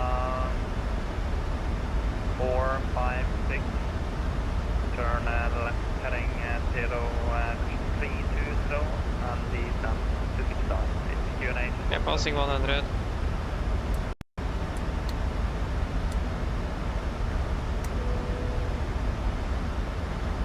Eleven 456, turn left heading 320, descent to 6000 feet. QNH is 1032. Turn left, this is your descend 6000 to H102 and what's running your shift? I'll call you back on. Scandinavian 278 going up for the detailed line set now. Go back to Vienna path.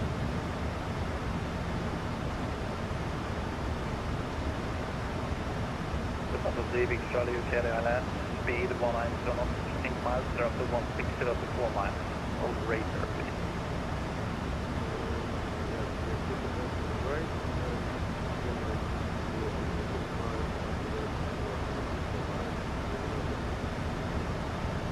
Seven 454, descent flight level 90.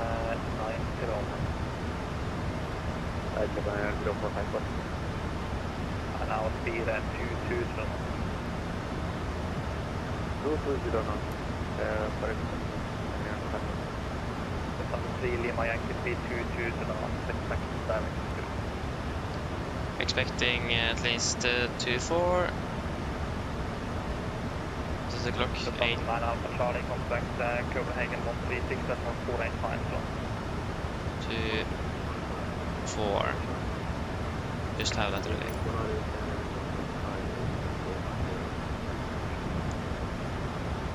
Event 1854, 58, Polaris loyal, continue.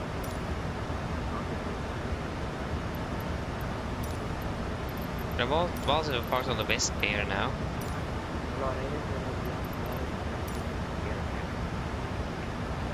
Select the report Perfermance towards the post of Stavanger on the east of south. We have an aircraft site that is... I'm not sure what aircraft that is actually. Event 456, descend to 5,000 feet, direct to Tyskland. Vi check 5,000 feet direct to Tyskland, Elevatex. Can 18 kilo flights for 10 inbound L. Event 18 kilo, hello, continue operation, contact leaving to Charlie Tower, 118 at 305 Carbon in sight. We'll set... Scandinavian 454, direct to Tyskland, descend 6,000 feet, QNH 1032. We'll set it on standby, so we're ready. Blue Max 1392, descend to 4,000 feet, KLS 19 speed 19 knots, signal established. Maybe that's the Blue Max that we can see ahead. Descend 4,000 feet, KLS, runway 19 left, speed 190 knots, signal established, Blue Max 1392. Blue Nordic 55 Juliet, speed 190 knots, signal established, they're up to 16024. 190 established, 16024 Nordic 5 Juliet. Flaps 1, speed check. 4,000 feet of course, and KLS. 4,000 feet, KLS 5 Juliet. 4,000 set. 456, Disregard. KLS approach from 19 left, speed 190 knots, after passing Tyskland, will advise the further. 190, execute. Via Tyskland, clear the approach is 19 left and speed 190 for Perfermance. Lorries Control, good evening, Nordic Bridge Sierra, with you, climbing to 5,000 up to 7,000. Nordic 36, Flaps 5, speed checked. Polaris Royal Climb level, climb by SID, flight level 360. Time here, SID, level 360. Alright, 3704, Felix, with you. Nordic 44 Juliet, speed 160 knots. Confirm for 55 Juliet.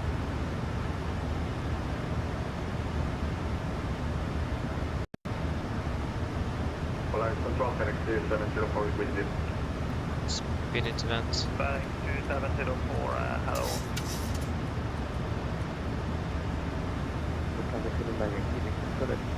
Didn't we get an answer on that? We said 4 Juliet, we are 5 Juliet, so maybe it's fucked. Yeah, det sounds like really my anchor is on final 90 now, and Fast, nigga. the 2018.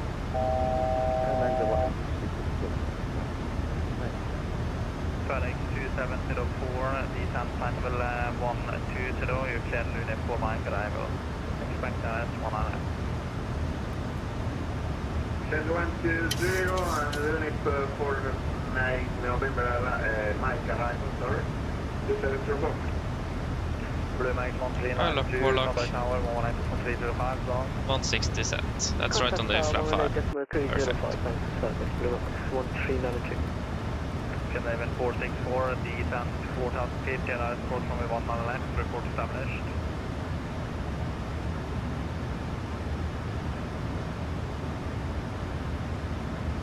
Then 456, descent 4,000 Clouds feet, to capture, missed approach. report 5,000 set. Descend 4,000, clear direct, 100 left, report when established, and you have to check it. Lot 6, Papa Uniform, descent to 5,000 feet, speed 220 knots. QNH 1032.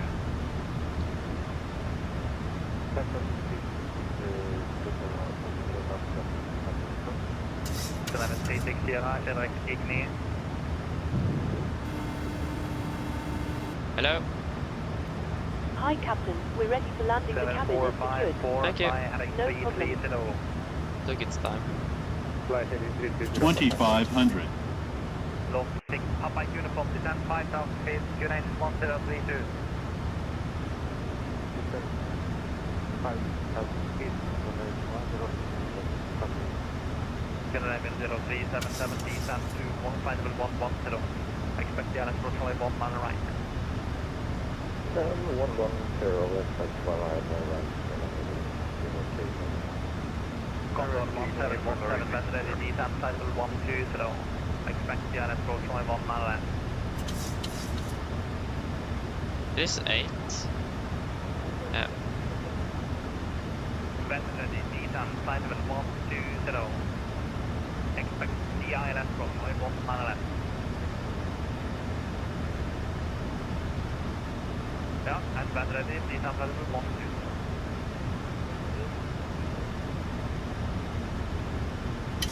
Nordic 5 for Juliet established. Request. Go ahead. Can you please confirm the 19 right for me? 19 left. 19 left, sorry.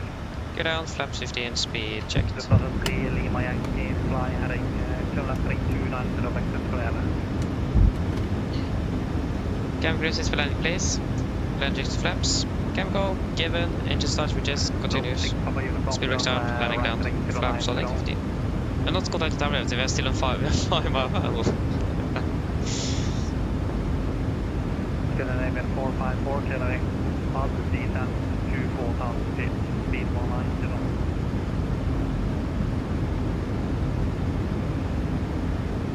Nordic 55 Juliet, tower 118 at 305. Tower 18, 305, Nordic 5 for Juliet, all bra.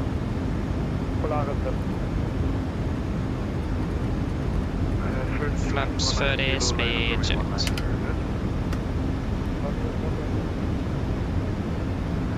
With your 100 question. Complete land checklist. Flaps for the band, for the green light, land checklist complete. Remember idle reverse.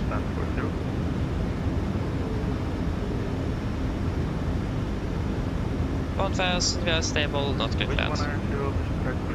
1,000.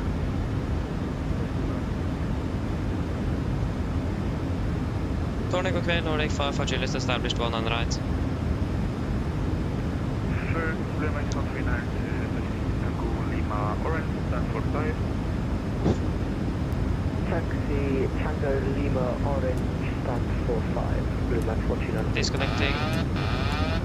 Orange 5 Juliet, with 220 sorry, 1 right, clear to land, and come down. Clear to land, 1 on the right, Nordic 5 for Juliet. Okay, there we go, clear to land. North Stanley Bravo, contact cloud 5121.550. Hold on, it's on the 11556. Check it out. Thank you, bye. Enduring 9 kilo with 220 to knots, 1 hour left, clear takeoff. Approaching minimum. And 456, Minimum. Continue. information like the aircraft on your left side. It is 2,500 feet. 100. 220 runway 19 left. 50. 40. 30. 20. 10. And 456 negative, sorry for that. Speed looks up. 2 reversers. Idle. Tower, move Another knots. 201, station. 80 knots. Mike, request cancel Tesla. 6 knots. Here we go, welcome to Oslo. By time 1 hour 17. Departure, initial climb 10,000 feet, walk 5171, and departure running 1 hour left. Request the one on the right for Scandinavian 291. Scan January 1 standby. Weather 100 ready for attack. First scanner 456, wind 220 knots, runway 19 left, clear to land. Clear to land, runway 19 left, Canada 456. Your wings 100 kilo, contact Polaris on frequency 121.550.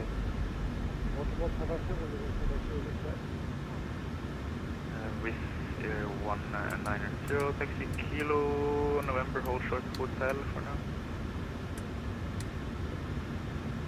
Kilo, November, hold short hotel. Norway 55 Juliet, welcome to Gardermoen, taxi hotel, Yankee stand 26. Hotel Yankee stand 26, Nordic 55 Juliet. Not stand 24, but it's close enough. Garmin Tower, hello again. Cleared Left clear. Atlas Right clear. Departure, runway 19 right, initial climb 7,000 feet, book 5171. Being cleared to Cessna, Atlas 7-1 can I hit another one? 456, runway 19 right, clear climb. 26. Wait, that was way past 26. You're in 100 kilo contact Lava, frequency 12550.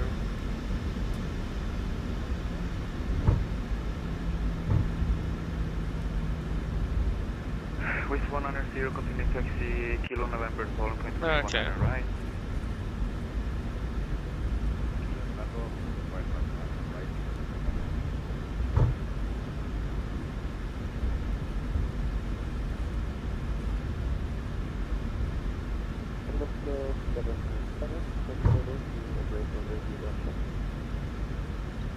Left clear.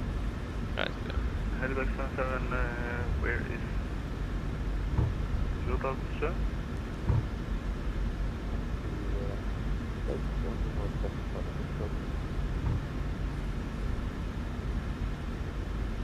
Halifax 77 for now remain east of ship.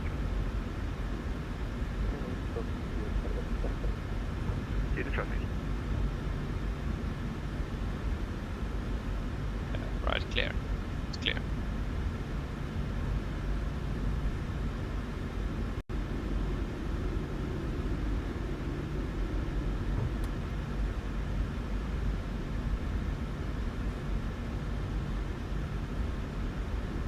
Left clear.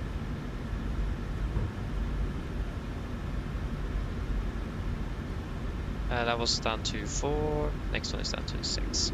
Good evening, Gardermoen Tower, Scandinavian 31, we just get 6 Victor Sted and Bodø.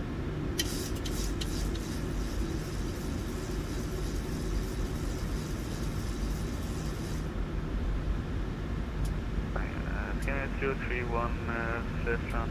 Yes, they're ready to take us in. Hello. Space stand number. This is at stand 65.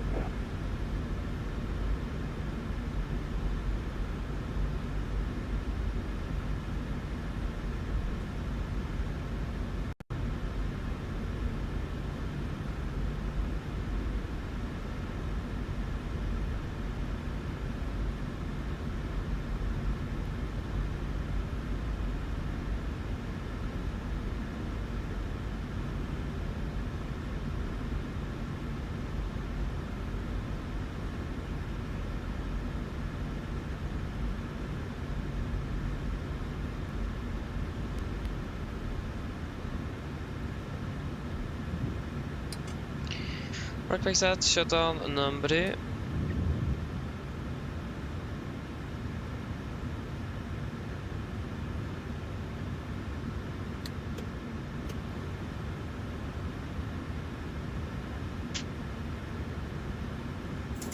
you go, shutdown number 1. Tower fra Scandinavian 031, do you have a clearance for me to Bodø?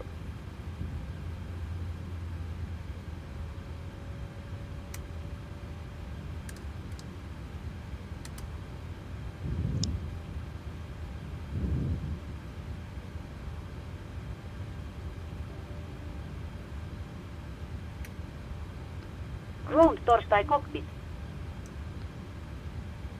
Go ahead. Hi Captain, microphone check please. Ready to land and clear. Right, sorry, you were not supposed to go there. Wrong. Focal Captain, ground power is available. Stand by, VLL start getting you offloaded in a couple of minutes. Roger.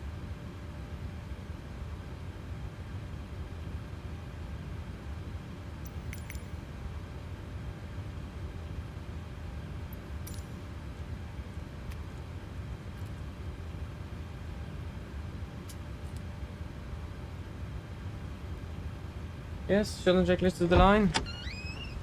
Fuel pumps. Off. Power beat. Off. Power pedal. Set. Flaps. Weapon light. Parking brake. Set. Engine start levers cut off. Weather radar off. Shutdown checklist to the line is complete.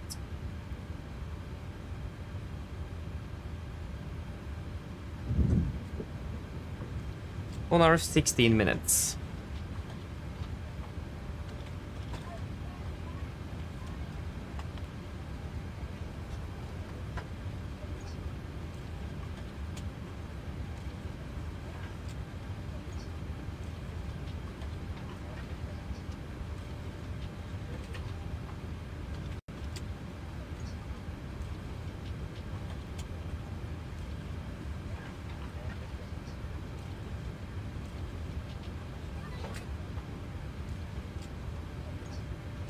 Anything you want to add in the take log?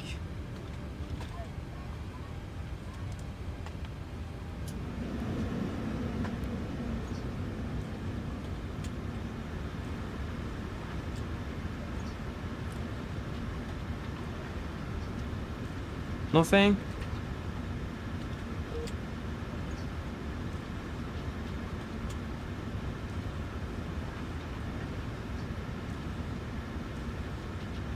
Probably not, then... wait.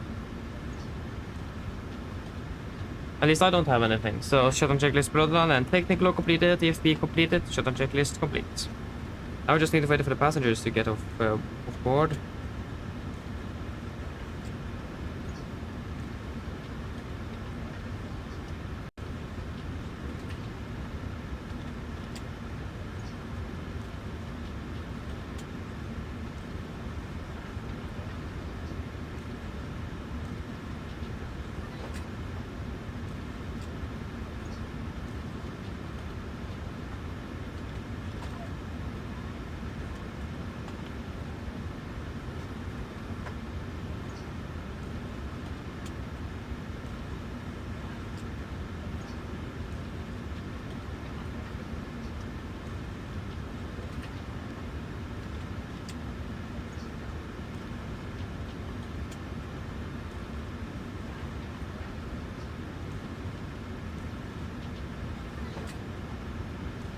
Yeah.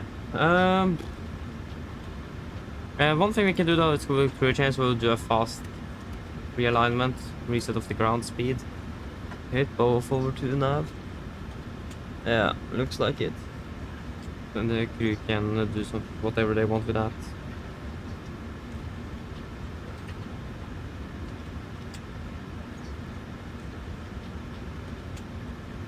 No.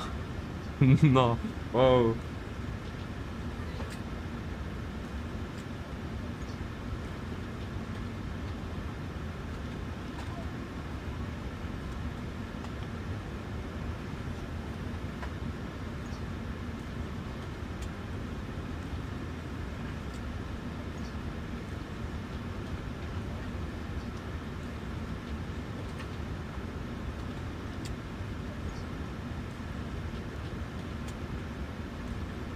It doesn't look like any still no news from PMDG. They're still very silent. They like to be silent. We'll have that.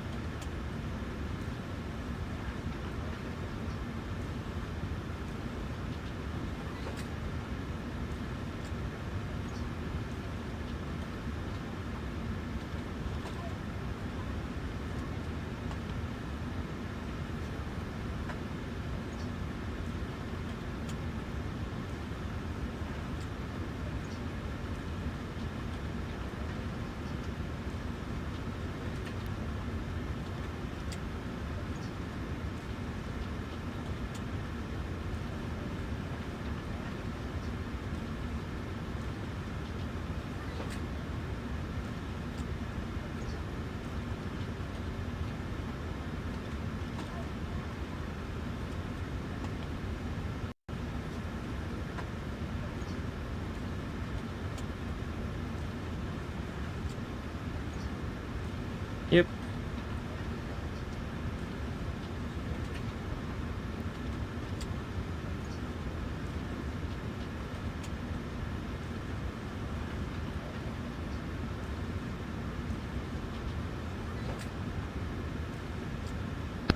Grove torstai cockpit.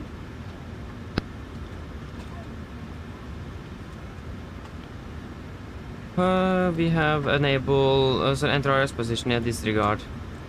We will let the other crew do that. We will not do it. We are occupied. We will be leaving this aircraft soon, so just waiting for the people to get off the aircraft. That's what we are waiting for, and then the next crew will take over. So yes. Should be Gatwick tomorrow as well, that should be fun. I'm not excited. I don't look forward for it at all. I hate Gatwick.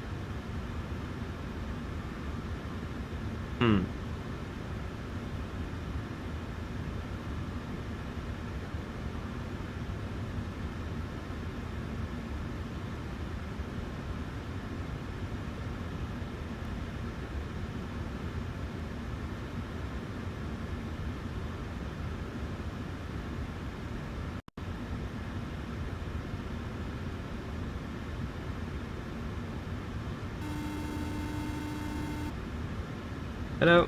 Hi, Captain. Everyone's offloaded.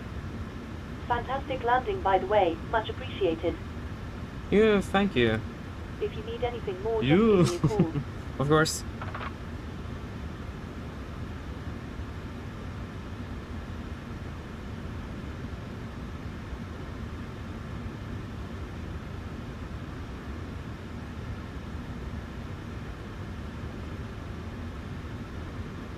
Yes, should we leave the aircraft then?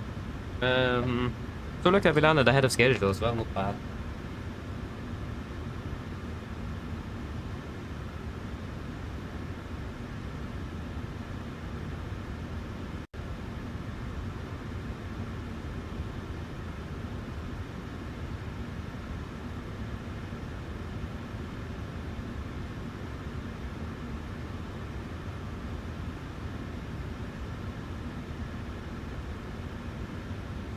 Yes.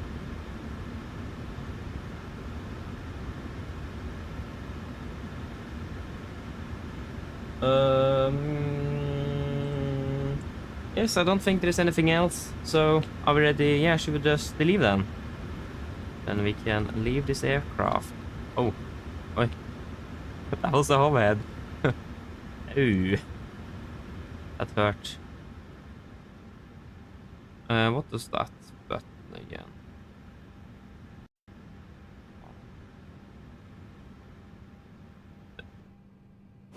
There you go, we'll just do that. I don't remember the switch.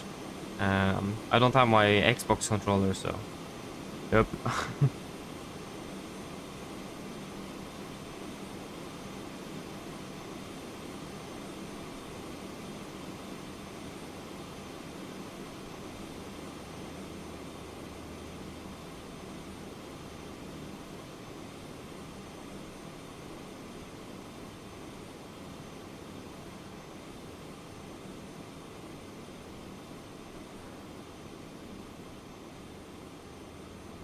Yeah, we can just stand it up here as we normally do.